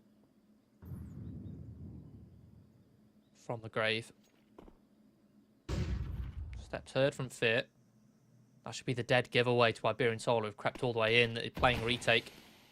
Smoke towards short. Salsal will accelerate. They'll lose the B bomb site, but Fnatic just need to maintain this man advantage. They need to be wary about the possibility of these players up towards long. And oh, Fear gives up an engagement. Fortunately, the SWAT team coming in from heaven will now descend down the lane. It's a 3-man retake coming in from the flank with Crims on the late lurk. He's eliminated. The timing's perfect. He's only good for 1 though. Sorsol eliminates him. Blame F being spammed down. He's just trying to get away. Gonna take Sorsol down with him, but yeah, this might be his downfall. Bomb very big on Ancient. Just about. Like, the risk, if he just took 9 more points of damage in that fight, then he wouldn't survive the bomb blast. Just so he could stick around to win that fight. And he could have just run out of there. Yeah, I mean, arguably, the economy less important to Fnatic at the moment than Iberian Soul, who are emptying the bank account pretty much every round That's here. true. But at the same time, that CT bank balance can very quickly evaporate if you're not careful. That's the last thing Fnatic want when on an 11-9 scoreline.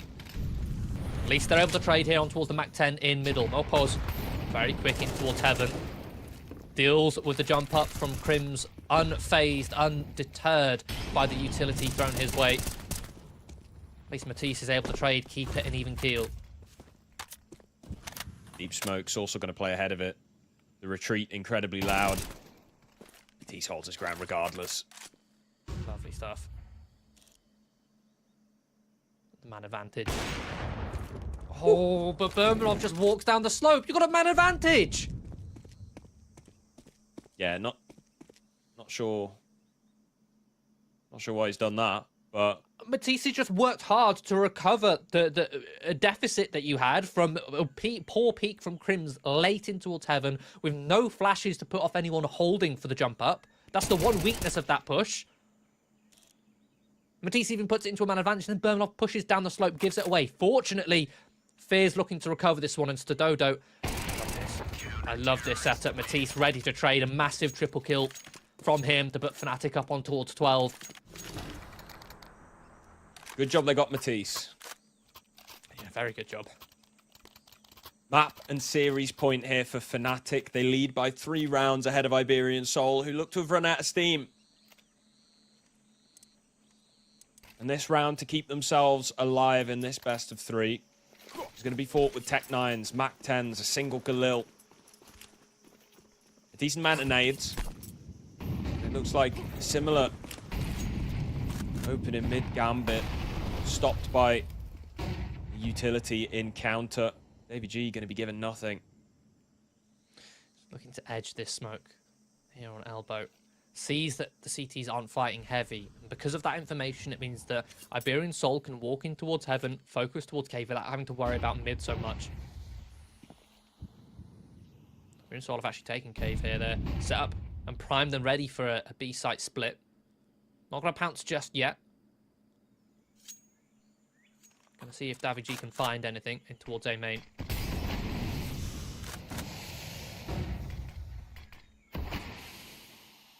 Smoke towards short and long. Molly to help them clear out the pillar. Well-timed spray from Fear. Bermanov finds the lurk. 2-man advantage. Just Tech 9. A couple Mac 10s to try and clutch this one out in a man disadvantage. Fnatic happy to play retake. Lovely spam from Fear to find another. Eventually traded back. The time ticking. The spray from Matisse good for one. Dodo left on 10 points of health. Will be finished off. Fnatic plenty of time to defuse. They just about managed to take Ancient away from Iberian Soul 13-9. Yeah, Fnatic were the better team today. It's been scrappy Counter-Strike across both the maps, though. Lots of mistakes being made from either team, really, but Fnatic were the ones able to capitalize on top of them. It's a 2-0. 13-7 on Mirage, 13-9 on Ancient. And that is going to mean they get the bump up to being a 2-1 team. Iberian Soul now 1-2. We have got 2 more games for you today. Na'Vi Junior versus Ecstatic. It's another 2-0 games, and 500 versus Zero Tenacity. Going to be taking place later on. I'm interested to see the Na'Vi Junior game in particular. They're looking good recently. Yeah, they've been in a hot form, especially at the end of 2024. Start of 2025, they looked a little bit shaky, slow to get started back in towards the year, but be exciting to look and see how they go. As you can see the standings on your screens after the results of these first 2 matches this morning. We've got Fnatic 2-1, Monty 2-1, and then Paravision and Iberian Soul down 1-2. Paravision and Iberian Soul groups up now with 9 Pandas, GTZ, Sinners, and Sashi. Be interesting to see the results of some of these games as they come through. But again, some exciting matches coming through later today. Still going to be taken care of you by M&J and Wild Deity. So make sure to stick around for those 2 games. But all in all, Harry, I think there was some exciting Counter-Strike we had. We had Monty, dare I say, upsetting Paravision at the start. That was a very interesting game to watch. Paravision let that one slip out of their fingers after such a decisive start on Dust 2. 16-5s across the board for Monty to then reverse sweep that one. And then that one there, Fnatic, that was just chaotic from them. It's so excruciating watching Fnatic in these in some of these rounds, especially on their T sides. They seem to spread themselves so thin. The mid-rounding seems very undisciplined. And what's ironic is that when other teams try it against them, when Fnatic are on the CT side, they seem way more comfortable. It's really strange to watch. Yeah, it is. I think, I'm glad that we got, even if it was scrappy, some like closer games in that second series, because it was just blowout in the earlier one. But look, still 2 more best of 3s coming your way. Thank you very much for watching us 2. We'll be back after a short break with more action.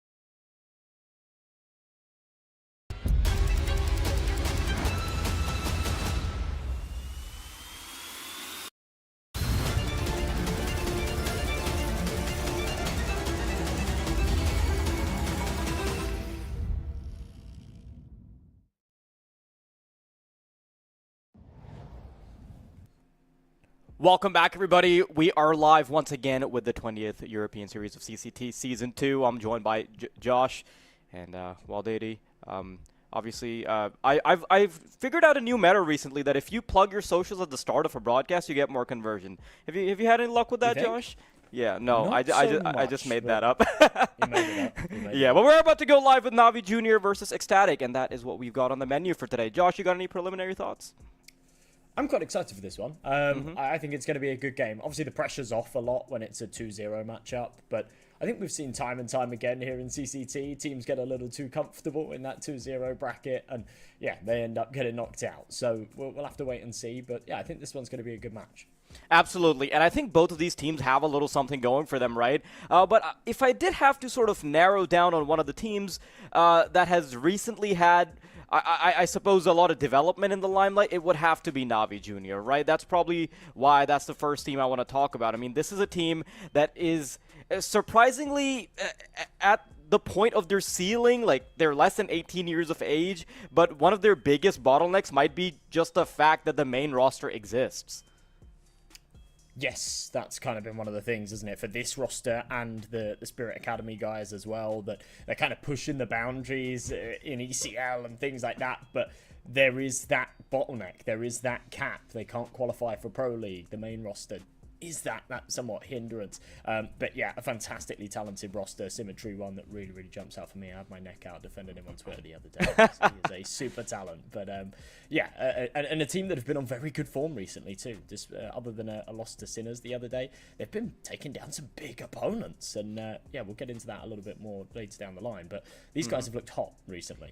For sure, and one of the biggest matches I want to talk about that they've previously won is going to have to be that match against Spirit Academy, right? They won in a 2-0 fashion, and one of the biggest parallels that has been drawn within the junior/academy rosters within the scene recently has been that difference between Makaz and Kaiosuke, right? You've got two CIS rosters, you've got the scouting of Navi, you've got the scouting of Spirit, and they essentially have their incubation setups going up against each other, right? And that match was actually a beauty to watch. We had Macaw sitting on like 40 kills at the end and Kaiosuke sitting on 42 kills, but I think one of the things that people might have missed is that we also got to see the parallels between Alcoren and Cemetery, which also showed us Navi Jr.'s potential. Now they're finally in a position where they're taking down some of the big dogs even within the academy circuit.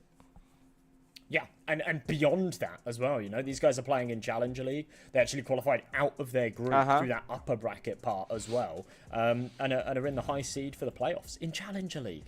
Their first game's against Paravision. They actually beat Paravision the other day as well. So yeah, these guys are definitely on the up, but worryingly, I think they might hit that ceiling that we were talking about soon. Over on the other side of the coin, it is, of course, a static. Christou, Analele, Nut, Sierra, and TMB. Sierra, the most recent addition to this team from that Mouse NXT roster, joined, just over in January, so he's been part of this team for about 6 weeks now, and he's settled in really nicely. He's putting up some good ratings. He's been absolutely fantastic, and definitely one to watch out for today.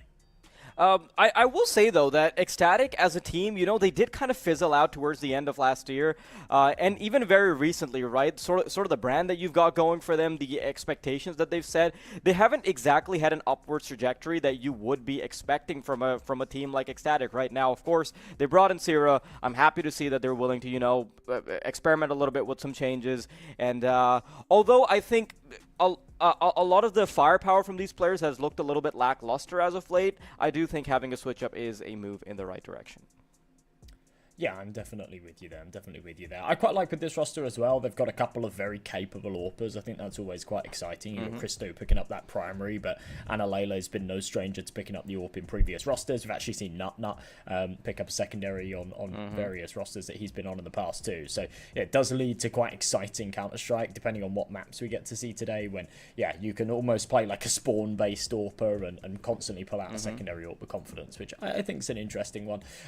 We will take a look at those vetoes as long as they're ready, see what maps and what turf we'll be battling this one out on. Now, both teams are actually very confident with the map pool at the moment. Ecstatic are playing all 7 maps, and for Navi Junior, once Train's out of the equation, they're more than happy to play anything else. Now, unlucky for Ecstatic, they've been very good at Train recently, and I imagine that will be that second ban. There you go. As I say, for everything else, it's a pretty even turf. Yeah, and I was going to add at the start, it was always going to be very likely that Ecstatic wouldn't want to play Mirage, and that doesn't really come down to them not wanting to play Mirage, but it's just the fact that there's no reason to when the rest of their map pool is as strong as it is. Now, of course, Nuke being the first pickup, I think is going to be about even Steven. Navi Jr., they have less of a win rate, they've won fewer times, but I will say that, you know, they've recently been playing against slightly better opposition. You know, they're flirting with around that, they're at least in that top 50 mark, right? So they're often getting these matchups against like top 30, top 25, stuff like that. So I think they've gotten quite a few reps in. Now, I want to see what that next one's going to be. Very likely that Navi Jr., they've got many options, right? They can go for a Dust. Hang on, am I frozen here? Never mind, my feed is good. They've got the option of Dust. Ancient was always in the cards, right? That's also something they're quite comfortable with. And the only reason I think we don't get to see a Dust is because it ends up being that second wave ban. Yeah, as I say, it's actually quite difficult to predict when you have two lineups like this, but it will be interesting. We'll see that Anubis Decider, both teams rocking an exact 50-50 win rate there. So, yeah, if it does come down to that third and final map, which I think it might, then we are in for a bit of a treat. Now, it definitely used to be quite rare to have two teams playing against each other with so much history and so many repeat matchups. Since we've moved over to the VRS system, that isn't really the case anymore. We are seeing like the same matchups over and over again. Certainly over the past few months, that's been the case. And that applies to these two teams. In just the last few months, these guys have played 10 maps against each other on HLTV. Now, Navi Jr. have come out on top in the vast majority of those, especially as of recent here in CCT seasons 17 and 18. Yeah, they managed to get it done in 2 bites both times. Now, the maps were reasonably close, but I think they'll definitely be seated as the favourites today. However, you have got to remember that both teams are on really good form. Static on a 5-series win streak. They've been beating some good teams. And, yeah, you know, if there's going to be a day that they cause an upset, it could be today. Yeah, and you know, I kind of wanted to. I'm kind of surprised that we even get to see this kind of matchup at this point in time. You know, we're like now starting to go towards the middle of 2025, and this is generally the time where I think, okay, Navi Jr., there is no way that team sticks together for as long as it does, right? Because I would already expect at least a couple of players to have been taken out of commission, just like, you know, being picked up by other players, perhaps even being promoted to the main team. Now, the problem is the main team has always looked really good. However, the pinch of salt is that we saw their comms very recently, and I think a slot might be opening up. I'm not going to lie. Yeah, I was about to say the same thing, right? It always felt like there was no progression potential because the main team had been doing so well. And when they were going through the streak, they won the major, and it was like, yeah, there's no chance, there's no opportunity there. But then there's these sort of rumors about maybe Wonderful being dropped. And I think all of the Academy boys are sat there thinking, maybe this is our chance. Now, obviously, the no-brainer to go up there would be Symmetry, just replacing that AWP for AWP. But yeah, all of a sudden this sort of unobtainable, which is moving up to that main roster, now actually feels like there's potential. So you know, I'm not surprised that these guys are still together. Obviously, they've got that Challenger League spot and whatnot. And I don't think they're quite at that point yet where they're ready to progress into being a Pro League team. I think they're right on the cusp of it, right? Give them another 6 months, and then I think it makes sense to move on to maybe another organization so that they can progress into a Pro League or something if they still decide to stay together as a roster. But at the moment, they're right on the verge of that, and I don't think that there's any need to make that decision yet. I don't think they're quite ready to be a Pro League team just yet. Yeah, I think I'm roughly in the same boat. However, I do think there's probably a point where I think making that jump is going to enable them to then start competing in positions where, you know, then they finally grow. It's like, does the growth come before the destination, or does the destination cause the growth? Like, you know, it's a whole cycle, right? Chicken or the egg situation. But as much as I'd love to dig into the meat and potatoes of this game, we do have a little break coming up. Before we get into it, we're still waiting for Ecstatic to finish a previous matchup. And when they're back, we will also be back. Stay tuned.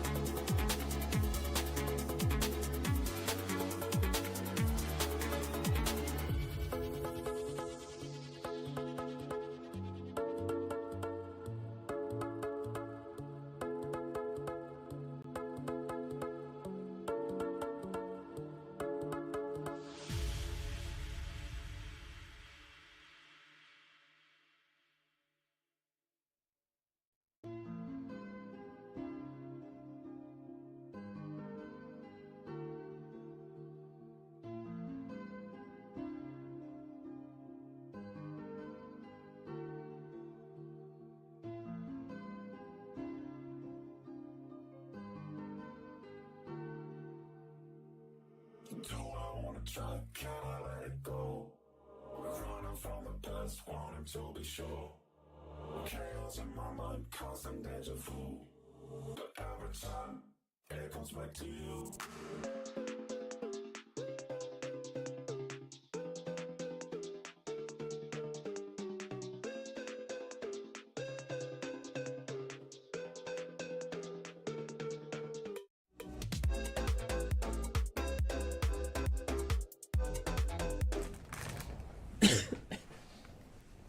Welcome back, everybody. The wait is over. We're about to kick things off with Navi Jr. versus Ecstatic right here on Nuke. Navi Jr. on the CT side, Ecstatic on the T, and Josh M&J Martin on my lap.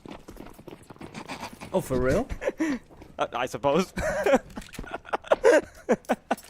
Sorry, that was the worst intro I've ever done. Well, we get to kick things off with our first map of Nuke, Makazi. Gonna hear them all stomping about. They've got a pretty good setup here on the A site with these Jawlies, but things about to get hot and heavy. Oh yeah. Already kicking things off. 1-for-1 trades outside. Cemetery up close and personal with the dualies. It's very, very messy, but at least he can find Lele towards the end. Christo, right here in here from main, is able to find one crispy shot on the second. And a 2 versus 3 when all is said and done.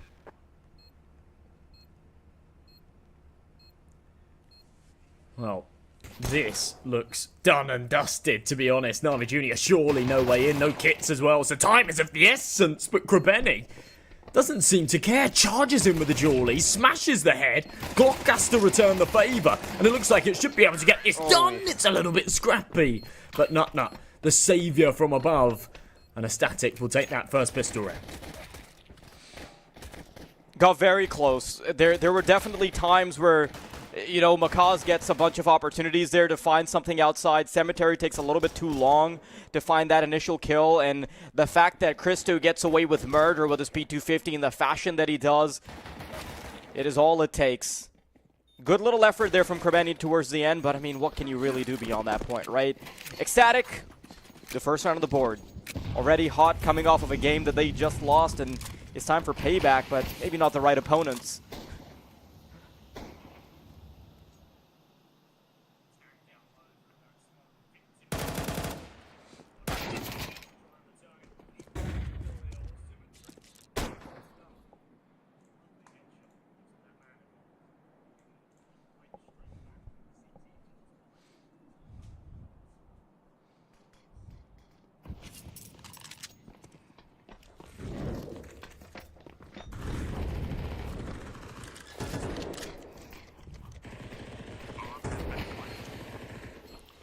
They're trying to nestle in quite nicely, but, I mean, 5 players that you've got to fight against, not an easy affair at all, and it's just a bit of a waiting game for the smoke.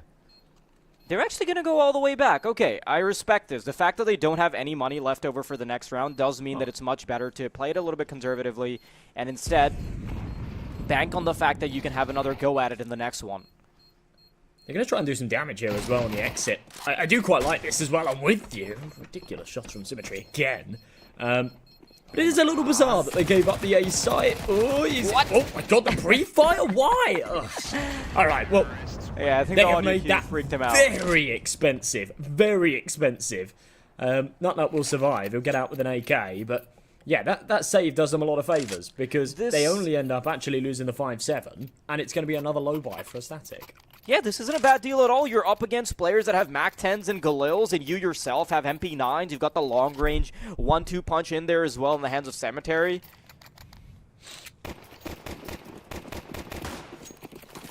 Let's run 2-0 it back. start, but, I mean, can you really feel confident about that one just yet?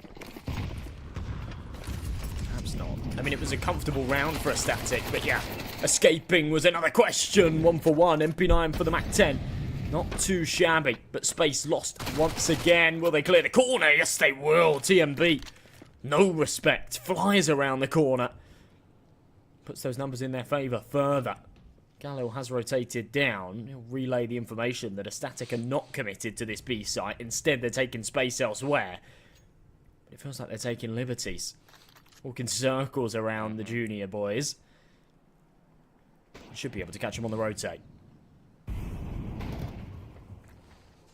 Christo, his position could be everything. They're quite distracted, and this gives him a chance to pop through main. Sierra plays it right around the smoke, finds a kill. Demon is surprised, but it's a beautiful flick. But he's not going to be ready for what TMB's about to muster up. Bullets from above. When the dust is settled, it's just Cemetery in a 1 versus 3 that he frankly can't do a lot in. I'm really surprised that actually Demon wasn't ready for that. That's a nice shot from Cemetery, to be fair. Go on, let's see another one. I don't think this is a round he can really play for, yeah, especially with TMB from the sideline. But I'm surprised he wasn't ready for TMB on top of Hut. He dropped down from Heaven onto Silo, onto Hut. He made a whole lot of noise about it. But yeah, it was maybe just a little preoccupied. Tunnel visioned on the fight that was about to come ahead. 3-0 either way for a Static. These rounds have been scrappy, but the most important part is just getting them over the line. It's a great start for the T-side of Nuke. They've built things up that little bit further as well. So that AWP's out, the rifles are in play. Na'Vi Jr. on the same kind of buy, but they are trailing. We'll see whether or not they can kick things off as soon as they get their hands on the weaponry. And Ecstatic, their own money's also nipping at their feet right now because it wasn't exactly all hunky-dory getting to this point.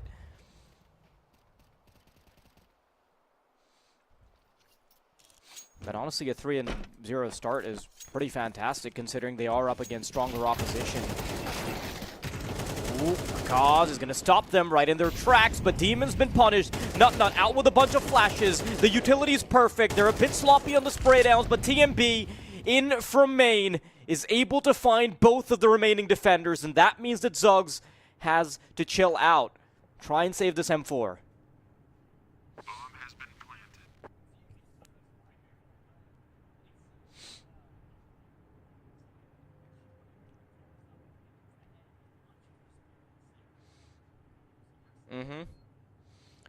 It's not just the fight being sloppy though, right? I feel like his view model makes it a lot worse. he uh-huh. Yeah.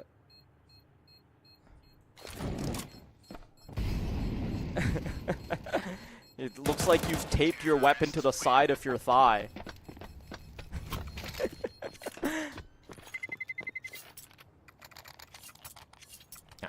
They cook Jugas out. It's going to be a 4-0 start. And, you know, it feels like we say it all the time, but in MR12, that's just, you know, such a superpower. It's such an advantage to be able to put so many rounds on the board early. Yeah, and you're 30% of the way there. Fifth here as well. Yeah, literally. They're just against pistols in this one.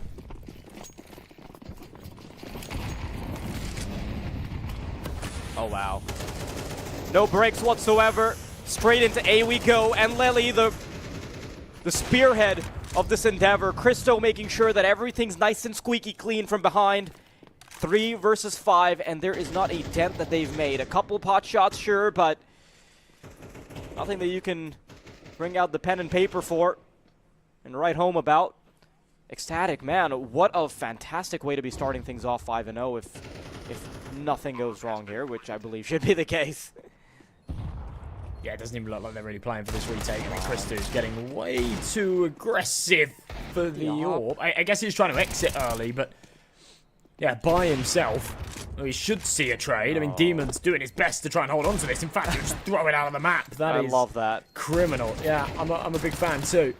Might even be able to do more damage. Yeah, they're making this very expensive. Now they're wondering why the hell they threw that AWP out of the map.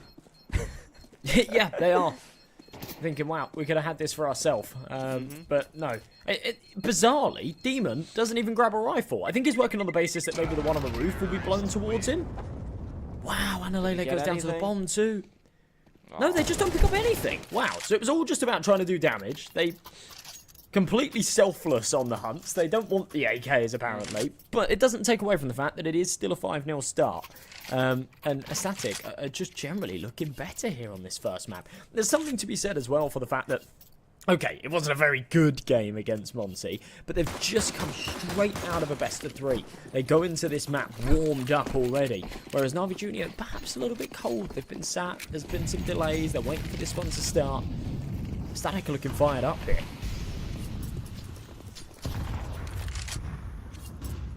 It's all practice for the grand scheme of things. They're just prepping for their matchup against, let me check my notes, Roller Coaster with 1 L. Ah. That's actually a pretty stacked lineup. That's Artfrost and Perfecto. Ah, yes. Yeah, I remember. Alright, well, a better start to the round here for Na'Vi Junior. Tons of damage dealt. Look at this, you've got 3 players in the red. This actually feels very winnable for Nut and Alalele. If they play their cards right through the smoke, crossing, Nut starts to panic, does connect one. Makes this a little more palatable, especially now he's just flown up the ladder. They've got the A site. And look at how little HP is available in Macaw's and Kerbeni. A couple stray bullets could be all it takes, but Nut has to be wary not to wander into the rifle of Macaw's. Oh, he's hit with the flashbang. Flash!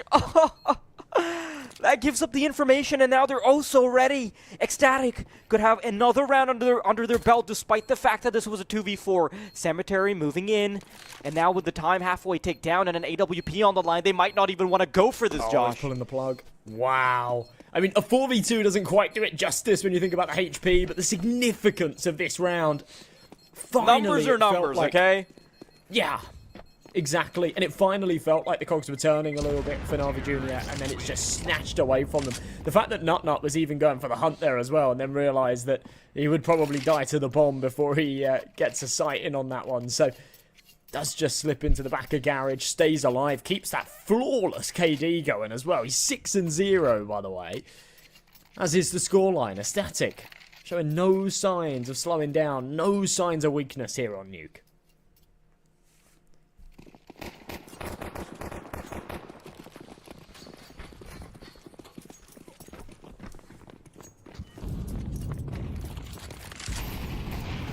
Oh, Sarah has to watch out. Jugas able to save them. Ecstatic losing 2 players very early on. And Macaw's winning his duel means that this is a 5 versus 2 start with barely any time having been ticked off. Demon finds another. And surprisingly enough, a round that shows no weaknesses from Na'Vi Junior. How does that happen? Yeah, I don't know. It was very awkward at the start, right? I like the initiative on the aggression from Symmetry and Jugas, but they're actually a little bit slow to the trigger. The AK did have the opportunity to win that entry duel, and yeah, it probably would have changed the course of this round, but kind of chasing losses after losing that opening fight, and, well, everything goes sour from there. All 5 players stand alive for Na'Vi Junior. They'll upgrade into the AKs. This defense now looking stacked up like a T side. But it is not too late to pull this back. A Static's money is okay. They've got enough to reinvest into this, kind of. But if they lose this round, then they'll be down to the eco. Na'Vi Junior will really have a foot in the door to start to claw this back. And we could still see a 6-6, maybe a 7-5 half, which for the CT side of Nuke isn't anything to brag about, but yeah, it's definitely serviceable. And considering sort of how strong these guys are on their T sides, you know, just the mechanical ability of some of these Na'Vi Junior boys, I'd still fancy their chances at the side switch. And to add to what you've said, right, to perhaps add an agreement, I don't think that this initial performance is representative of what we're going to see from Na'Vi Junior for the rest of the game. A 6-0 start can often just be an unfortunate start, if anything. And now that they're starting to adjust to the pacing of Ecstatic, perhaps we might see something a little bit different. I do appreciate the fact that they took initiative in the previous round and tried to, you know, not be surprised by all the pacing that Ecstatic was bringing out, but I want to see if Ecstatic make their own adjustments. The Cemetery playing up close, and Christo has been plucked out of the air. Oh. He's going to get punished for his bird-watching endeavors. Macaw's up and close behind them. Kerbeni's going to be there to support. And quickly, their numbers will whittle down to just Enleli. And they just respond with their own pace, right? We're talking about how Static have been very fast and very pacey in these rounds. Na'Vi Jr. in the past too, you know, we saw the initiative on that ramp aggression with the rifle and AWP double setup, playing up close and bending. And then we see it again right there. They say, right, let's try and play for some outside control. The AWP gets aggro, finds the fight in red, trades 1-for-1. You think, okay, yeah, not too bad, not too great. But the fact that Makazi, through that chaos, has slipped through the smoke, he's sat under silo, and he's just ready to catch him on their retreat is absolutely perfect. So here's that aforementioned eco round. A Static will have to give up a third here. And it does feel like Na'Vi Jr. are slowly but surely creeping their way back into the picture. Looks like it. And the money's actually teed up for them now. Demon isn't going to allow any transgressions on A. He's holding the line to avoid the bomb plant as well. And it's good stuff from Na'Vi Jr. Not quite back in the driver's seat just yet, but at least, you know, on the saddle. On the saddle in the car. Oh, yeah. Oh, yeah. So the idea that I was going for was that they're not quite in the car and in a fast vehicle just yet, but they do have a horse, which is somewhat slower than a car, but at least they're moving forward. Does that make sense? Yeah, Maybe How yeah, much horsepower has it got? 1. Ah. It's a horse. It tops out at 1. It's actually crazy to me that we still use horsepower as a unit of measurement. Oh, what a shot from TNT. And chips are measured in knots for speed. Yeah. I think that's Ooh. Very good start from Ecstatic. I mean, hard to call it a start when we're already in the mid game in the first 25 seconds. Outside control has been really good for Ecstatic for the most part. I think they've gotten punished a couple times from Na'Vi Jr., but... Oh? Could this... Yeah. Oh, He's holding for it. Cyril was there holding for it. That is incredible awareness. Yeah, just... I mean, even that first skill wouldn't have come through if it wasn't a lapse in timing, I suppose. Wow. Okay, well, obviously a much better response from a Static, but it does just come down to the fact that Na'Vi Jr. went for that aggressive outside play. They hadn't played any setup like that at all, so it caught a Static off guard. They then decided to try and run it back, but this time a Static learnt from their mistakes and were just ready for it. So we'll see how they try to innovate now, but they will give up that all-important 7th round. A Static will win the half on their T side at the very least, and they'll have 2 opportunities to extend that further. For Jugas, it's just about trying to hold on to this AK. The CT side are stacked up with the money, so yeah, that's not going to be too much of a problem. The rounds that they've won, they've done so in a very clean fashion.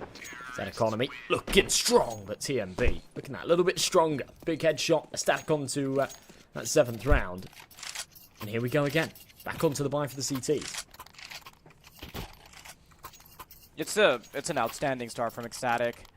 And honestly, with how their previous game was going, the fact that they're coming off the back of a loss, I thought maybe, you know, they'd run out of steam. You're starting to feel a bit tired. You're already not having a great day. That would bleed into the rest of the game. But I will say that playing against a team like Monty, it did fire them up. It did warm them up coming into the next one. So that's good. And they're already the underdogs, right? Like, they're coming into this as, you know, the team that can't seem to beat Na'Vi Jr. Lower in the rankings as well. Of course, it is their map picks. There's something to be said for that. But as we established initially, both teams strong on all 7. That was pretty wild from Krabeni. Yeah. It'll just be the one, though. It's gotta hurt if you're the one on the other side, right? If you're the one holding and you let a teammate die. Ecstatic.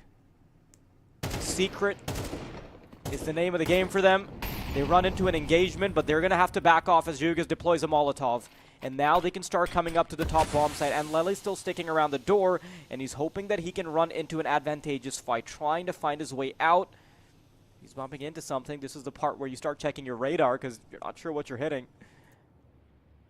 But in the meantime, Secret's been taken control of, so Na'Vi Jr., they have a lot of work to do. Christo, as the smoke fades, it's all about hitting the right angle. Oh my god, they're bumping heads, rubbing shoulders, and Cemetery, He's got a lot of work to do. A 2 versus 3, and now that his position is known, they're going to start capitulating on the A bomb site. Wow, that little 1-2 sucker punch was perfect. Christo just on the angle once the smoke starts to fade, knows there's a decent chance that his teammate might need trading. Not sure they were expecting to find both just like that. Molly into the single vent. Up shot hit. Zero has to swing, so 2 more to find. Has the info on TMB that he's got a long rotation round to ramp, so an opportunity to isolate this fight on the bomb site. But down Lele, no scope won't connect, and now we can just dance. There's not a lot of time left on this bomb. Symmetry does have a kit, but swapping to the USP has no chance against the Kalashnikov. So the Static will make it 8, and they will just keep their winning ways. They'll just keep edging closer and closer to that finish line.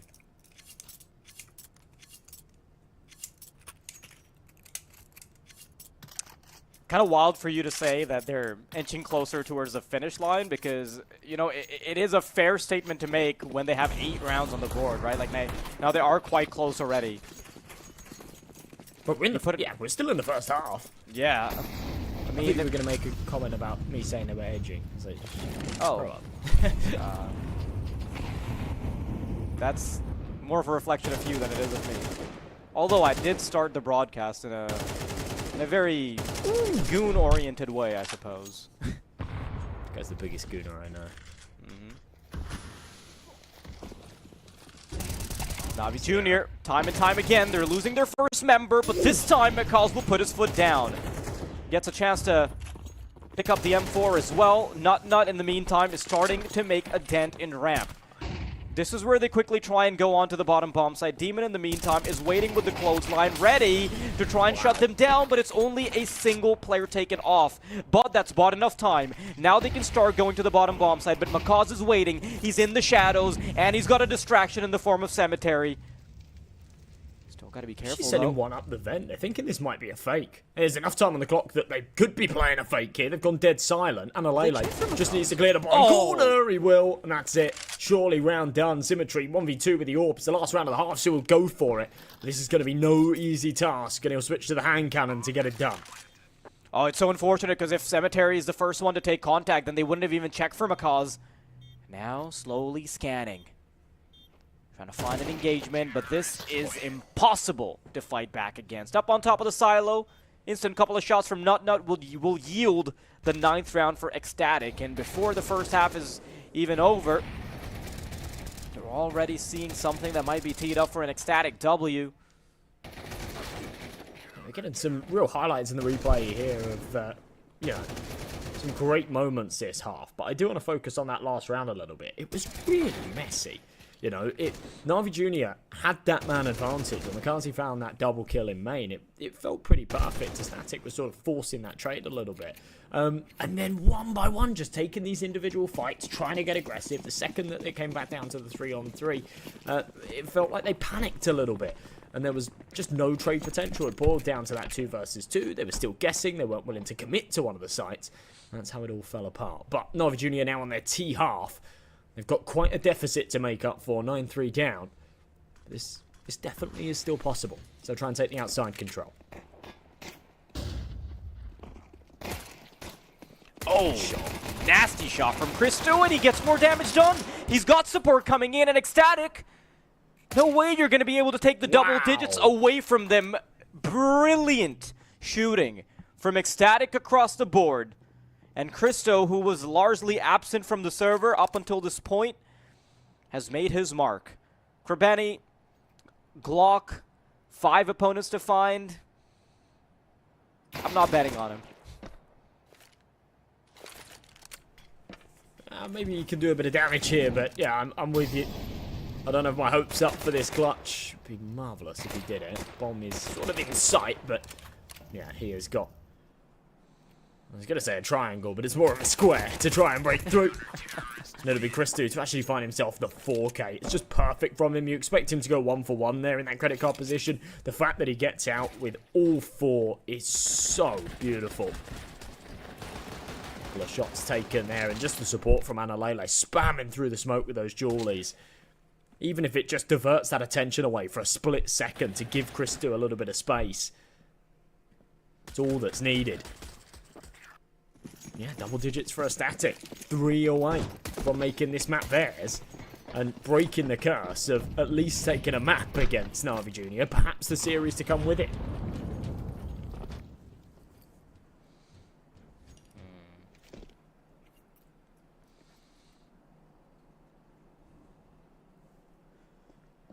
At this point, not sure what Na'Vi Jr. is supposed to do.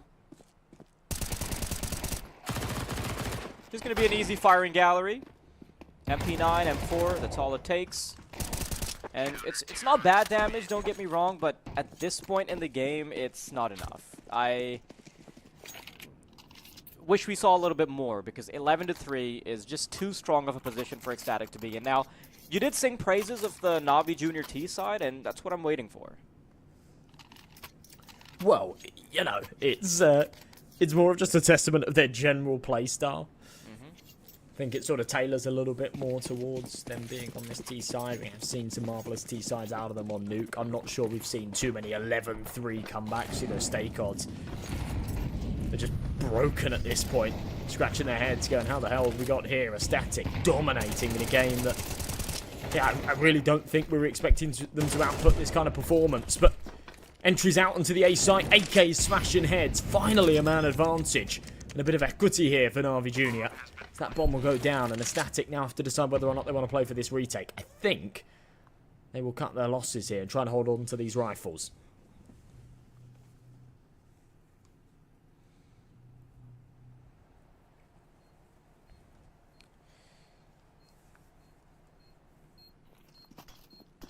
Is this just noise in the data, or is this a testament to Na'Vi Jr. potentially starting a bit of a comeback? Something we're going to have to wait and find out. But I do like that Ecstatic are being conservative with their approach. They've done this before as well. Have really been respecting their money. Na'Vi Jr., long way to go. Big climb. They would need 7 rounds just to tie things up.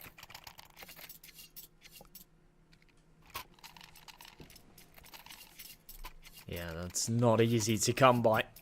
We'll have to go up against another buy here as well, with those rifles being saved. TMB will be demoted down to that MP9, but still, a fair amount of firepower behind this CT. A lot of util, a couple of kits. Back to the default setup. HE will blow the door open.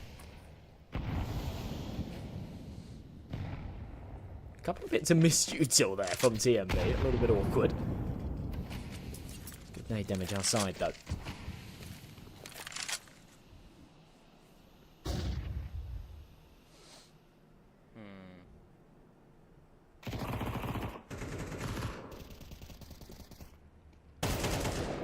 There's the first engagement. Jugas finds TMB and a bunch of damage onto Christo as well. Still enough of an exchange that Na'Vi Jr.'s still not in the green. Oh, they're going to lose so much HP on Krebeni. Look at this. Cemetery, Makaz, Krebeni, all within 1 headshot territory. So Ecstatic's chances here are still pretty good. But Na'Vi Jr., they start exploring Secret. Send a couple players towards double door. Send one down single. Actually, Makaz going to be sticking around vents just to keep them on their toes. If they decide to pop through these double doors, they'll have 2 players waiting for them.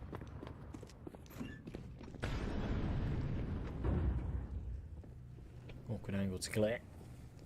Look at this from Sierra, creeping his way up. There is one here in secret. Timing will just about let him slip through. Look at the HP on a couple of these guys. Again, Symmetry's on a single point of health. Krebeni on 34. They're going about this retake quite slowly. They've still got these 2 kits in play. They haven't got a whole lot of util to try and wriggle their way back in. If only they knew. The time that's being wasted. They're just not playing for this. Yeah, if only they knew about the HP. Oh, does this trigger a retake? I don't think so.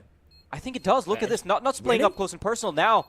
3 players at the end of the round. They're just going to throw themselves at it. That's the util going. They're going to start setting it up. 2 players down. They'll stick the bomb, and huge. surely they've got enough time. Ecstatic with 12. And it all comes down to 1 player peeking from Secret. That's the sign they need. that they've got an advantage on the bomb site. I love that calling towards the end. Yeah, that is super sick. Just identifying the fact that, yeah, Navi Junior have already got a little bit exploratory. They might already be out of position. Send it in as they're trying to escape. That A bomb site can be quite unforgiving with the bomb radius. And especially considering they were low on health, trying to exit early. Just get caught with their pants down. Now on the cusp of defeat. A static onto map with points here on Nuke. Spray outside. Makazi, what a transfer. Might be able to take a second. No, it's traded. He's gotten quite a bit of damage done, though, so can't take that away from him. But at this point, you need someone like Makazi to be stepping up in a glorious fashion now. That's not to take away from the fact that he's already on 14 kills, and that did seem like a desperate play just to get his team back in the game, but there needs to be more. One of the things that I've been patting Navi Jr. on the back about as of late is the fact that their gameplay has been a bit more evenly distributed, right? At one point, it was just a Makazi show, but now they're looking a lot better. But if you just zoom in on this game, I can't really comfortably say that.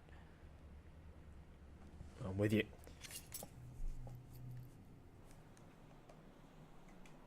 This has been a showstopper. And it might be about to come to a close. Demon.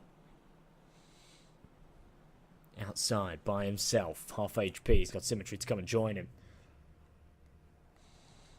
But already rotated down to the lower bomb site or a static. They are ready for this. I don't know why he hasn't just walked around it. He's made the sound cue. It doesn't matter. No one's close enough to hear it. But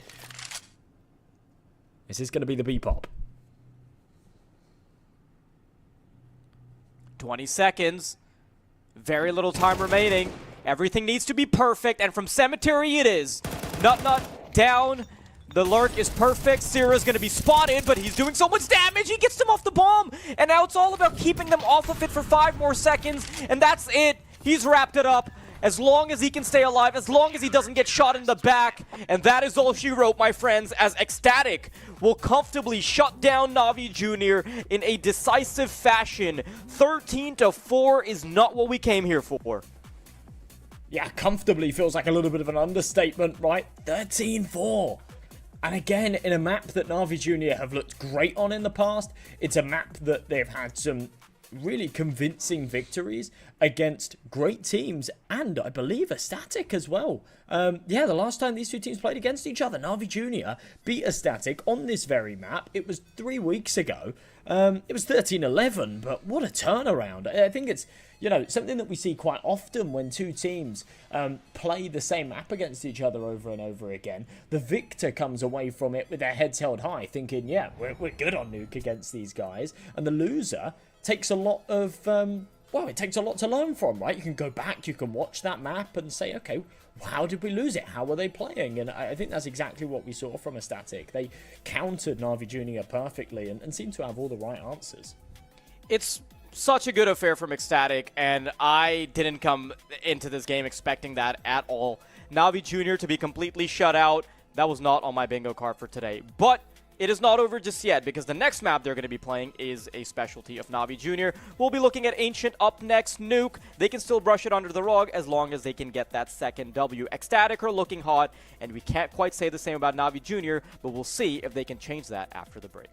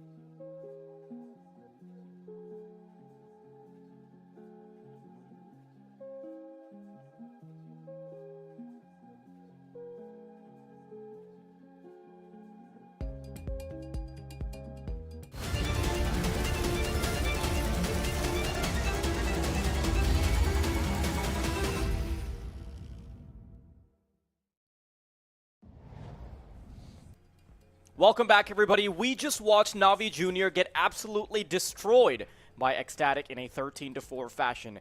Not what I had on the menu for today, but one that the chef is going to serve us regardless. Josh, how's that feeling for you?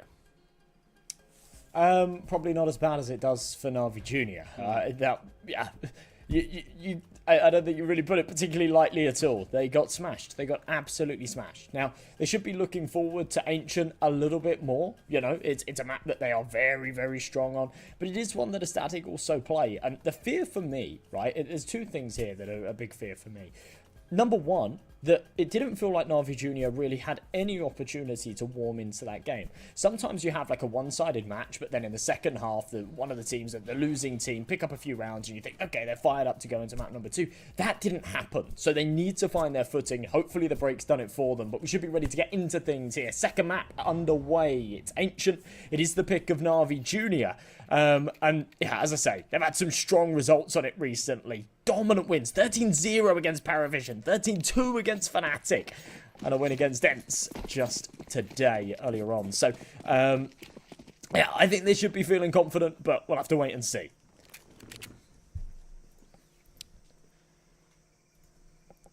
A much slower start to the game than what we saw in the previous map, that's for sure. Yeah.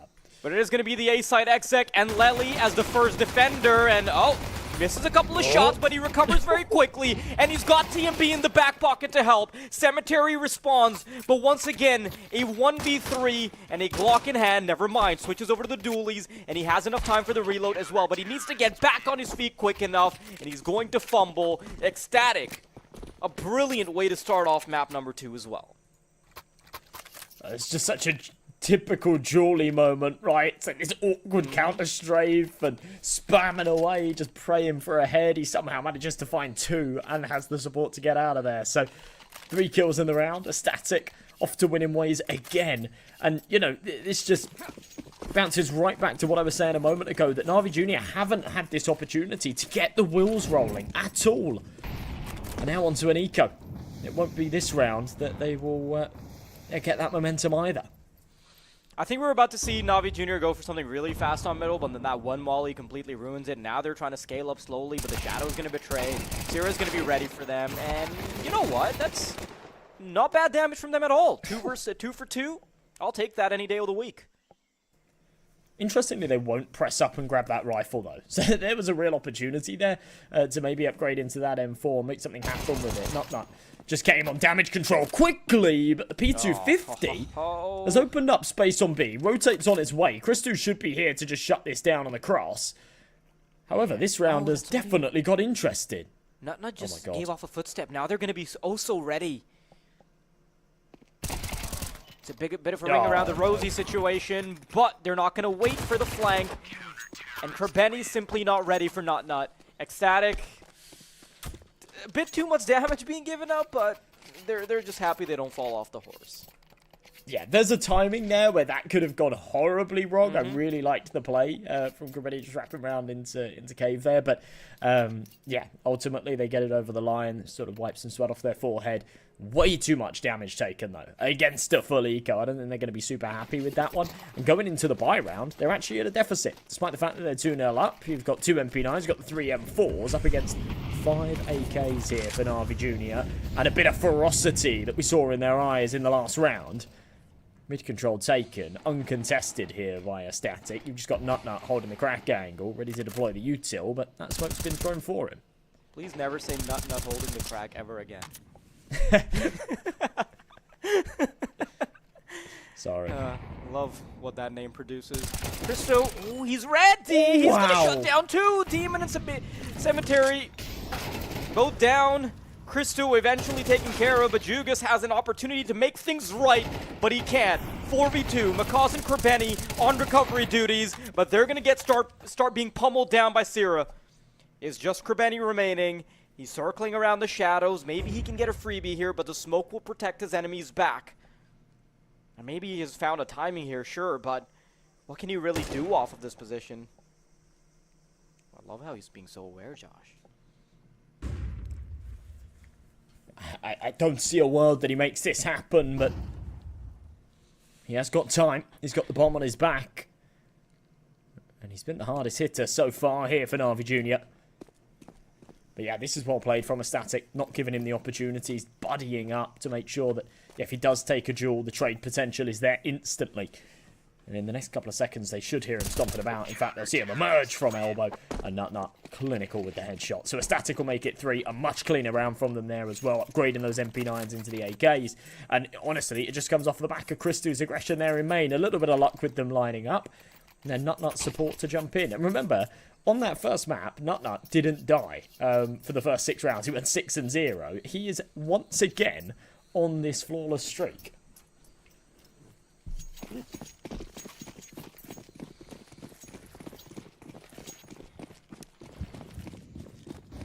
For Ecstatic, this is an ideal case scenario. But for Na'Vi Jr., they're wondering where the hell their team went up against a team that they've had no trouble taking care of before, Josh. What's happening now? Sometimes it just comes down to how you're feeling on the day. At this kind of level, there really isn't much in it between these teams, and Static have definitely looked a little more prepared coming into this matchup. As I said before, it's so easy to grow complacent against an opponent that you can consistently beat, but Static clearly been doing their homework. Here comes the push with the pistols, and the mechanics are showing no signs of faltering. It's the 1Ds to land the heads. But TMB, the refrag back, and Na'Vi Jr. have to tap the brakes. Oh, no my way, God. Benny! He nearly gets away with a second murder, but he's teed it up for Demon to start chasing down the second player. Flashbang's not good enough to protect you from a volley of bullets. Christo starts being a part of the conversation, and suddenly it's TMB in a 1 versus 2, but they're both so low. Cemetery and Macaws, they've got to play this deny perfection. Smoke deployed to provide cover, and their prime fragger will be on bomb duty. CMB, he might have found the perfect timing. He's still looking for the bomb carrier. He's going to start sneaking forward. Taps the ball. Oh, my what God. is this? What? No way! There's a player right next to him. Counter-terrorists win. That is disgusting.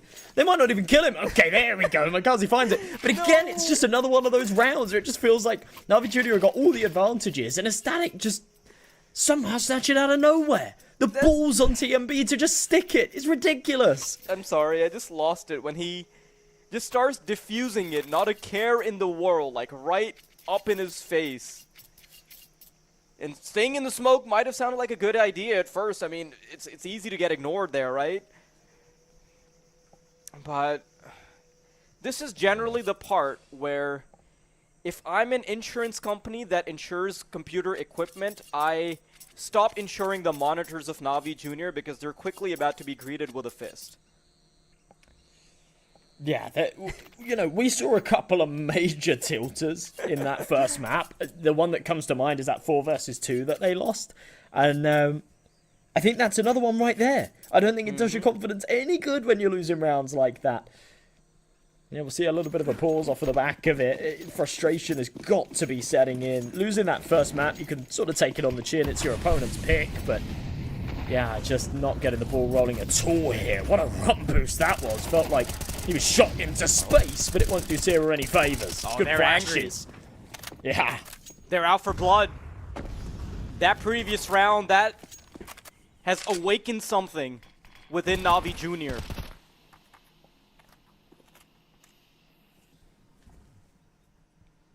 A 2v5 on the outset. And Lele might be able to get a solitary kill here, but then that also gives up his position. Krabani passed him in the smoke. Is he going to be watching friend Lele? Yes, he is. Good for the first. Krista holding the angle.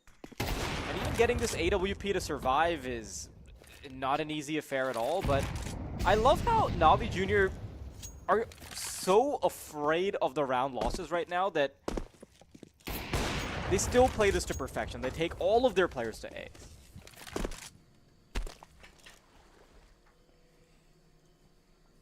This needs to be the start of better things to come. We did see a little bit of a streak of 3. And Na'Vi Jr. went 6-0 down on Nuke. I thought that was going to close up the half and give us something interesting. It didn't. It kind of led to nothing. Aesthetic bit right back with a strong response. picking him out the sky. Christo wiping out the hunters. And, well, he does eventually fall, but certainly makes it expensive for Na'Vi Jr. Their money's not doing too bad, considering just a moment ago they were 4-0 down. In fact, it's a Static who are kind of money screwed here, right? Yeah, thankfully finances aren't the issue for Na'Vi Jr., but surprisingly enough, you're right, Ecstatic, they're the ones that will have to deal with the tax collector, and he's just left them with pennies. I mean, you've got to remember how so many of these rounds have gone.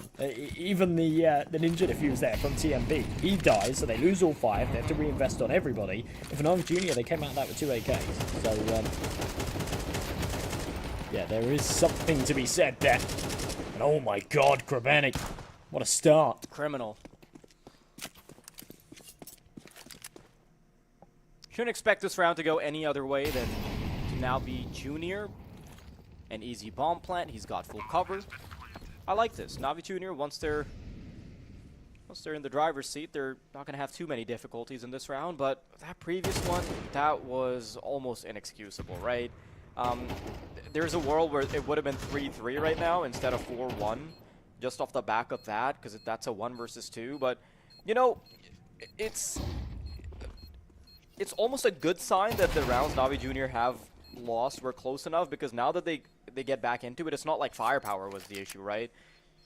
And a ninja defuse is almost always a one-off. I don't know, don't say that just yet. Get me worried, but yeah, it should be the case, should definitely be the case. Obviously, it's the finances that really plague a Static here, though. That force bite bears no fruits, and coming into this follow-up, it has to be an eco. So a marvellous 4-0 start, but a fragile one. Does shatter as expected. Scoreline will go 4-3. Na'Vi Jr. perhaps can propel themselves off of that. But they've still got to overcome the USPs first.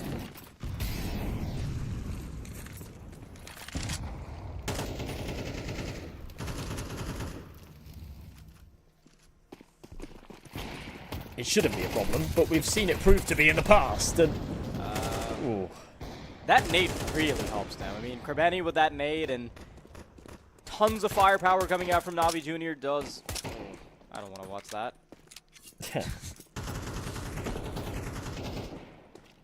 Okay, Na'Vi Jr. not out of it just yet. I like it. Because the previous game showed us nothing to write home about. We saw maybe 3 rounds in the first half, a solitary round in the second one.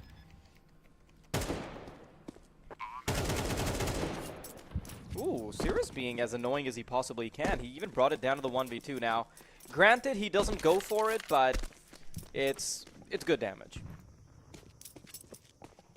Yeah, it's important to just be chipping away at that Na'Vi Junior economy.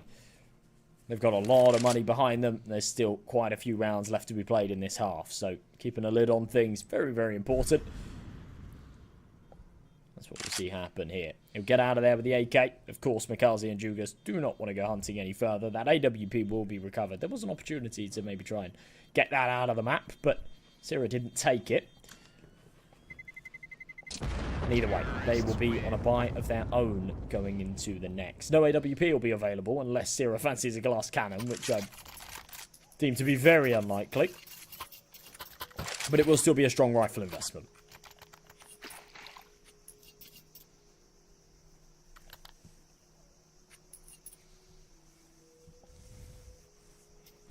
A lot hinges on this round, and you might think that that's about Na'Vi Jr., but it's actually more important for Ecstatic to get something done because they have so little left in the tank. Oh, Sierra, that's a really good nade and molly combo along with Christo's bullets. That's good. A player already out. Na'Vi Jr., they're going to quickly book it to the A-bomb site. Not in position, dodges the flashbangs, and he gets it all done with a FAMAS. A quick spray down will victimize 2, but there's the response right there from Demon. Coaxes a player out with a Molotov, gonna catch him in the back, and there's another spray down. Demon's done so much, but Krebeni still has his plate cut out for him. 1-on-2 and the bomb's collectible. How probable is this, Josh?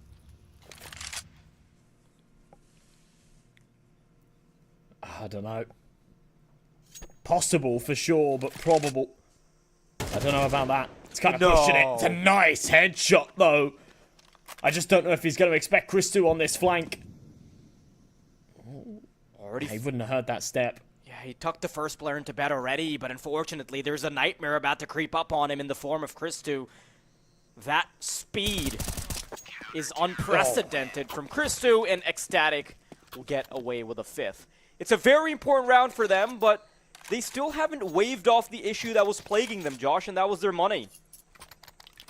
You know, he actually, Krabini anticipates it for a split second there. You do start to think, oh, maybe he's cooking something here, but doesn't happen.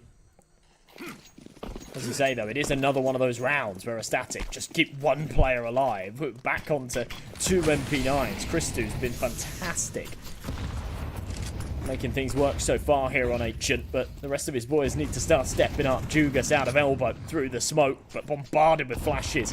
And a little apprehensive to take this fight. TMB will draw first blood.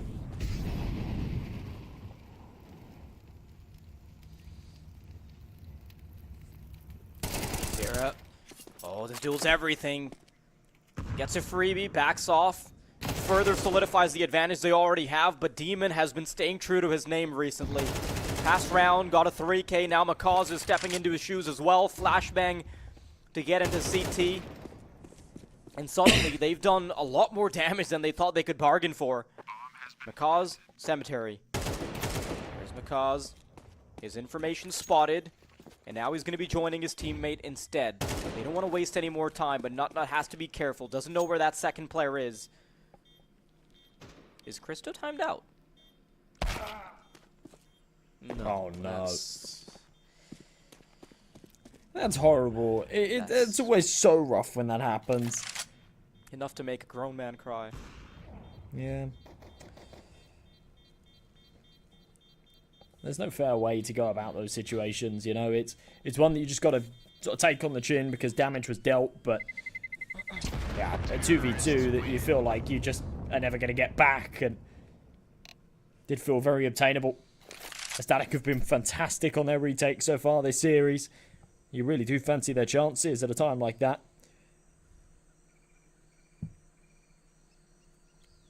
A bit of a shame. It'll lead into a pause. And I was just singing the praises of Christo, how good he's been.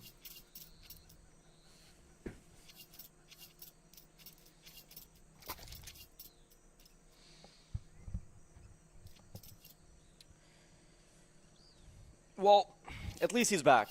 So, hopefully they've gotten their issues sorted out. But yeah, 12-7, there's a good reason why you've been giving him that praise, right? On the other hand, I think the only saving grace that has brought back Na'Vi into the game has been the fact that they've got some really solid firepower coming out of the likes of Krabeni and Demon, and then also they had a really good upswing in money courtesy of the damage they were able to deal to Ecstatic even when they were losing. So there is something to be said about punching back even if you're in a losing game.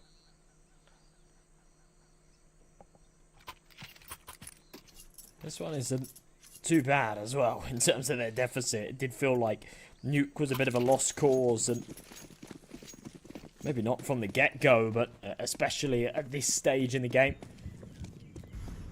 We went into round number 11, they were already, I think, 8-3 down. It was looking bleak.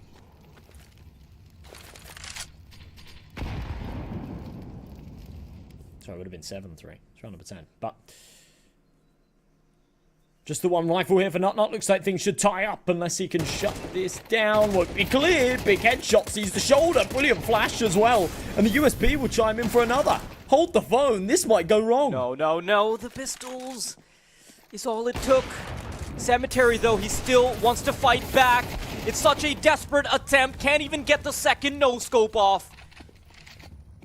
And it's just Jugas trying to reclaim the space that Na'Vi Jr. were almost destined for.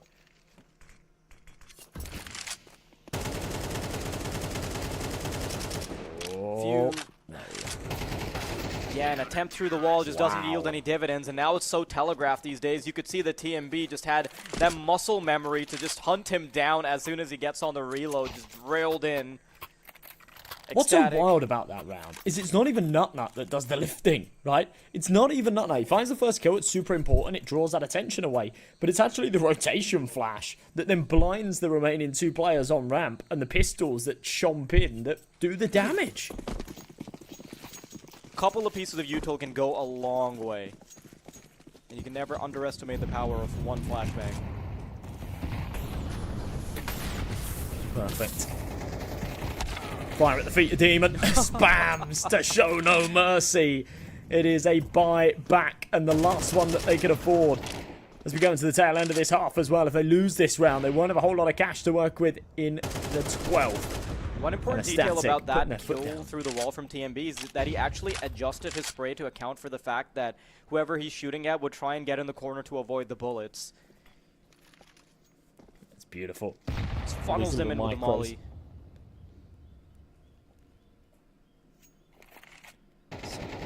He might not even get cleared here. He will. But that's okay. He'll double up for the heads. And that's a flawless round.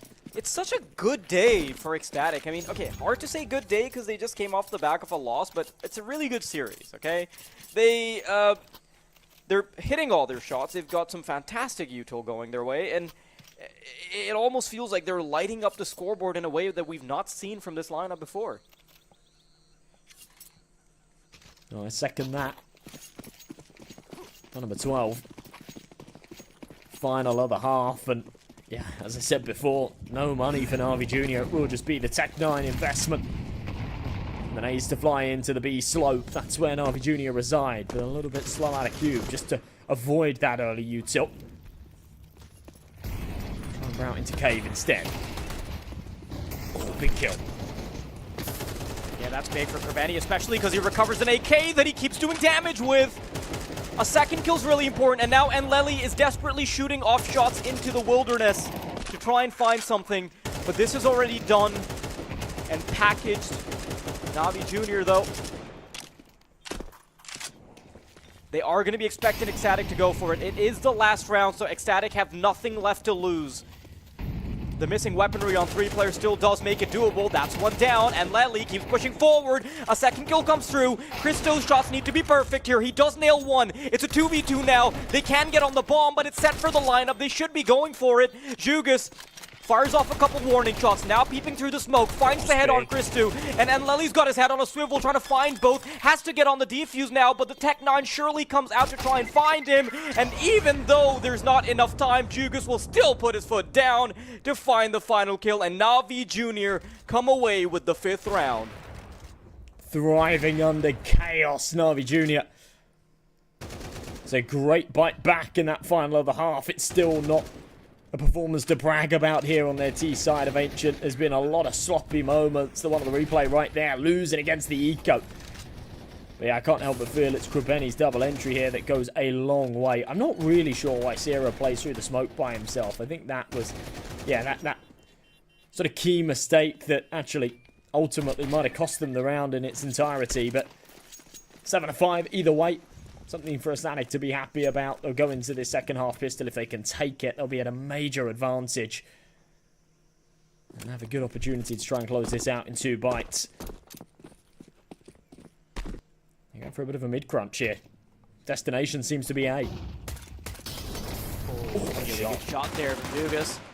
2 kills found. Krabeni comes in from behind, and I think Na'Vi Jr. have a lot more steam in them than we came here for. Nut. 1v4, Glock in hand. Ambitious affair that he does not come out on top of, and I think Na'Vi Jr. might be back in the game, Josh. You know, at a lower level, you can't help but feel the T pistol rounds are really OP. Just the Glock in itself is kind of gross, but it's been these CT pistol rounds that have been doing the lifting today, isn't it? They've been fantastic. USP shots have been absolutely clinical. Throwing some dualies in there. It's a party. It is. It's certainly a party. No bomb plant. We will still see Ecstatic go for the force here, which is a little bit interesting. They'll take a pause, cook something up, perhaps. I'm interested to see. You go to a lot of parties, Josh? Not not so much anymore. When I was younger, I did. Yeah, But I used to do you? go to parties when I was younger. I was invited. Yeah, as the Yeah. pinata. I don't go to them anymore. I don't know what you count as like a party anymore. Adults don't really. Adult parties are lame. Adult parties are lame. It's like friends come over and you And you're no longer allowed in kids' have a parties. glass of wine or something. Yeah, and I can't go to kids' parties anymore. They suck. Well, that sucks. Kids' parties don't suck. I just want to go to like a bouncy castle party or something. Way cooler than what we have now. Growing up sucks, guys. I do think you weigh less than a fat 12-year-old, so I'm pretty sure they'll let you in a bouncing castle, so don't worry about it. Oh, for sure. We have one at home. You have a bouncing castle at home? Yeah, 1 year. Hang on. Oh, yeah, no, this Yeah, one's this- good. Yeah, one year, my sister was having a birthday party, and it was really expensive to hire one. And my parents decided that it was actually cheaper to. Well, it wasn't cheaper to buy one, but it made more sense to buy one and then use it for like multiple years birthday parties rather than hire one each year. So we just have like a massive bouncy castle. And then you can always sell in the it. garage. Yeah, exactly. Yeah. Yeah, that's how I justify all of my dumb purchases. Oh, I'm with you there. It's an asset. Like I remember Bouncy when, Castle's like I an remember asset. when you and I were about to Vintage. like become co-commentators. I was talking to Tea Time about it, and he was like, and I was like, he was like, "Are you sure you want to commentate with that guy?" I'm like, "Yeah, I can always sell him later, right?" And he's like, "Yeah, okay, that makes sense." Who would you sell me to? I don't know. I do need to find. I mean, there's 500 viewers. I'm sure somebody wants to buy you. Okay. I'm open to it. Bid start at $1. I'll give you the $1. Cemetery pushing in. Navi Jr. They're looking pretty damn good now. I can't help but think that Ecstatic might feel a little bit lost on the terrorist side, because Navi Jr., their initiative on the defense, which is almost inherited from their T-side prowess, it's often really hard to fight back against. You know, Makaz gets so many supportive utilities thrown from him, and when somebody like Kerbeni is popping off, you know that it is going to be a huge issue for Ecstatic. Still hopeful, No, though. I'm with you.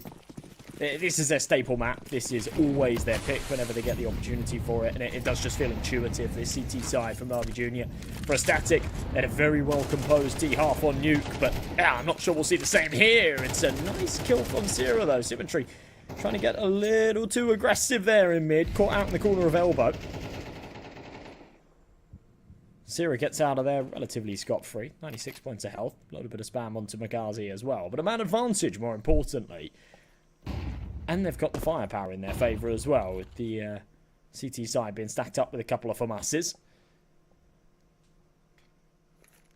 A little bit of a bonus round in play. They won't worry about it too much, but an opportunity to tie things up at 8 apiece here.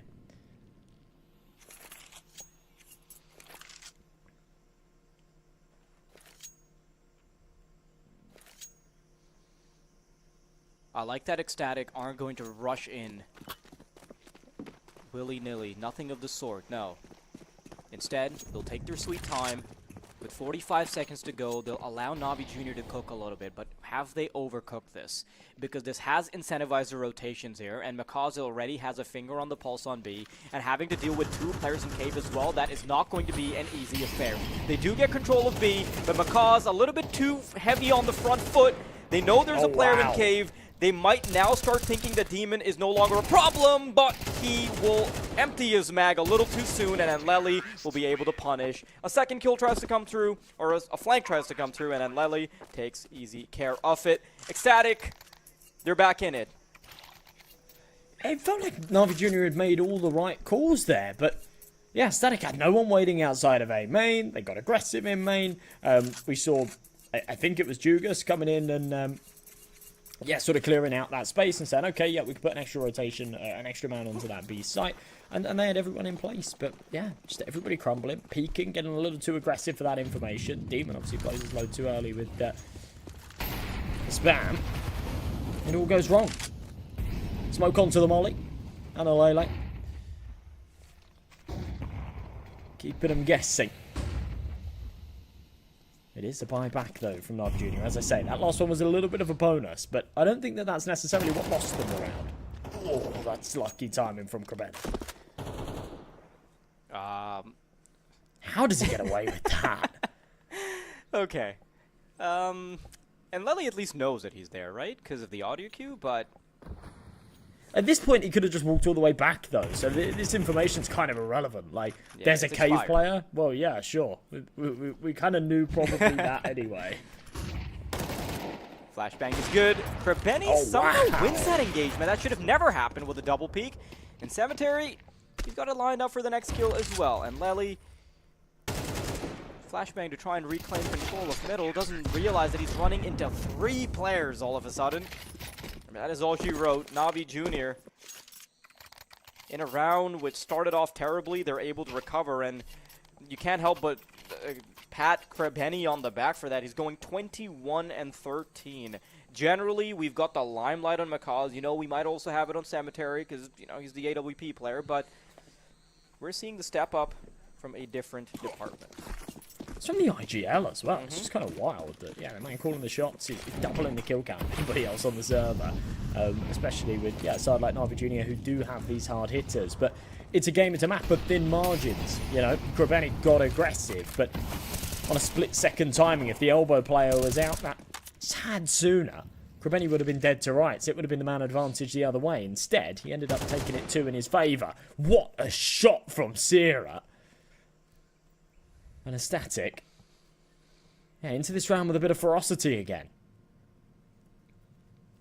Exactly what the doctor ordered. Sarah, the newest pickup for Ecstatic. Popping off. But that's not enough just yet when you've got the force that is Krebeni on the other side, at least in his current form. Flashbang to start reclaiming space on Cave. He's going to walk right into the crosshairs of Anleli, but he still wins that engagement. How does that even happen, Josh?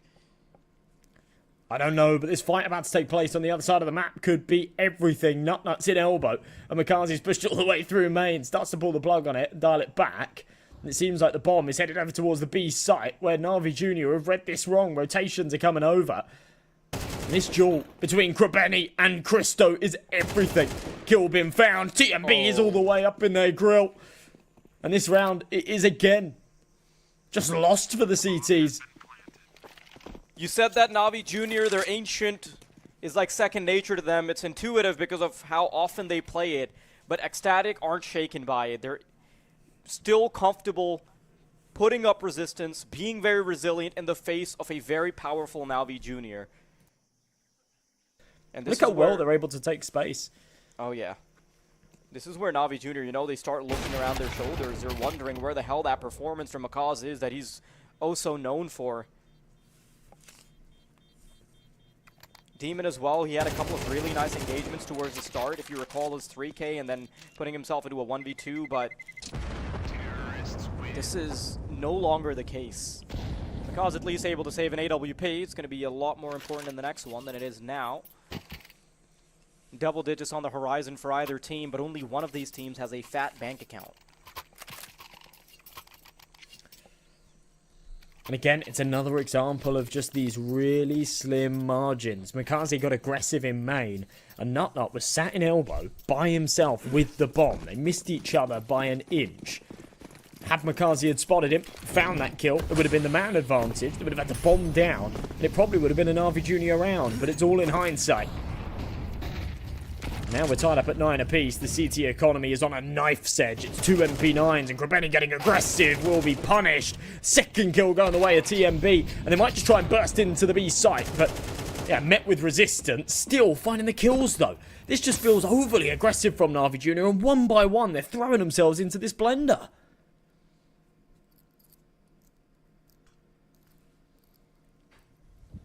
They don't look composed today for us. Not at all. What is that? This is a version of Navi Jr. that we've not seen before. And although the raw firepower of Navi Jr. has generally bailed them out of situations where there might be issues with the leadership or there might be issues with their pacing, right now it feels like there's just not enough of that. And as much as we're seeing crazy output from Krebeni, it cannot be enough. It just isn't enough so far.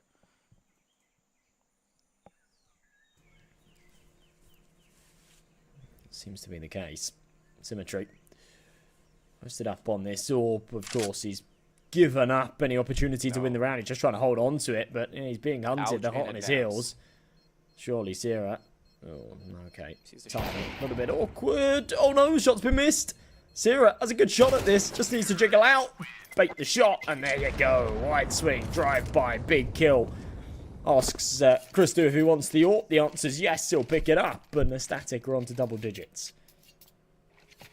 Not only is this double digits, it's comfort, it's an advantage with the money having been destroyed for Na'Vi Jr. And as much as it looked like Na'Vi Jr. were going to come right back into the game, it does feel like the rug's been pulled out from under them.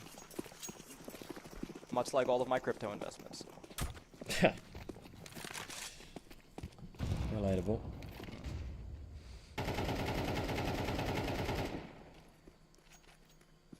I thought M&J coin was going to pop off. You know that's real. You know M coin's a real thing. Mm-hmm. Make it. Yeah, I did. Easy rug pull. Not yet, at least. Nobody bought it. Yeah, not yet. Just you wait. I saw like this It's gonna video be big, bro. where a guy was rug pulling for like $3.50 and posting it on Instagram Reels. It's so interesting to watch somebody do that, like do something highly illegal for like $3.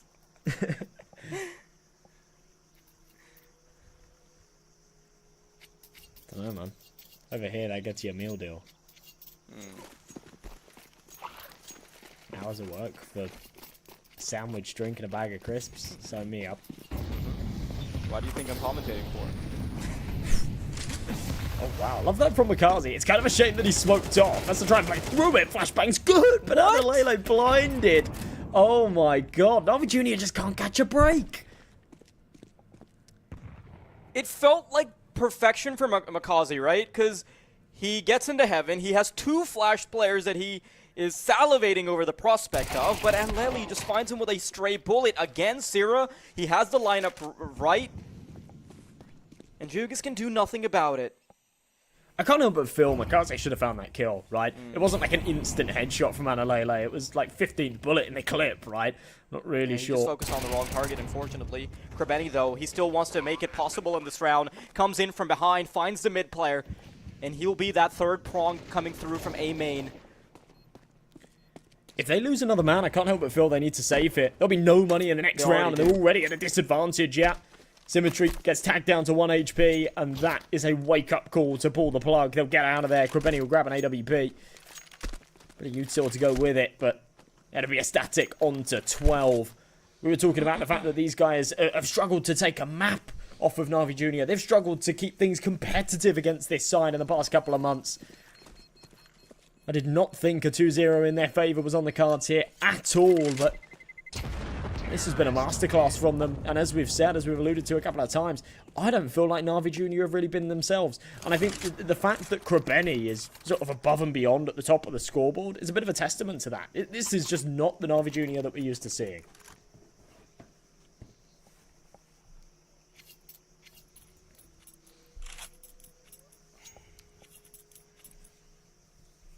I mean, Krebeni tried. Yeah, no discredit to him, but yeah, it's always alarm bells, right? When your IGO, your lowest rated player, is the one at the top of the scoreboard. It begs the question, where are the heavy hitters? It's also been unfortunate that Na'Vi Jr. are always going for these default Molotovs, but they're not doing anything off the back of it. They're also using a flashbang for it, but there's no damage, so you're essentially giving up $1,500 or up to like $2,000 to take space that you're not capitalizing upon. Ecstatic, super comfortable here, not punished whatsoever. And as the smoke fades, Anleli wants to have a fight here. He's going to peek right in. Oh, Krebeni's not ready, but he's still able to recover. He's been having a really good day in the firepower department, but can't say that in the team department. Because, though, wants to try and make things right. That's a kill, but Ecstatic will at least recover with one. It's not even Steven just yet. Still a lot of work to do. But Ecstatic starting to make their mark once more. 2 for 2. The split from Na'Vi Jr. will still allow Ecstatic to get back onto a bomb site. It's such a mess again, though. I'm not really sure why Krabeni plays through that smoke. They have a two-man advantage. Look at their positions. He's given them an opportunity, and yeah, you know, that door is still wide open. The B-bomb site, undefended. Makazi sort of bouncing between the angles. Big shot from Christo, 3-on-3. That's an important kill. But still, this B site should be lost. Oh, my Sierra, God. if he finds the right angle, they don't realize he's crossed over. Finds one in the side of the temple, and Christu with a quick fake tap will find Mikaz in the side. 17 seconds, and Jugas could be anywhere, but with the amount of time being given up to his opposition, so could Christu. We'll see where he decides to reposition. He decides to go into the back lane, and there is no information available. The smoke fades after Christu is already in the back lines. He's got too many angles to check. Christu. He's got to watch out. There's a stick on the bomb, but Christu's going to put him down.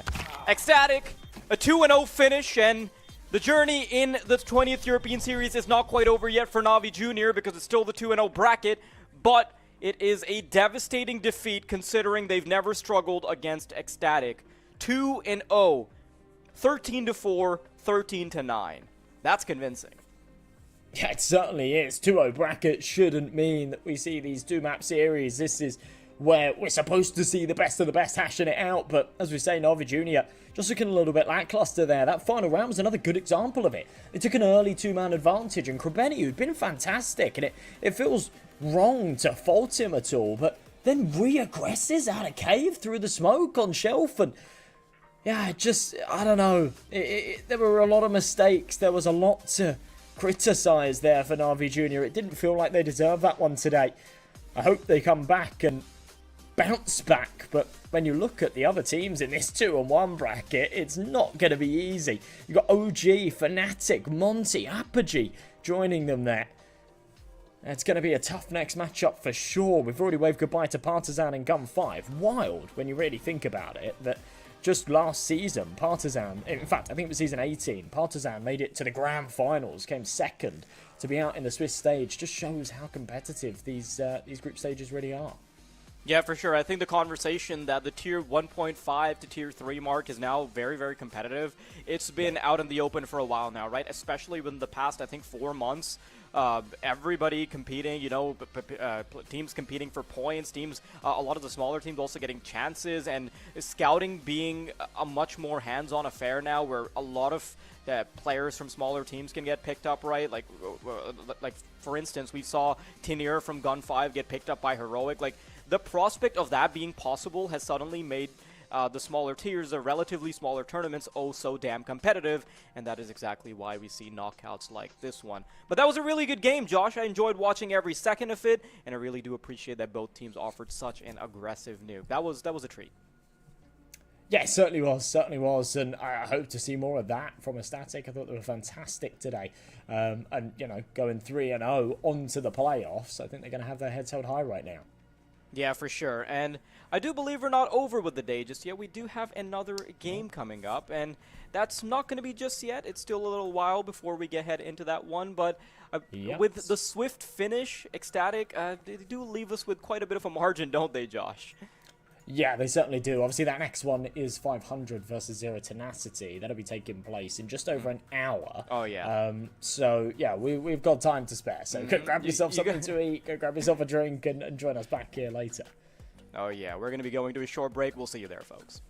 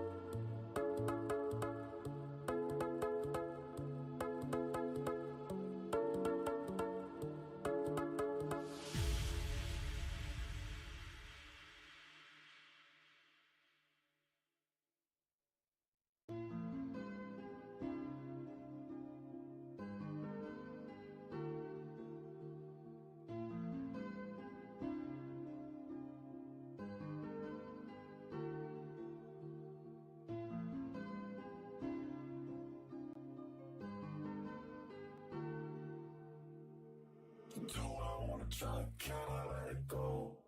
We're running from the past, wanting to be sure. Chaos in my mind, constant deja vu. But every time, it comes back to you.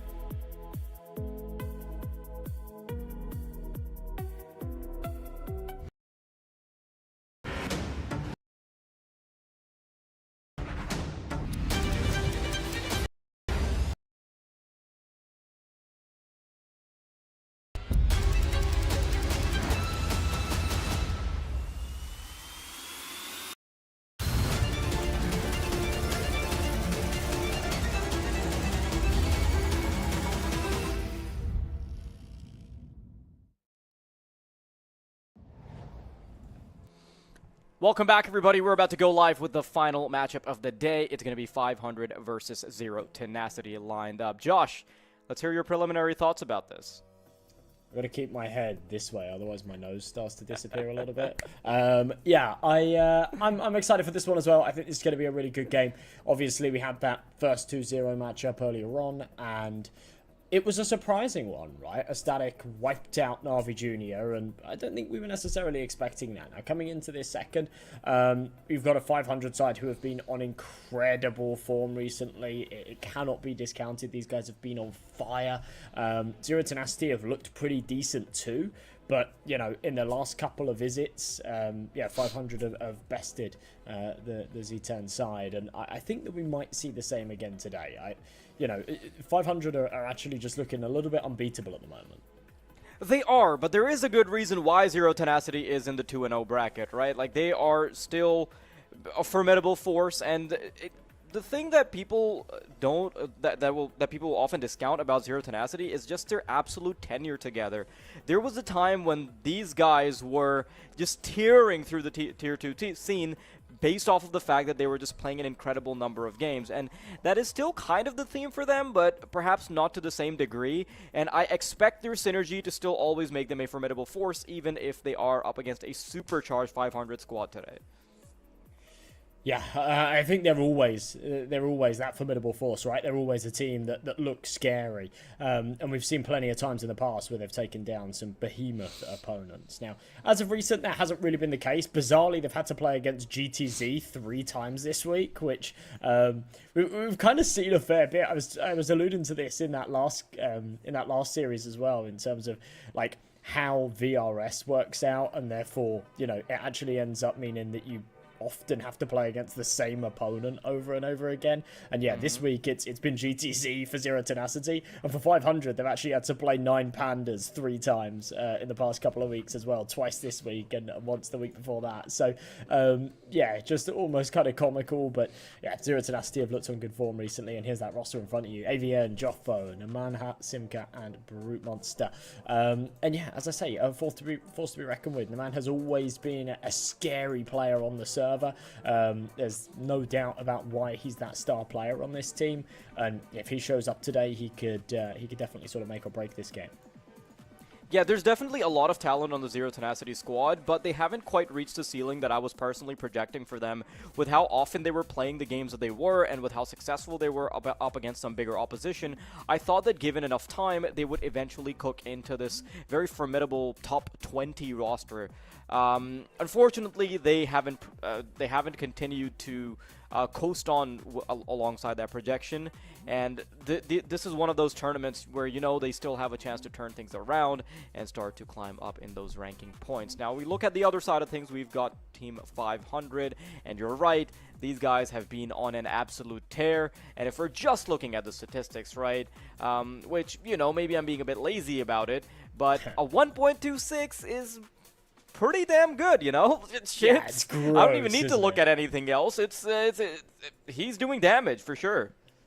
This tier of CS is absolutely unbelievable to be consistently rocking that kind of rating, and I think sort of more importantly, it comes out of a great sample size as well. It's so easy to have high ratings like that and go, oh, actually, they've only played like a few games in the last few months. But these guys have been smashing out CS, and Ships just consistently has been rocking these crazy, crazy numbers. So, yeah, I think he's obviously the one to watch out for today. It's kind of interesting, the development that we've seen out of this 500 roster over the past year. Obviously, when it formed, it was Rainwaker putting up the big numbers. And, you know, that star player, he's taken a little bit of a backseat role because Ships has just been incredible, and Oxygen's been up there with him over these past few months. He's been putting up some amazing performances, and yeah, I think like consistency is a little bit of a thing sometimes with Oxygen. You have some games where he's on that bottom end of the scoreboard, and some games where he's just playing out of his mind. So we'll see if that turns into one of those today. But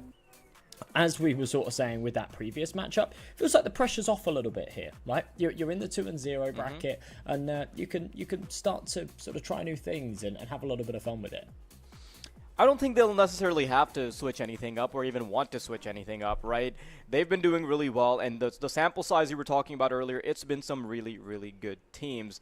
Now, of course, both of these teams are actually quite well known for their relatively lax map pools. The fact that they're quite comfortable with everything but their permabans. So we are going to be heading into the map veto, and we get to see exactly what you'd expect. 500 ban out train, they do not want any of that smoke. And Zero Tenacity, they will simply shy away from Ancient.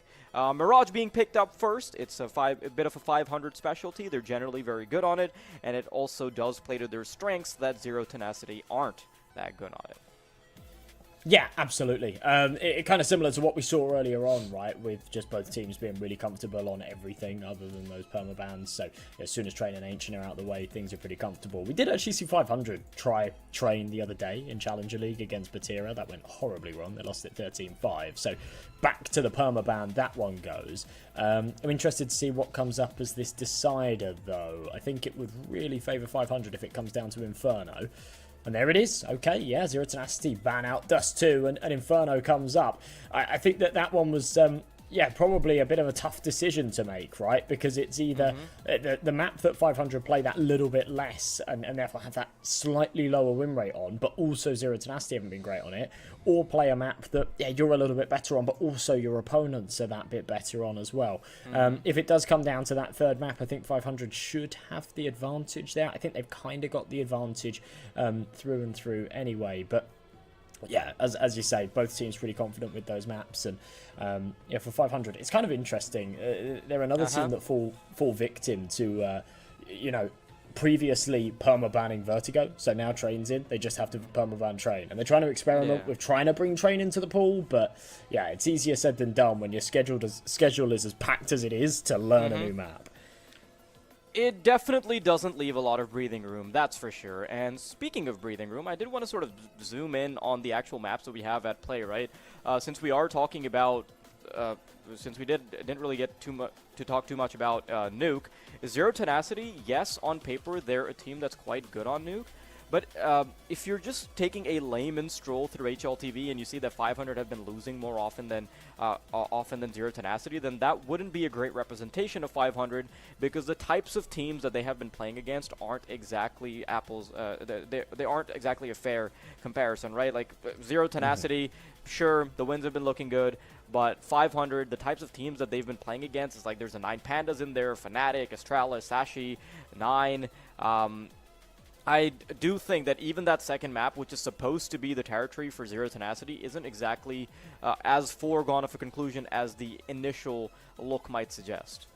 Yeah, and I think the more important thing there as well, right, is in the past 3 months, they went on a 7-loss streak there on Nuke, and you can see this little period where they stopped playing it. They were playing it all the way through February, consistently getting these losses, close losses, but still losses. Then they took a 2-week gap where they didn't play it between the 13th of February all the way to the 1st of March. And then since then, it's been better results. So I'm not sure if sort of in that time that they've had that opportunity to rework it a little bit. But straight back after that break, it was an overtime loss against GTZ, and then 3 wins on the trot against some good sides as well. As you say, 9 Pandas, Apogee, Nexus being the last 3 victims that they've claimed there.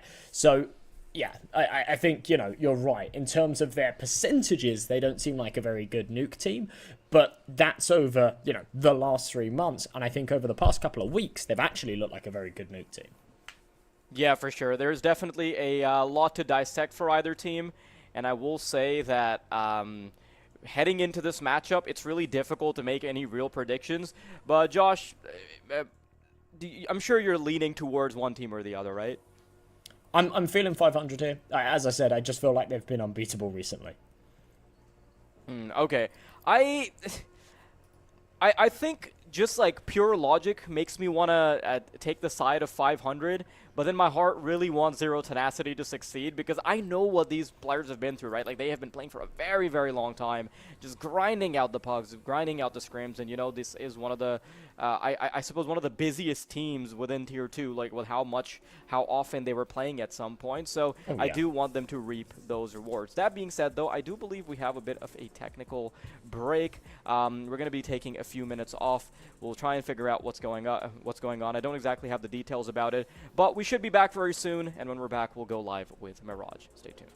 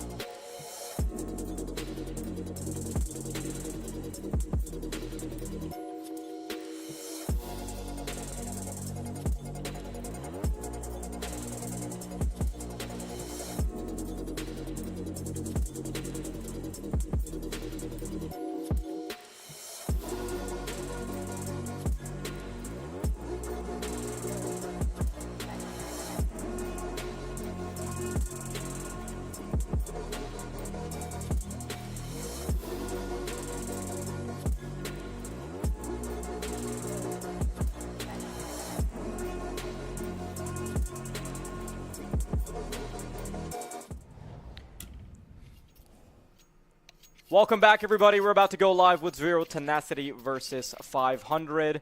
Believe it was just Oxygen restarting his PC, so it didn't take too long. They've got fast PCs now. Yeah, Quite a speedy common stuff. occurrence in the pro scene. I would believe so. Yeah, you'd like to think they've got speedy PCs, but underway in the pistol round, it's 500 to lean over towards the B apartments. Got a couple of boys down in underpass, just clearing that one out. I don't think they're going to play all the way through it. I mean, maybe they do. Rainwaker's got that bomb. He's just holding the flank. Doesn't seem like there's any urgency on this, but as a result of that, Simka's got quite aggressive here, so they will have to now clear this corner. Oh, unless he just kind of gives it to them. Oh.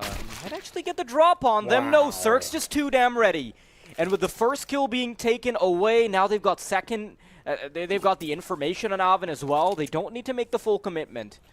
Instead, they'll be cutting off information for a little while. Oxygen now slowly starting to take control of apartments. The rotations have also been brought in from Zero Tenacity, and one of these players is going to be ready for the fast road. It is going to be Joffo, who can very easily come into market at any point in time, especially with the flank brewing in on A. Now they have full info. Oxygen, first man in, but he's going to time out. Oh, that's such a disappointment. Your entry fragger times out, and now Cirque is trying to play recovery. He is playing patch-up duties, and they do still have control of the B bomb site. Cirque's going wild, 500 have full control, and Oxygen, now that he's back, is quickly going to take Oven away. I cannot believe he survives as long as he does. Pneumonia, a 1v4, dualies in hand. He's got the right weapon, but just too many heads to find. Oh. Yeah, he knows what's up. Just holding the angle. Just drive by him. I'm surprised. Is it not wallbangable? Can he not just pop a couple in the head there? It is. But I No don't know way he's how not doing potent that would be with the dualies. But there can't be any head armors. I would love it if Pneumonia just gave it a crack. Ah, Still oh my loses the god! duel. No. Oh, that's heartbreaking. Yeah, if I'm being completely honest, I actually really don't like that from Zero Tenacity, and I'll break it down a little bit more. So we saw Noanhe getting aggressive in Palace early on, before we actually saw that little bit of aggression in B apps. So they had the information that it probably wasn't going to be an A hit, and they still sent Simka in through the apartments, which it just felt a little bit unnecessary. He had a perfect position with that information, with one pressed up Palace. They could have rotated an extra man onto B, and I think Zero Tenacity would have had a really good shot at that pistol round. But yeah, they sort of get a little bit impatient, I guess is the word for it, and 500 capitalised. Now, we go straight into a technical pause. I'm still trying to work out if Oxygen did actually time out, or whether we timed out. It did look like he timed out, but things also froze a little bit on my end, so I'm not sure. Okay. The fact that he just sort of came back and was playing again indicates to me that I'm maybe not it was sure on what my end. happened. To be honest, like, I feel like you're gaslighting me right now, because I'm pretty sure I saw everybody else moving. Yeah, because the kill took place as he was looking at the ground for me on my screen. Then how have they not killed him? I don't know. I don't know. But a force buy here from Zero Tenacity after things have been ironed out. The crease is now flat. It's going to be an A hit here for 500.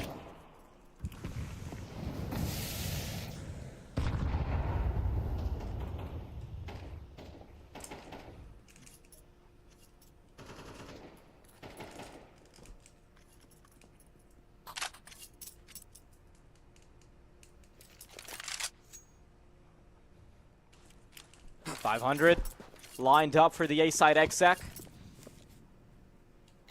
Cirque being given bomb duties. Ship's first man in. Dualies in hand.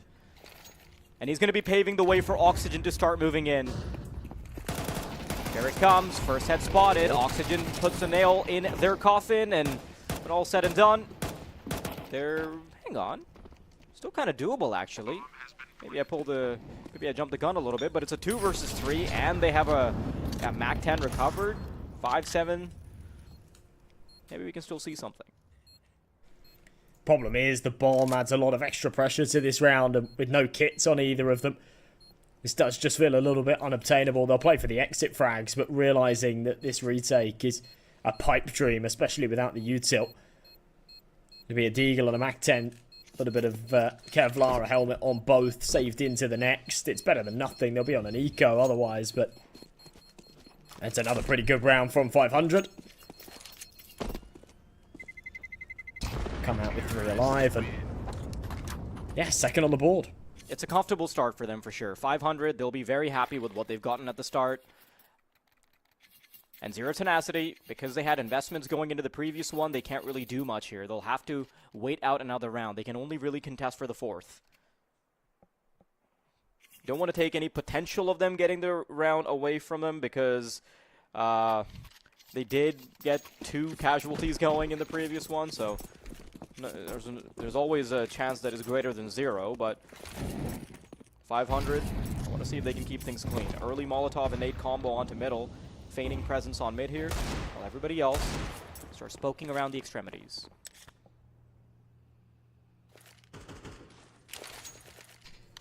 Ichi into window. Nobody home, but it'll blow it open and it'll allow Spellan to just peek and confirm that that's the case.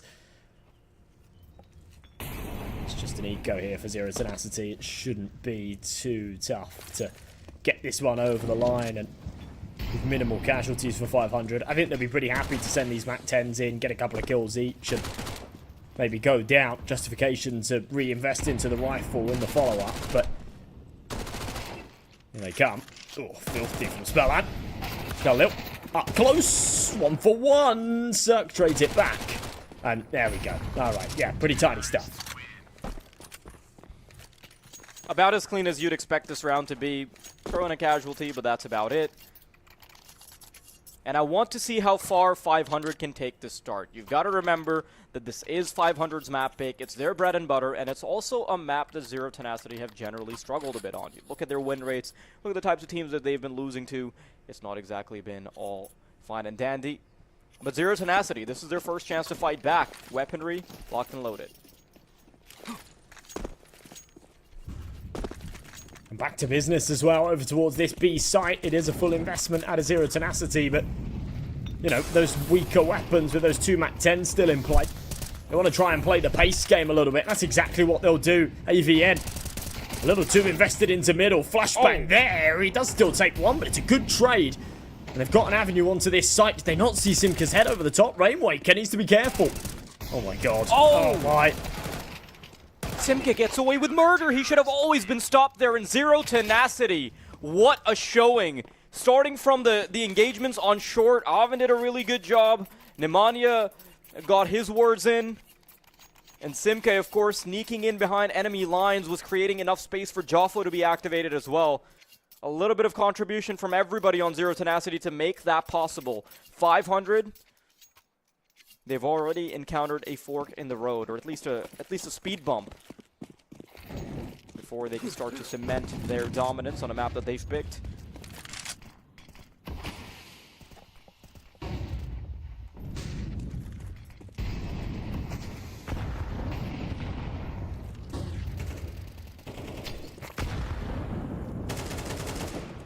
Nades just flying at Spellan. He's not been able to see anybody yet, and he's just bombarded with the HGs. Down to 47 already. Molly extinguished. Nemanja does not care. No respect to this cloud in front of him. He's going to try and play around it. A minute 10 left on this clock. No blood drawn just yet. Ships might be able to be though. This barrel. Yeah. Surely his.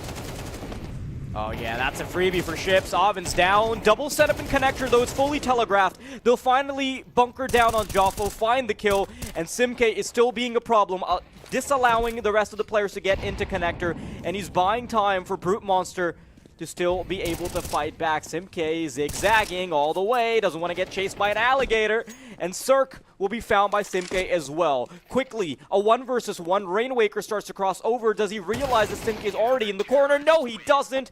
And even if he did, Simke still has his number nice and dialed in. Zero Tenacity, a second round. Okay, better stuff. I can't believe they've managed to recover that one. A bit of a fumble there from 500, that's for sure. Just feeding Simka.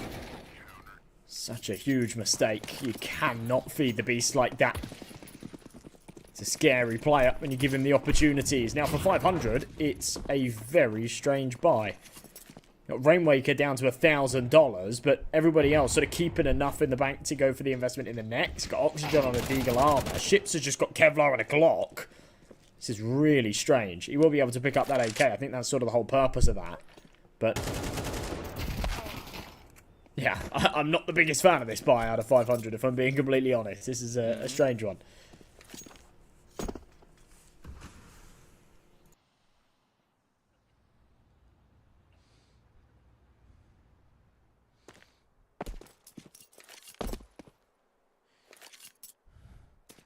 Taking it all the way back to B Apartments. 500. Simke's watching them like a hawk. Sees the first head, backs off, and he's got plenty of time to call in the rotation. Simke will find the first headshot. Oxygen is going to respond in kind, but with a much smaller weapon. Still wanting to fight back. Bomb at least planted, so the money situation's been improved tenfold. Blue stuff from Brute Monster is going to allow him to find the kill as soon as Felon walks into his crosshairs, but no, narrowly avoiding certain death. Oxygen, he's in a prime position to be very deadly if he can play his cards right. Spellin responsible for short. There's the audio cues. I'm sure he's ready. I'm not sure he's ready for 3 to come his way, but yeah, he's on the right angle, just can't hit the head. That's a shame. Trades are there and not too shabby from Zero Tenacity at all, but yeah, you're right. That bomb plant goes a long way. Without the plant, that is a disastrous round. With the plant, it gives Rainwaker enough money to buy into the next, and you can sort of shrug it off and say, all right, it was a little bit of a strange investment, but we get the bare minimum out of the round to make it serviceable, and yeah, we can go into this next with some rifles again. 3 to 3, Zero Tenacity have bitten back quite nicely. But there have been, yeah, a couple of situations now, right? They were in that 4 versus 2 in the round prior. That one there, just against pistols, for a second looked threatening. 500 will call a quick pause before going any further into this.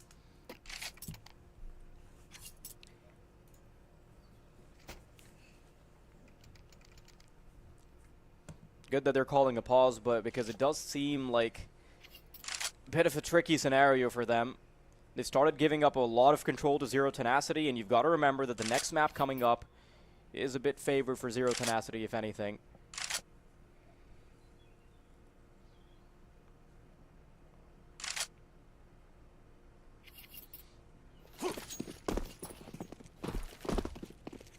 Want to see if there's anything different they bring to the table now.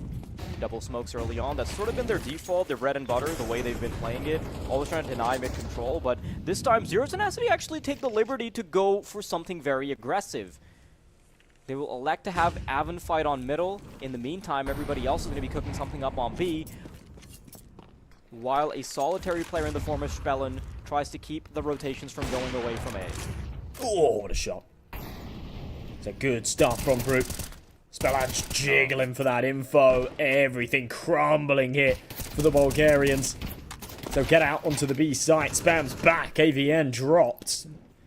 But sloppy from him. The duels, which is so surprising to me because I rate 500's firepower a little bit higher than Zero Tenacity, right? But even when it's just coming down to the brass tacks, when you just have the first engagement on ramp, they lose that. The short engagement, and then as they're coming into the bomb site, even the rotator player can get his hands dirty. And of course, Nemani's going to have no trouble because he's got such a distraction cooked up for him. Rainwaker, ooh, that was doable. That was doable, especially because that third peak was Simka, who was already low. Yeah, it's kind of been the story of these last couple of rounds, though, right? Doable, but they've been consistently outnumbered, and yeah, another scenario where it's a 2v4, they've got the bomb down on B. You sort of see a world where they could make that happen, but only if Zero Tenacity make mistakes, right? There is only one way to win that round, and it's Zero Tenacity's spacing being poor, and then making mistakes and being unable to trade. If they play it properly, like they have done both times now, there is no chance. And yeah, too many positions to cover. Can't have all bases clear. Brute Monster. Boost up onto short. Big kill from the AWP again. He has been so versatile and so clinical on these open engagements. They have the man advantage early. Oh no, Spellin found as well. A 5-on-3. Zero Tenacity have been so good ever since they've gotten their hands on weapons. And remember, 500, they're staring down the barrel of economic collapse, so this is a big one. In the next round, they're not going to have a whole lot going for them. Even with the exaggerated loss bonus, they will have to cut some bells and whistles. Unless they can get a bomb plant, but look at where the hell the bomb is. It's out in no man's land. Next to the stairs. They still have to try and reclaim it.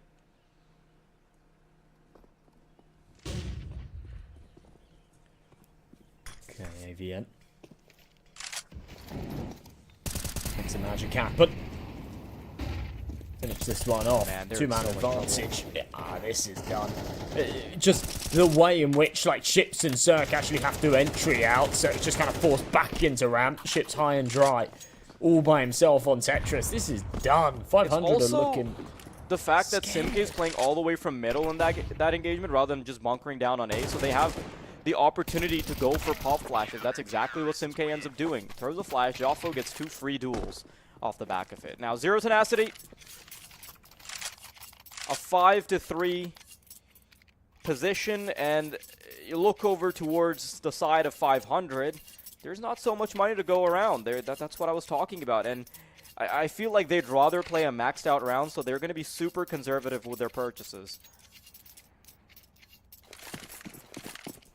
Having that middle player is a luxury that you can afford when you've got that two-man advantage. They had the info on the final 3 as well.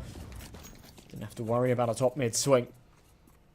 Just the pistols here, though. We've seen them be very threatening in the past. Of course, 500 will have max loss bonus, so they can buy down to that sort of $1,000 mark. Cirque a tad over-invested, but that's okay. He can still buy himself that rifle and Kevlar in the next. That's assuming he doesn't find any kills. He'll still be good, but if he does, or if they get a bomb plant out of this or something more, then he'll be alright. Brute Monster, AWP. He's found the opening pick consistently. 3 rounds on the trot. And I just don't know how you break past him at this point.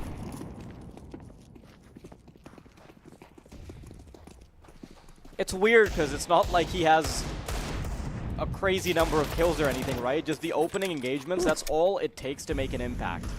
Ships, crazy little shot at the start, but might just be one for the highlight reel and nothing of substance unless his teammates can actually convert on top of it. Simke, love how he's playing the little crouch walk angle. It's something that a lot of pros have been adopting into their gameplay when they play against pistols.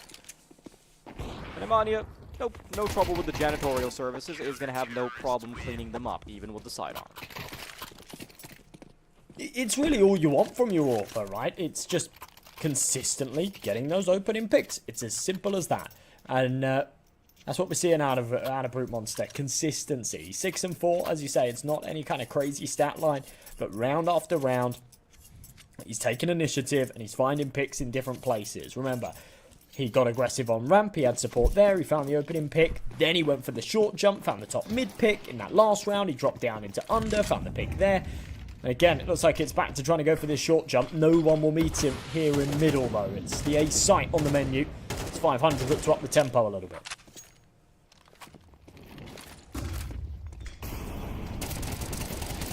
Oh, Joffo, so good on the spray down. Even if it gets a little sloppy, the recovery is fantastic. And Zero Tenacity, they are unfazed by the weapons that were brought out from 500. Just consistently stomping them to a pulp. And it almost feels like a theme for today because the underdog victories have already been set as a precedent today, Josh. We saw Ecstatic shut down Navi Jr. in a similar fashion. And for that to happen again would almost feel like a fitting end to the day. But is 500 going to allow it? It's an important question. One that for now we don't really have an answer to, but you know, these last couple of rounds have looked pretty commanding. That was a buy round from 500 and we saw nothing out of it from them.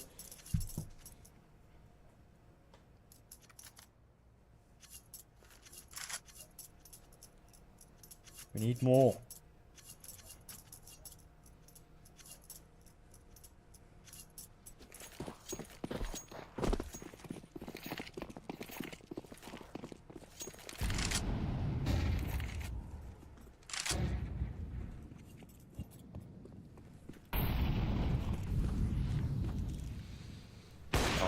This brute monster. He's been doing it over and over. The impact has been impeccable. You're right, that's what you want from an Opper. Oh my. Nemanja, even single-handedly, the flashbang is outstanding. This almost just feels like insult to injury now, Josh. And this is the 500 map pick. I think that's the most worrying part of this. Where do you go from here? You know, we talked about the fact that both teams are pretty good on all three maps in this pool, but Mirage is kind of 500's bread and butter. And I can't help but add to that with the fact that their T side is normally the place that they look the strongest, that those star players, those entry fraggers can start to come out, Oxygen can find big kills, Ships comes out and works his magic. Right now, none of those stars are shining. Zero Tenacity are about to take a 9-round half. Unless these Galils can do something about it.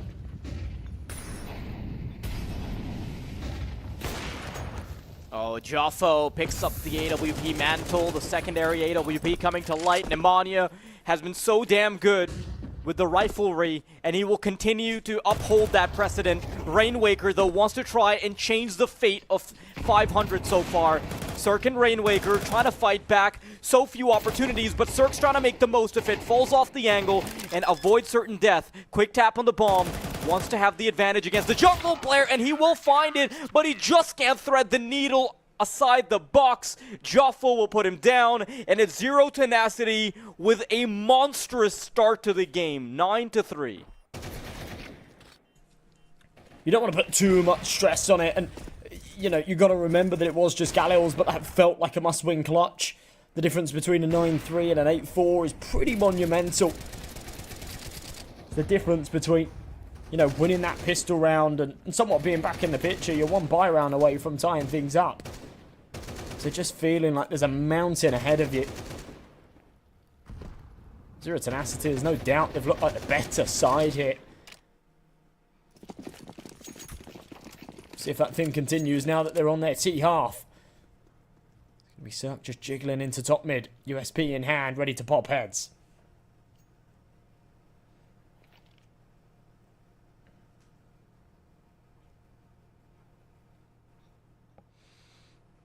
This could be everything.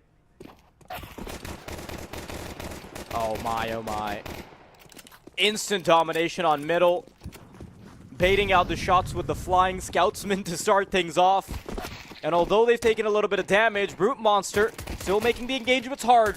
But thankfully for 500, they're all running into the most populated bomb site. Oxygen still trying to fight back. Joffo puts down Ships, and there's still a fight to be had. A fight that Spellin can still be a part of.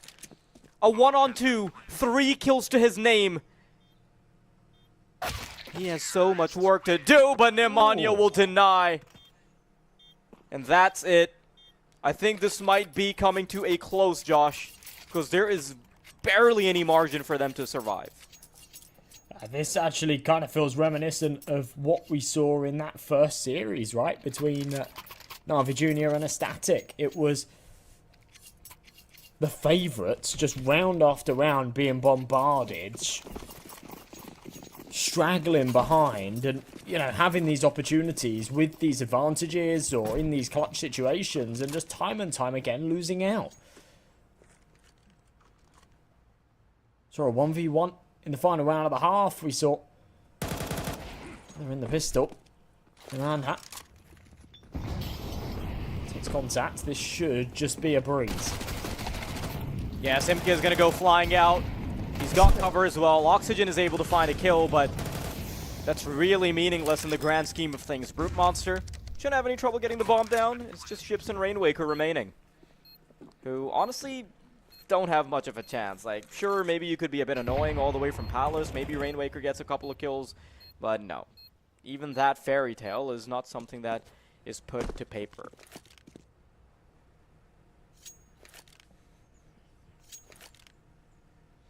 Yeah, I think fairy tale is definitely one way to put it.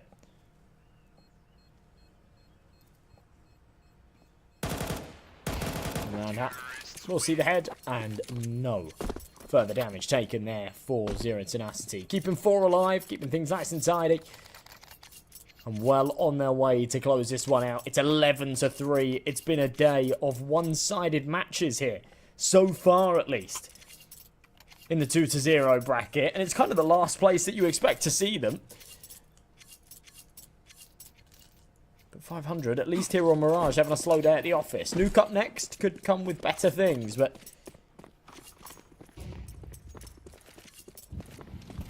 Here we go.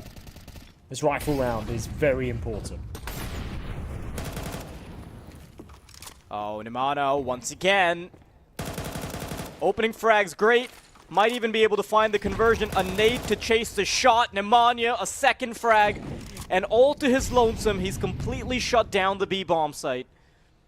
And 500, you see the mini-map as they're just scrambling all over the place, trying to find a semblance of control. Nemanja continues his domination from short, coming all the way back. My, oh my, someone stop this guy, because he's barely needed any support. Finally, Cirque will pull the plug, but at what cost? It's just ridiculous again, right? Nemanja has been scary. He's 19-8. He's putting up numbers like no one's business. Cirque's just desperate to keep his head above water here, but 18 HP. He's done well to find himself a couple, but knows that he's living on borrowed time. AVN's in from the flank, and Cirque's days are numbered, unless he does a full 180 here. There's about to be a bullet connecting to the back of his skull, and AVN will be the one to deliver. So, hello? Yeah, there we go. I'm thinking, hello, pick up one of those rifles. You've only got a Galil, but I think at this point he doesn't even care. It's 12-3. And they'll be up against another weak buy to get this one over the line.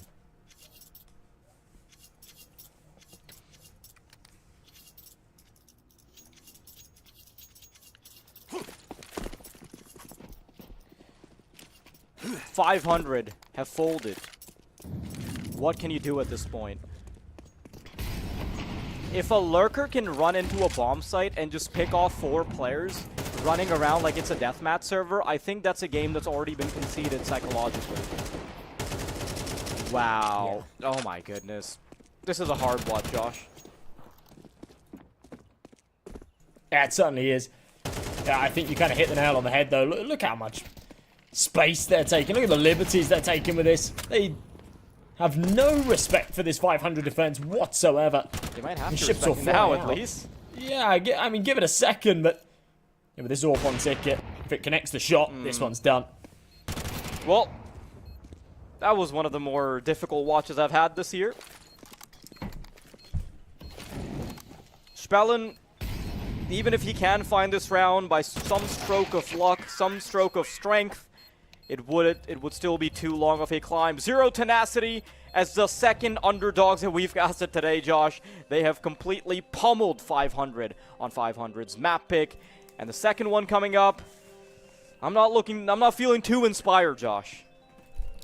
No, me neither. I mean, they weren't huge underdogs. I think that same theme sort of goes for that Static Na'Vi Junior game earlier on as well. But, yeah, on paper, slight underdogs, and they just blast it 13-3. That didn't even feel like a contest, did it? Now, going into map 2 of Nuke, you have got to sort of put some question marks in the air, right? I mean, 500 are going to be starting off on their CT side, and as we've said, as we've established, they've had some pretty decent results on Nuke recently, so it isn't down and out of the water just yet, but yeah, that was a very uninspiring match there from them on Mirage, and a lot needs to be said in this 10-minute break if they want a chance at recovering this series.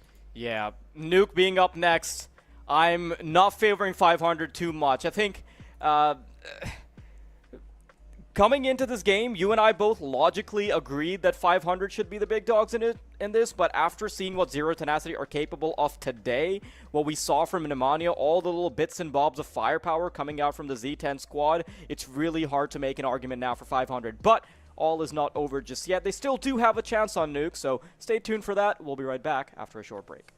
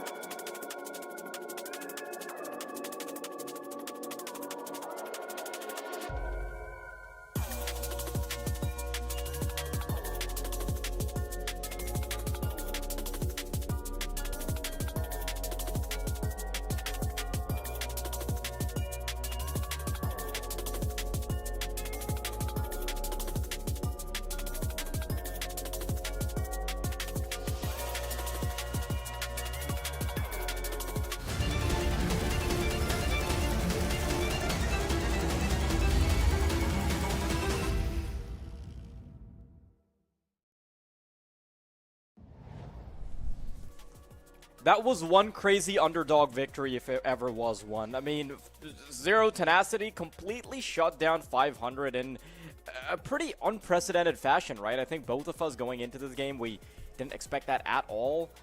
This decisively, I mean, at some point, Imania was running around the map with them wrapped around his little finger as the lurker, running into a bomb site, finding 4 kills. That should never have happened. Yeah, no, I'm absolutely with you. I think, you know, we see enough of these games where we have these super one-sided, and this is more like random heebie-jeebie experience talking than anything else. But I feel like we see a lot of these games where you have a certain team that come into it super slow, and then map 2, it's like a complete turnaround. That could be the case for 500, but it did very much feel like they were just out of that, right? Sometimes you have these one-sided score lines, and there's a lot of rounds that felt very winnable, and it's just a little bit unlucky, or it comes close or whatnot. That didn't really hold a torch to it at all. 500 were down and out, and Zero Tenacity were running circles around them. We'll see if that continues going into map number 2, though. It's Nuke. It's going to be 500 starting off on their CT side, Zero Tenacity on their attack. And we're ready to rumble with this. I'm quite excited to see if Z10 can get this done in 2 bites and rock their way into the playoffs with their heads held high.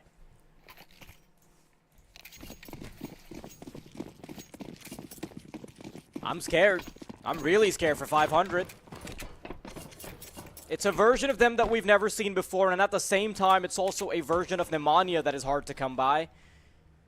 We'll see whether or not that form carries over into map number 2. Cirque in punching distance with the dualies, holding A. Ships responsible for outside aggression. Peeks out with a perfect flashbang, misses a crucial opportunity, still going for pot shots. And he should not have come out on top of that engagement. Takes the liberty to go forward and find more damage. Cirque, though, fighting back. And there is not a single player that falls on the size of 500. Beautiful way to be kicking things off. That's exactly what the doctor ordered. Yeah, perhaps that's a little bit of a confidence booster after a stinker on map 1. Incredible shots. That's sort of what we've grown to expect out of ships, right? And Julie's just doing what Julie's do best. Scrappy, gross gunfights, but you can duck and weave and still land heads. With that first on the board, they can come in with some hefty firepower here. And it's kind of interesting. They know that Zero Tenacity are going to be on an eco. They still come in with the M4s and kind of just don't take any chances with this, right? It's all about trying to keep this clean. Maybe easier said than done. I'm going to the next round with no contingencies. The problem is that they have found just enough of a gap to get the bomb plant, which certainly bolsters their chances in the next one with all the additional money. And 2 weapons, 2 repurchases having to happen for 500 does actually mess with their economy quite a bit. So I like the fact that Zero Tenacity have been quite good with this. Also, a freebie of a weapon for Nemanja being picked up now also gives them access to a comfortable AWP. Not sure if that's actually going to come out, but the option's there. That's the idea.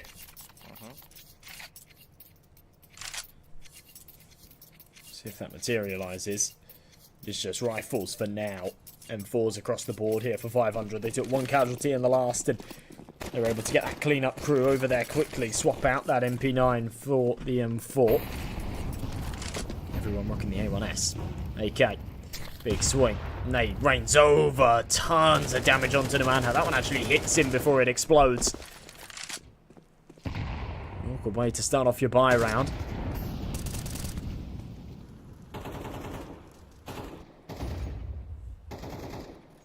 This feels a little aggressive from ships. Might be able to catch the timing. No, he's been spotted. Good kill from Joffo. And Zero Tenacity will quickly slow their pace down. I've been watching for any progressions. 500. They're not willing to make any of their own plays just yet. The smokes being deployed outside also gives Z10 access to Secret, but that's not where they're going. Instead, they'll be feigning presence outside. And the crux of the action should be taking place on A. 500 so far, based on their positions, they are largely unfazed. Quick tap of the molly onto Simk does give off their information, so now they might be ready for it. Oxygen sees them coming. Simk down. Nemanja, in the meantime, responsible for making this a problem. Oxygen's fight was good, but unfortunately, now he will be put down by Joffa. There's still a player on the site that they have to take care of. Rainwaker quickly going up the ladder, a nade to chase him down. They start tapping the bomb, but the double swing certainly ends Rainwaker's life. Z10 back in it. That's much better stuff. I love just that little bit of due diligence up on top of the silo. Starting to dial it back and then just having that little moment of clarity of, hang on a minute. That outside player, we know that there's one there. He tossed a nade sort of 20 seconds prior. Might try and get aggressive through this smoke. They read it, they deal with it, it's perfect. Puts their first on the board, breaks the CT economy before it can get started. They're now up against the Ecos. They have an opportunity to tie up this scoreline. Get that AWP out as well.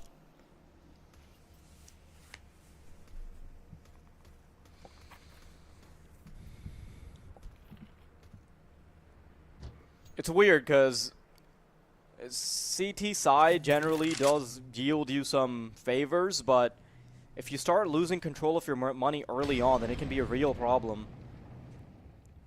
That might be exactly what Zero Tenacity want to dish out.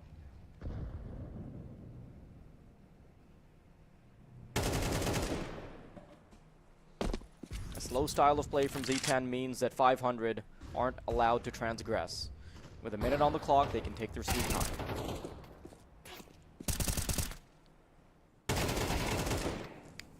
They certainly can.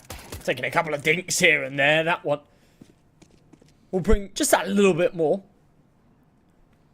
So we'll finish off Joffa. Deny them that flawless round I was so hoping for. Might be able to take a second here as well. Didn't even need the headshot onto Simke. He was so low on health. Eventually traded out, but yeah, for a full eco round, Cirque's done a very good job at just making that expensive. Decent stuff. I mean, yeah, sure, you can make that expensive, but at the end of the day, we are still wondering, where is that ships that we saw against 9 Pandas, right? The one with 37 kills, or any of the 6 instances where they had super comfortable games, where they were lining up the scoreboards. Time and time again, we were seeing Cirque be absolutely nuclear. We were seeing ships just have unbeatable firepower, but against Z10, they feel a bit diluted, to say the very least. Yeah, I feel that. Certainly felt like the case on Mirage. Ships. In the past, been this brick wall outside. This time, having a bit of trouble. Minute 20, Zero Tenacity. Starting to make their presence known, but for now, still just stacked up in lobby. Looks like it's going to be an A-pop. Simka's sort of teasing towards trying to take this fight out of heart.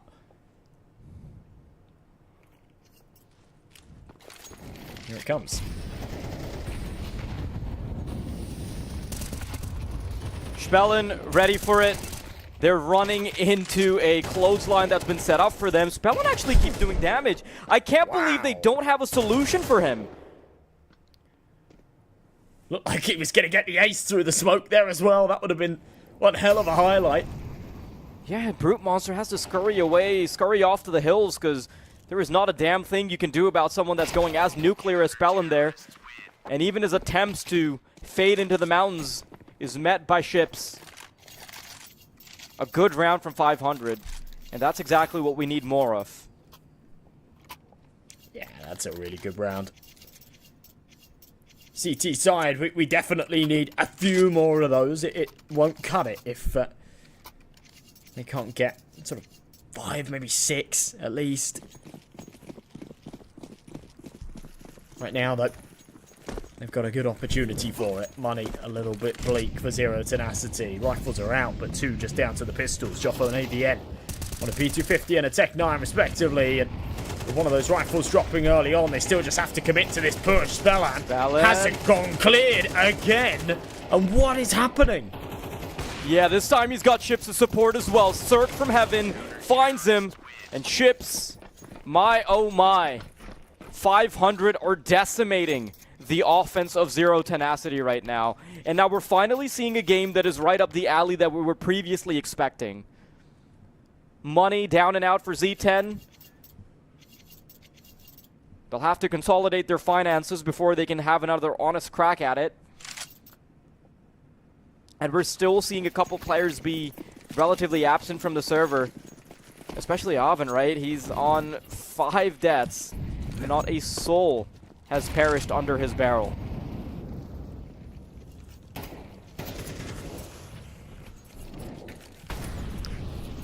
It gets a little bit awkward. First couple of rounds, you don't find a kill, that's fine, but you start to get into round number 7, round number 8, you haven't found anybody, it's a little bit problematic. Seems like it still will be cleaned up, yeah. No man, finding one with a Glock was worrying for a second, but I think crisis averted. 4 players stay alive, and the 500 keep it tidy.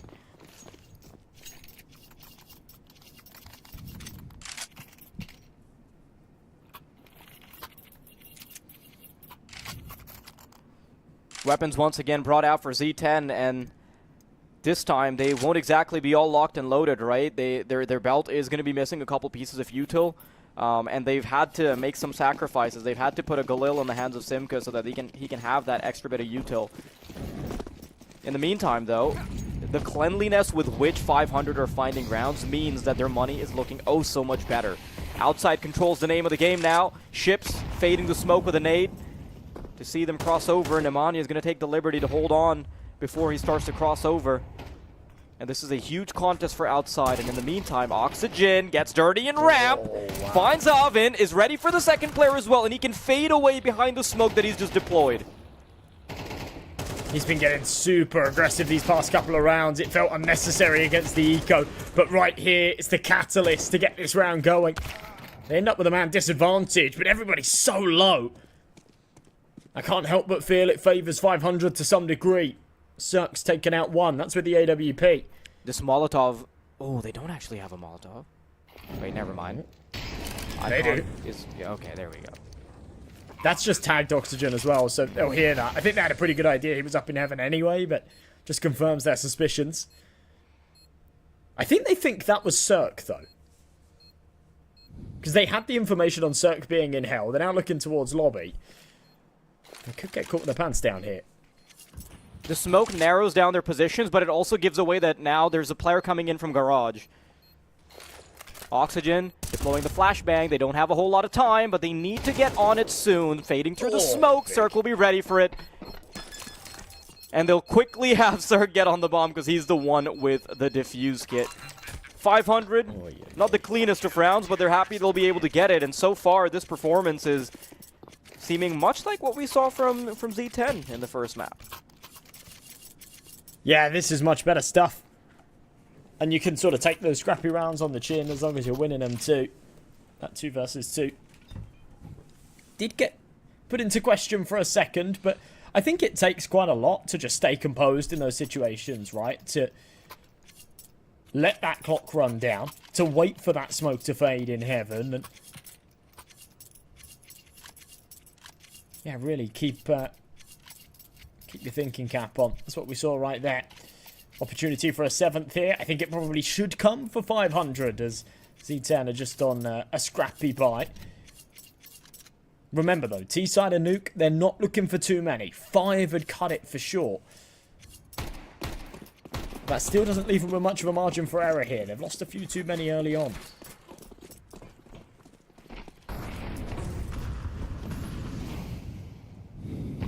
Once again, Zero Tenacity, they try and take their claim on outside, but Cirque is ready and waiting. Spellin has been a force on A.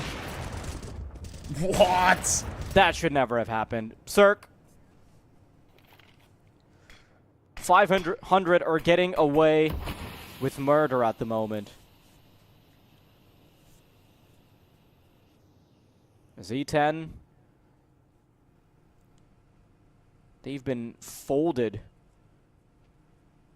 in a few seconds with how good 500 CT side has been looking. Rainwaker, the Shadow's going to help him align his target, and that's it. 7-2.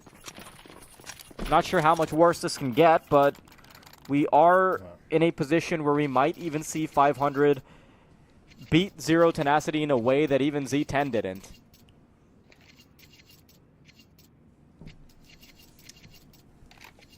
Yeah, I mean, maybe that's jumping the gun a little bit, considering 500 did only manage to take 3 rounds on Mirage, but yeah, I think the sentiment stands. 500 are just looking so much better here on this second map.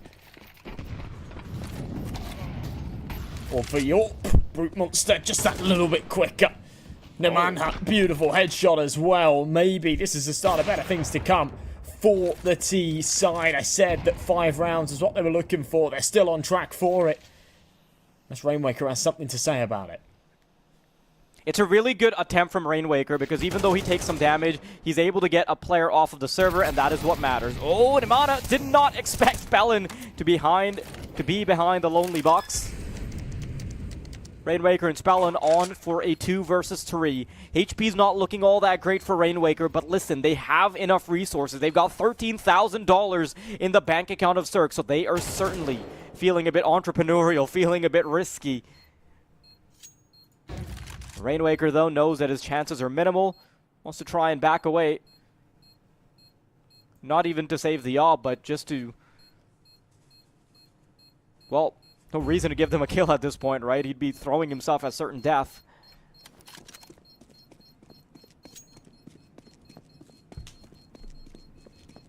But you're right. Z10's still kind of on track. It's been a bumpy road, but not one that's already forfeited them the potential of a victory. Yeah, I think any other match... I mean, to be honest, 7-5 cuts it, like, anywhere, I guess. But, yeah, any other map, you would start to be a little bit more concerned right now, but it's T-side of Nuke. I think they're happy with 5. I think 4 is okay. And winning that round is a very, very important step there. I don't want to address the elephant in the room as well, but a few rounds ago we were talking about AVN, and I said, you know, if you don't find a kill in the first couple of rounds, it somehow just becomes exponentially harder to get one. You just sort of get in your own head a little bit, and that's exactly where we are right now. It's round number 11. He's 0 and 8. He's just not finding any impact. But it has to be said, with right now them playing effectively 4v5, let's call it, the second he does start to find impact, if he does in this map, it surely would be felt. It's a big opening pick from Sak here, though, in the 11th.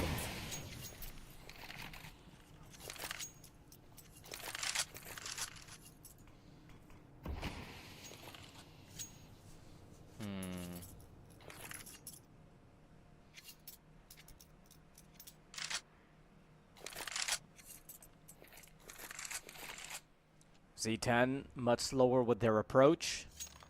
They've consistently been battered outside, save for a couple of moments.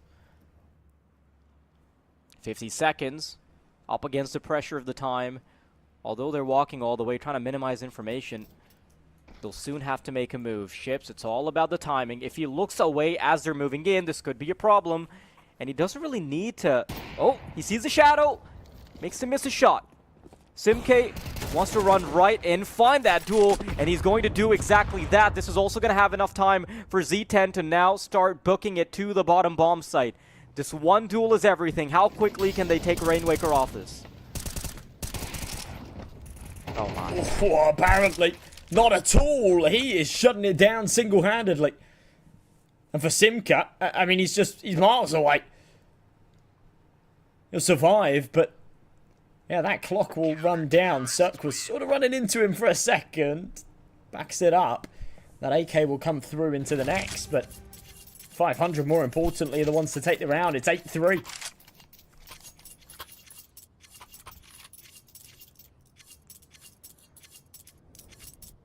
Four is still playable, right? But it's something you talked about in the first map.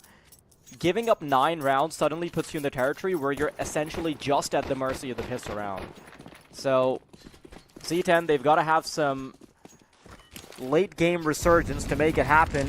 Oven at least has gotten a singular kill now to his name, so at least he's gotten the engine rolling. How far can it carry him, though? That's my question.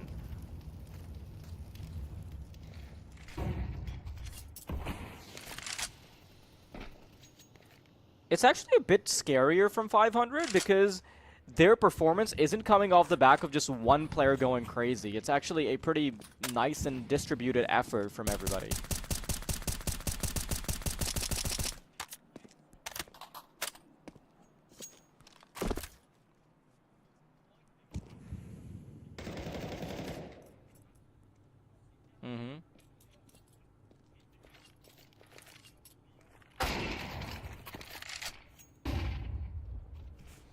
It's mega Serve. stuff. Beautiful. Oh, not quite on the second.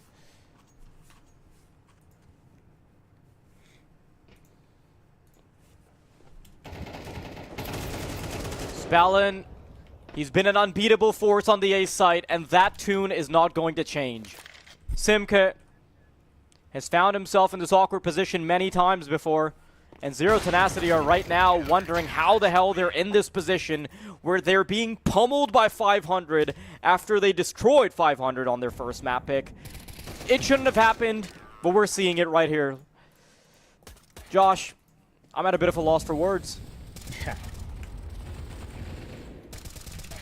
I'm kind of with you there, to be perfectly honest.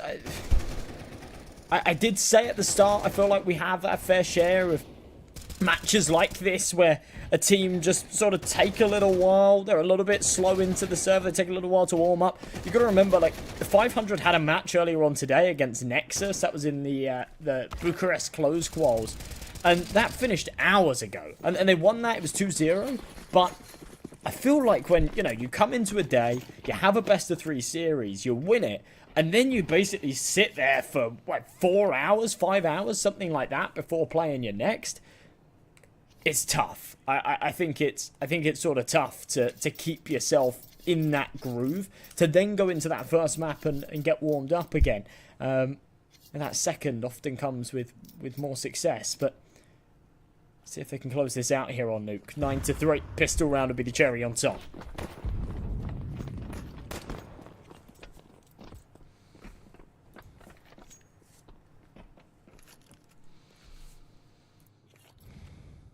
So much patchwork needs to be done for this to be possible. 500, they have quite a bit of space here, surprisingly, and Alvin is right behind them. He plucks them off of the server. No issues whatsoever, and Z10, they're right back in it for sure. Spellin still trying to make it expensive. Ships actually now makes it probable. Yeah, I think I might have jumped the gun a little bit too early, Josh, because this is still the bomb in their hands. Joffo now wanting to climb up the ladder, but he still needs to wait. He needs for Nemania's communication that he is being engaged. They know Joffo's position. Nemanja spots one crossing over, circles around, catches Spellin in the back, and he needs to create enough of a distraction for his teammate to be able to come up the ladder. It is such a game of cat and mouse. Ships is still trying to keep him off of the ladder, but Nemanja has to create enough of a distraction. Ships, he's playing them with them quite appropriately, wasting enough time. Has to try and get them off the bomb, though. Nemanja, headshot in the back. But there's still enough time for Joffo to go for the defuse. And as convincing as it could have looked for Z10, it's a scrappy affair to still get them the round victory at the end. I actually really like that realization from Joffo, though, and it comes at the right time to say, he can do this all day, right? If I just keep teasing on the ladder, Ships is just going to continue to sort of bounce between the two angles, make sure that I can't climb up. He's at a huge disadvantage taking that fight on the ladder. And I actually, as much as it's going to burn valuable time on the bomb, have to wrap around. Yeah, I have to 5 wrap seconds around. on the wraparound is way more valuable to waste than just playing cat and mouse on the ladder 5 for 20 seconds. going up and down the ladder. Yeah, literally. But then the second he does that, they play it perfectly. And yeah, that's it good. doesn't matter that it's a little bit scrappy as long as he gets that trade. That is a filthy shot. Oof, that's trade, And though. a really good one from Spellin as well. The fact that the round was as close as it was means that weaponry is nice and available for 500 to be menaces. But if Zero Tenacity can win this round, that they can start building up their own back and also decimating that of 500's. As the smoke fades, Brute Monster feels a little bit more confident getting off the angle. Two players with enough HP that they can be plucked off by a scout rifle.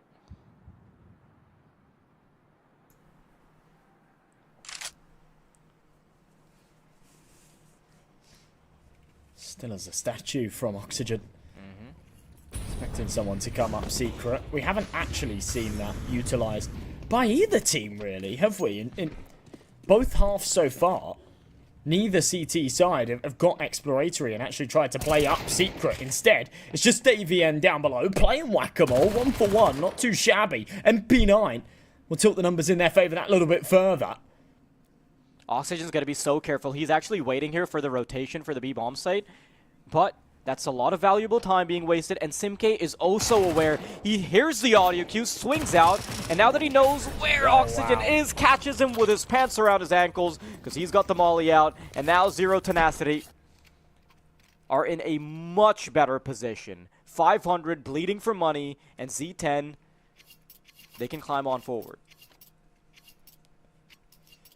Yeah, that's a little bit of a rough one to lose. I mean, it felt like that was the inevitable. It was just sort of that scrappy half buy, but it was all of the finances thrown into that round. So losing it means has to be an eco here. A couple of players will upgrade into those pistols and armor. It's kind of bizarre. We saw Ships in the last map go for a Glock and Kevlar on the basis that he was entering with Rainwaker, and Rainwaker had an AK, so he picked it up. But right here, he hasn't actually got anything to really retrieve other than that Desert Eagle. Naman has playing through the smoke.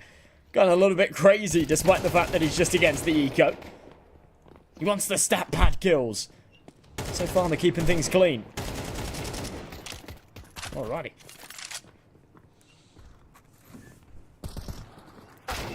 If Z10 can start to get their groove going once again, I would be very scared for 500 because they're not out of hot water just because they had a 9-3 start.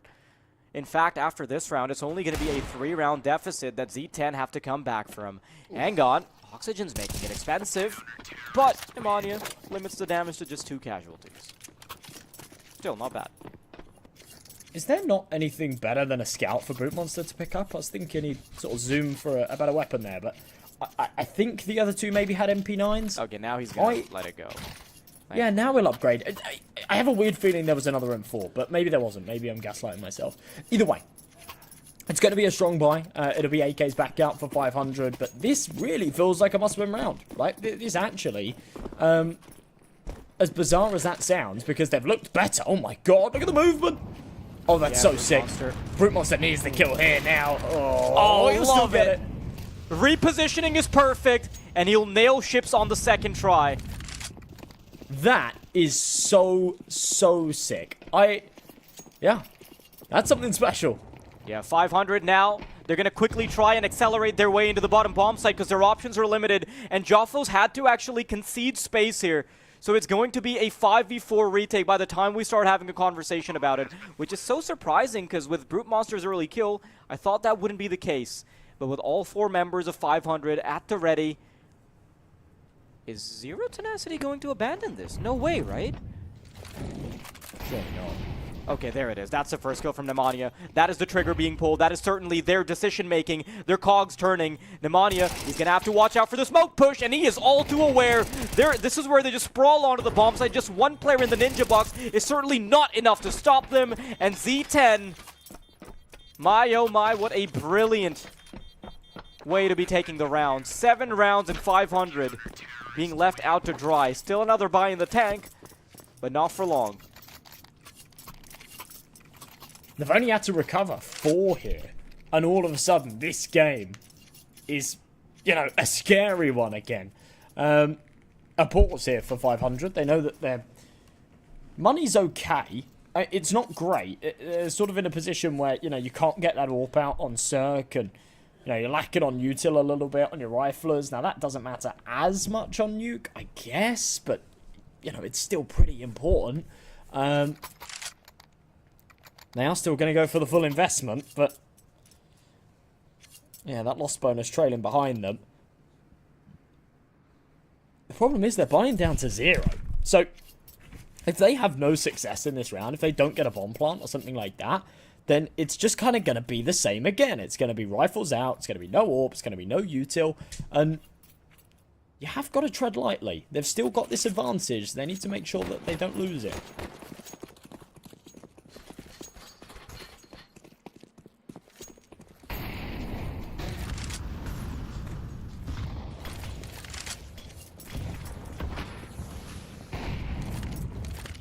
chunky amounts of damage onto the first two. 500 have been slowly letting this game slip. And some of the powerhouses from the previous map are now coming back to life. We're seeing Pneumonia be a problem again. We're seeing Brute Monster be an issue with the AWP. Simka, there's been a solid output from him as well. And even Avon, who was sitting on 0 kills by the time he had 8 or 9 deaths, he's bumped it up to 6. Technically a 2 KDR for his last 3 deaths, so can't hate him for it. Oh, Pneumonia. Get the drop on them. No, Rainwaker surprisingly doesn't get that second kill, and that should have been a much more comfortable advantage for 500, but Joffo isn't going to let that happen. Pneumonia onto Cirque, and Brute Monster is going to find Spellin with insult to injury, courtesy of his no-scope.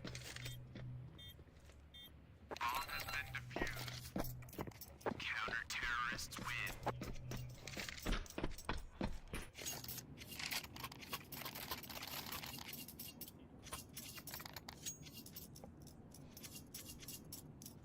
But it is just not enough. A 9-3 half becomes 9-8. And again, it's another one of these kind of awkward buys. I mean, they did get the bomb plant, so Util's there, but Ships demotes himself down to that Tech 9, aware that perhaps the AWP's the answer. Brewmonster doesn't pull the trigger for the random pot shot. Spallan's going to try and wriggle his way out hot. He's been a beast so far, but he knows he's going to be called upon here. Big kill from Oxygen, but he's shut down by Oven. Rainwaker's happy to respond in kind. And when the action fizzles out, it's a 3 versus 3 retake, Josh. Beautiful, beautiful stuff from Cirque, but a shutdown. Joffo responds. Brute Monster getting ready for an early entry into the site. Flashbang is good. Ushers them in. Nade to do some chunky damage, but Rainwaker's able to respond. Brute Monster's still fighting, but he doesn't quite have the right weapon. Runs out with a pistol, but 500 will stop them before it gets to the tie. All right. Again, it's scrappy. It's messy. It does get over the line for Z10. It's just about enough to go for another investment. The man is going to drop an AWP over. He'll buy himself a rifle.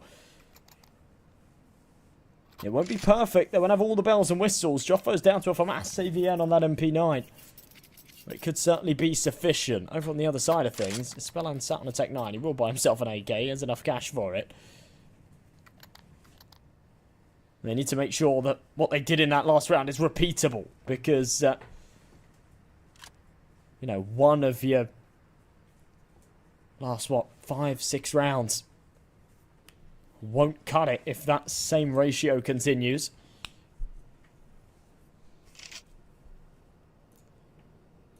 But it is a step in the right direction, that's for sure.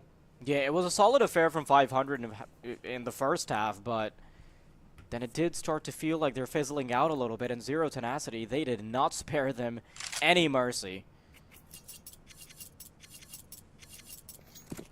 The thing is, right, Z10 weren't getting too many comfortable rounds, so their money was always going to be on the chopping block. Now that it is, they only get one more chance to start fighting back before 500 can completely decimate their economy.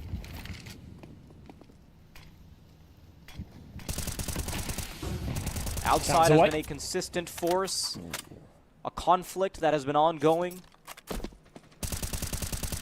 Oh, that's dirty.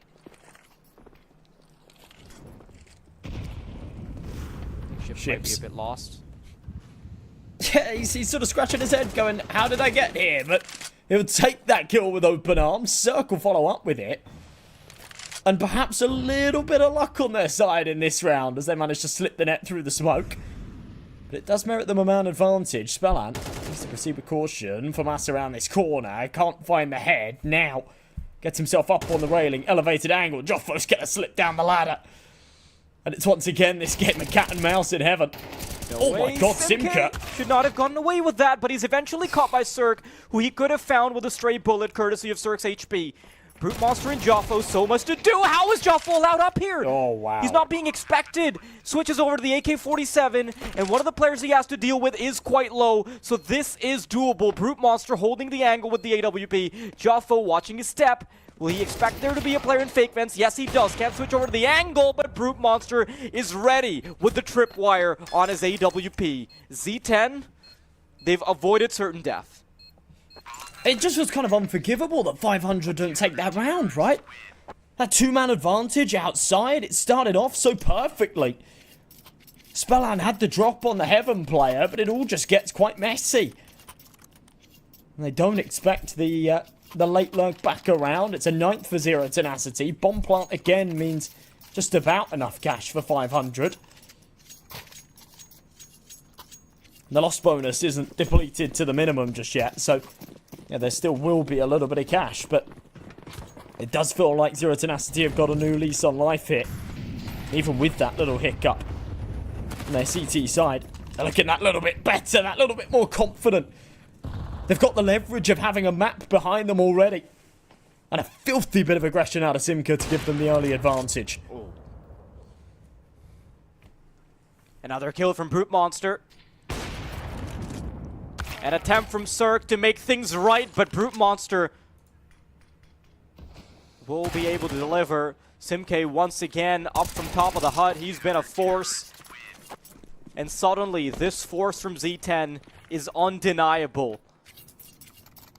The scoreboard's looking popping for Zero Tenacity. They're on the side they'd like to be on. The money is breaking for 500. Every step in the right direction has been taken by Z10. And a last tactical timeout for 500 to try and clear the air. Beyond that point, no breathing room will be allowed, at least none that they can invoke themselves.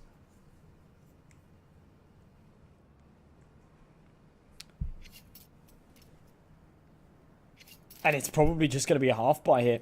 I mean, we've seen Tech9s look pretty menacing so far in this series. Remember, we saw one in that first map, and it caused a lot of problems. We saw one in that series earlier on today as well. Just changing the tempo a little bit, dropping down to those weaker pistols can do you a lot of favours.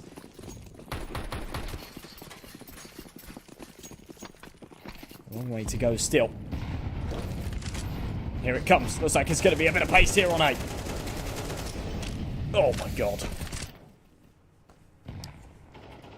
That's something. Brute Monster takes a ding to the head, but he is unfazed by it. Z10, about as comfortable as they could possibly be in that round, save for maybe the tiny heart attack that you would get when your Opera gets dinged. But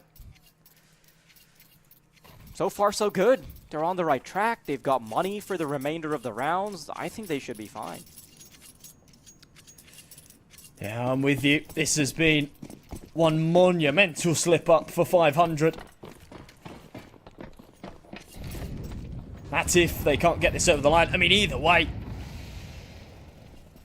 it's been almost impressive how strong their CT side was, but how much they're struggling here on their attack.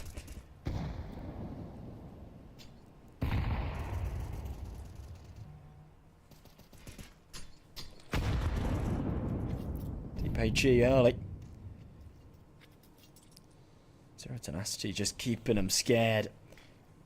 This feels like 500. Any momentum that they had here from the first half's well and truly down to zero now. Oh, the man. How does he get away with that?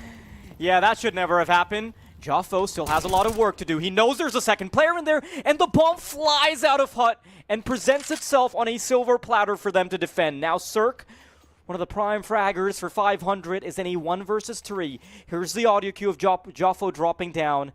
And he wants to isolate this engagement. Oh no, that's too much damage being taken. That had to be a clean duel, but he's still making it possible.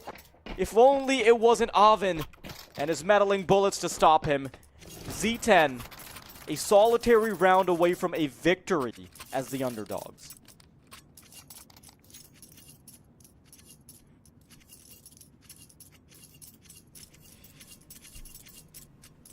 Well, map and series point qualification to the playoffs on the line here. And the line is just centimetres in front of them.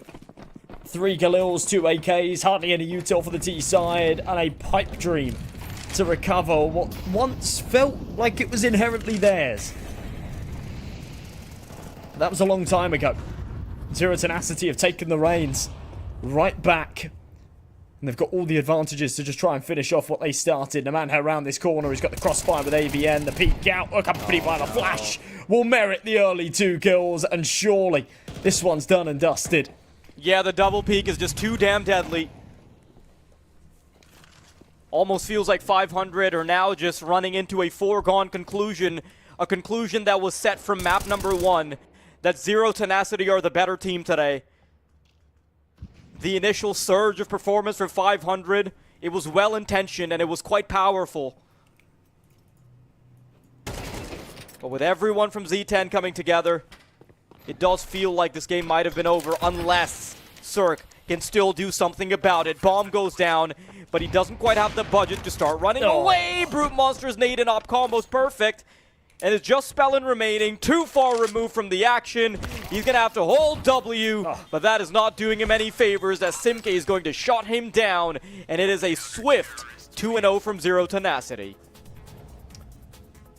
I thought maybe, just maybe, we'd see something special out of Cirque and Spellan there, but they don't even get given the opportunity, right? It's so perfectly played by Zero Tenacity, and I think that that's really a testament to their CT side as a whole. They dropped a single round. When you see the 9-3 half, you think, oh, it doesn't get much better than this, but Zero Tenacity give us a masterclass on just how it's done. 13-3 and a 13-10, a clean sweep, as they will bag themselves that spot in the playoffs that they were oh so hungry for.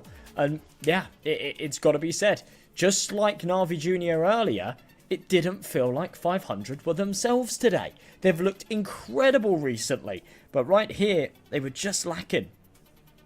Lacking indeed, and it felt so incomplete watching that game, right? Because 500, they are so potent on Mirage. We've seen how good they can be before. They've been a fantastic team on Mirage, but nothing of that sort was actually coming to light against Z10. And you know, pats on the back are definitely deserved for Zero Tenacity. They were having a bit of a downturn in performance. They were having trouble climbing the rankings, but now they've finally done it, and they've done it in a 3-0 fashion. They've made it to the playoffs. They have indeed. So yeah, they will be joining the Ecstatic Boys in that 3-0 bracket and have the top seed. Now, to be perfectly honest, I don't think it really matters when you look at the other teams that are 2-1 or even 1-2. I don't think they're going to be sort of too phased by having that higher seed, but it definitely fills you with a lot of confidence going in. And yeah, you know, having that 3-0 clean sheet. They don't have to play anymore either whilst they sit back and relax. The other teams have to play out their round 4, round 5 matches, and they can have that much sort of needed, much deserved break to prepare for those playoff games, which I think is always a bit of a luxury. But yeah, Zero Tenacity looked really good today. I think Ecstatic looked fantastic earlier as well. Yeah, it's kind of crazy that now we're finally we're at a point where winning early also does you a lot of favors in the sense that you get a chance to take a break, right? The calendar's so packed. Your advantage to having won early is not just that you're done with the games, but also that you aren't going to be bombarded with more of them. You get a little break, you get to iron out things, perhaps even better than your competitors because they won't get the same luxury. So I think there's definitely a lot on the line to be the 3-0 playoffs victor. But any closing thoughts from me, Josh, before we end this the stream? Not really. We're on the next couple of days, though, so we'll be sort of blasting through these remaining group games. And oh, yeah. I think today set the precedent quite nicely for what's to come for us. Yeah, for sure. The action's been really good. I've been really enjoying Tier 2 action lately, and I feel like we're just going to get even more of that in the rest of the group stage games, and of course the playoffs as well. But if you do want to catch that action, the stream's going to be back tomorrow and the day after, and hopefully the day after, and this will continue forever because CCT is the best, and they keep bringing us more action. See you next time.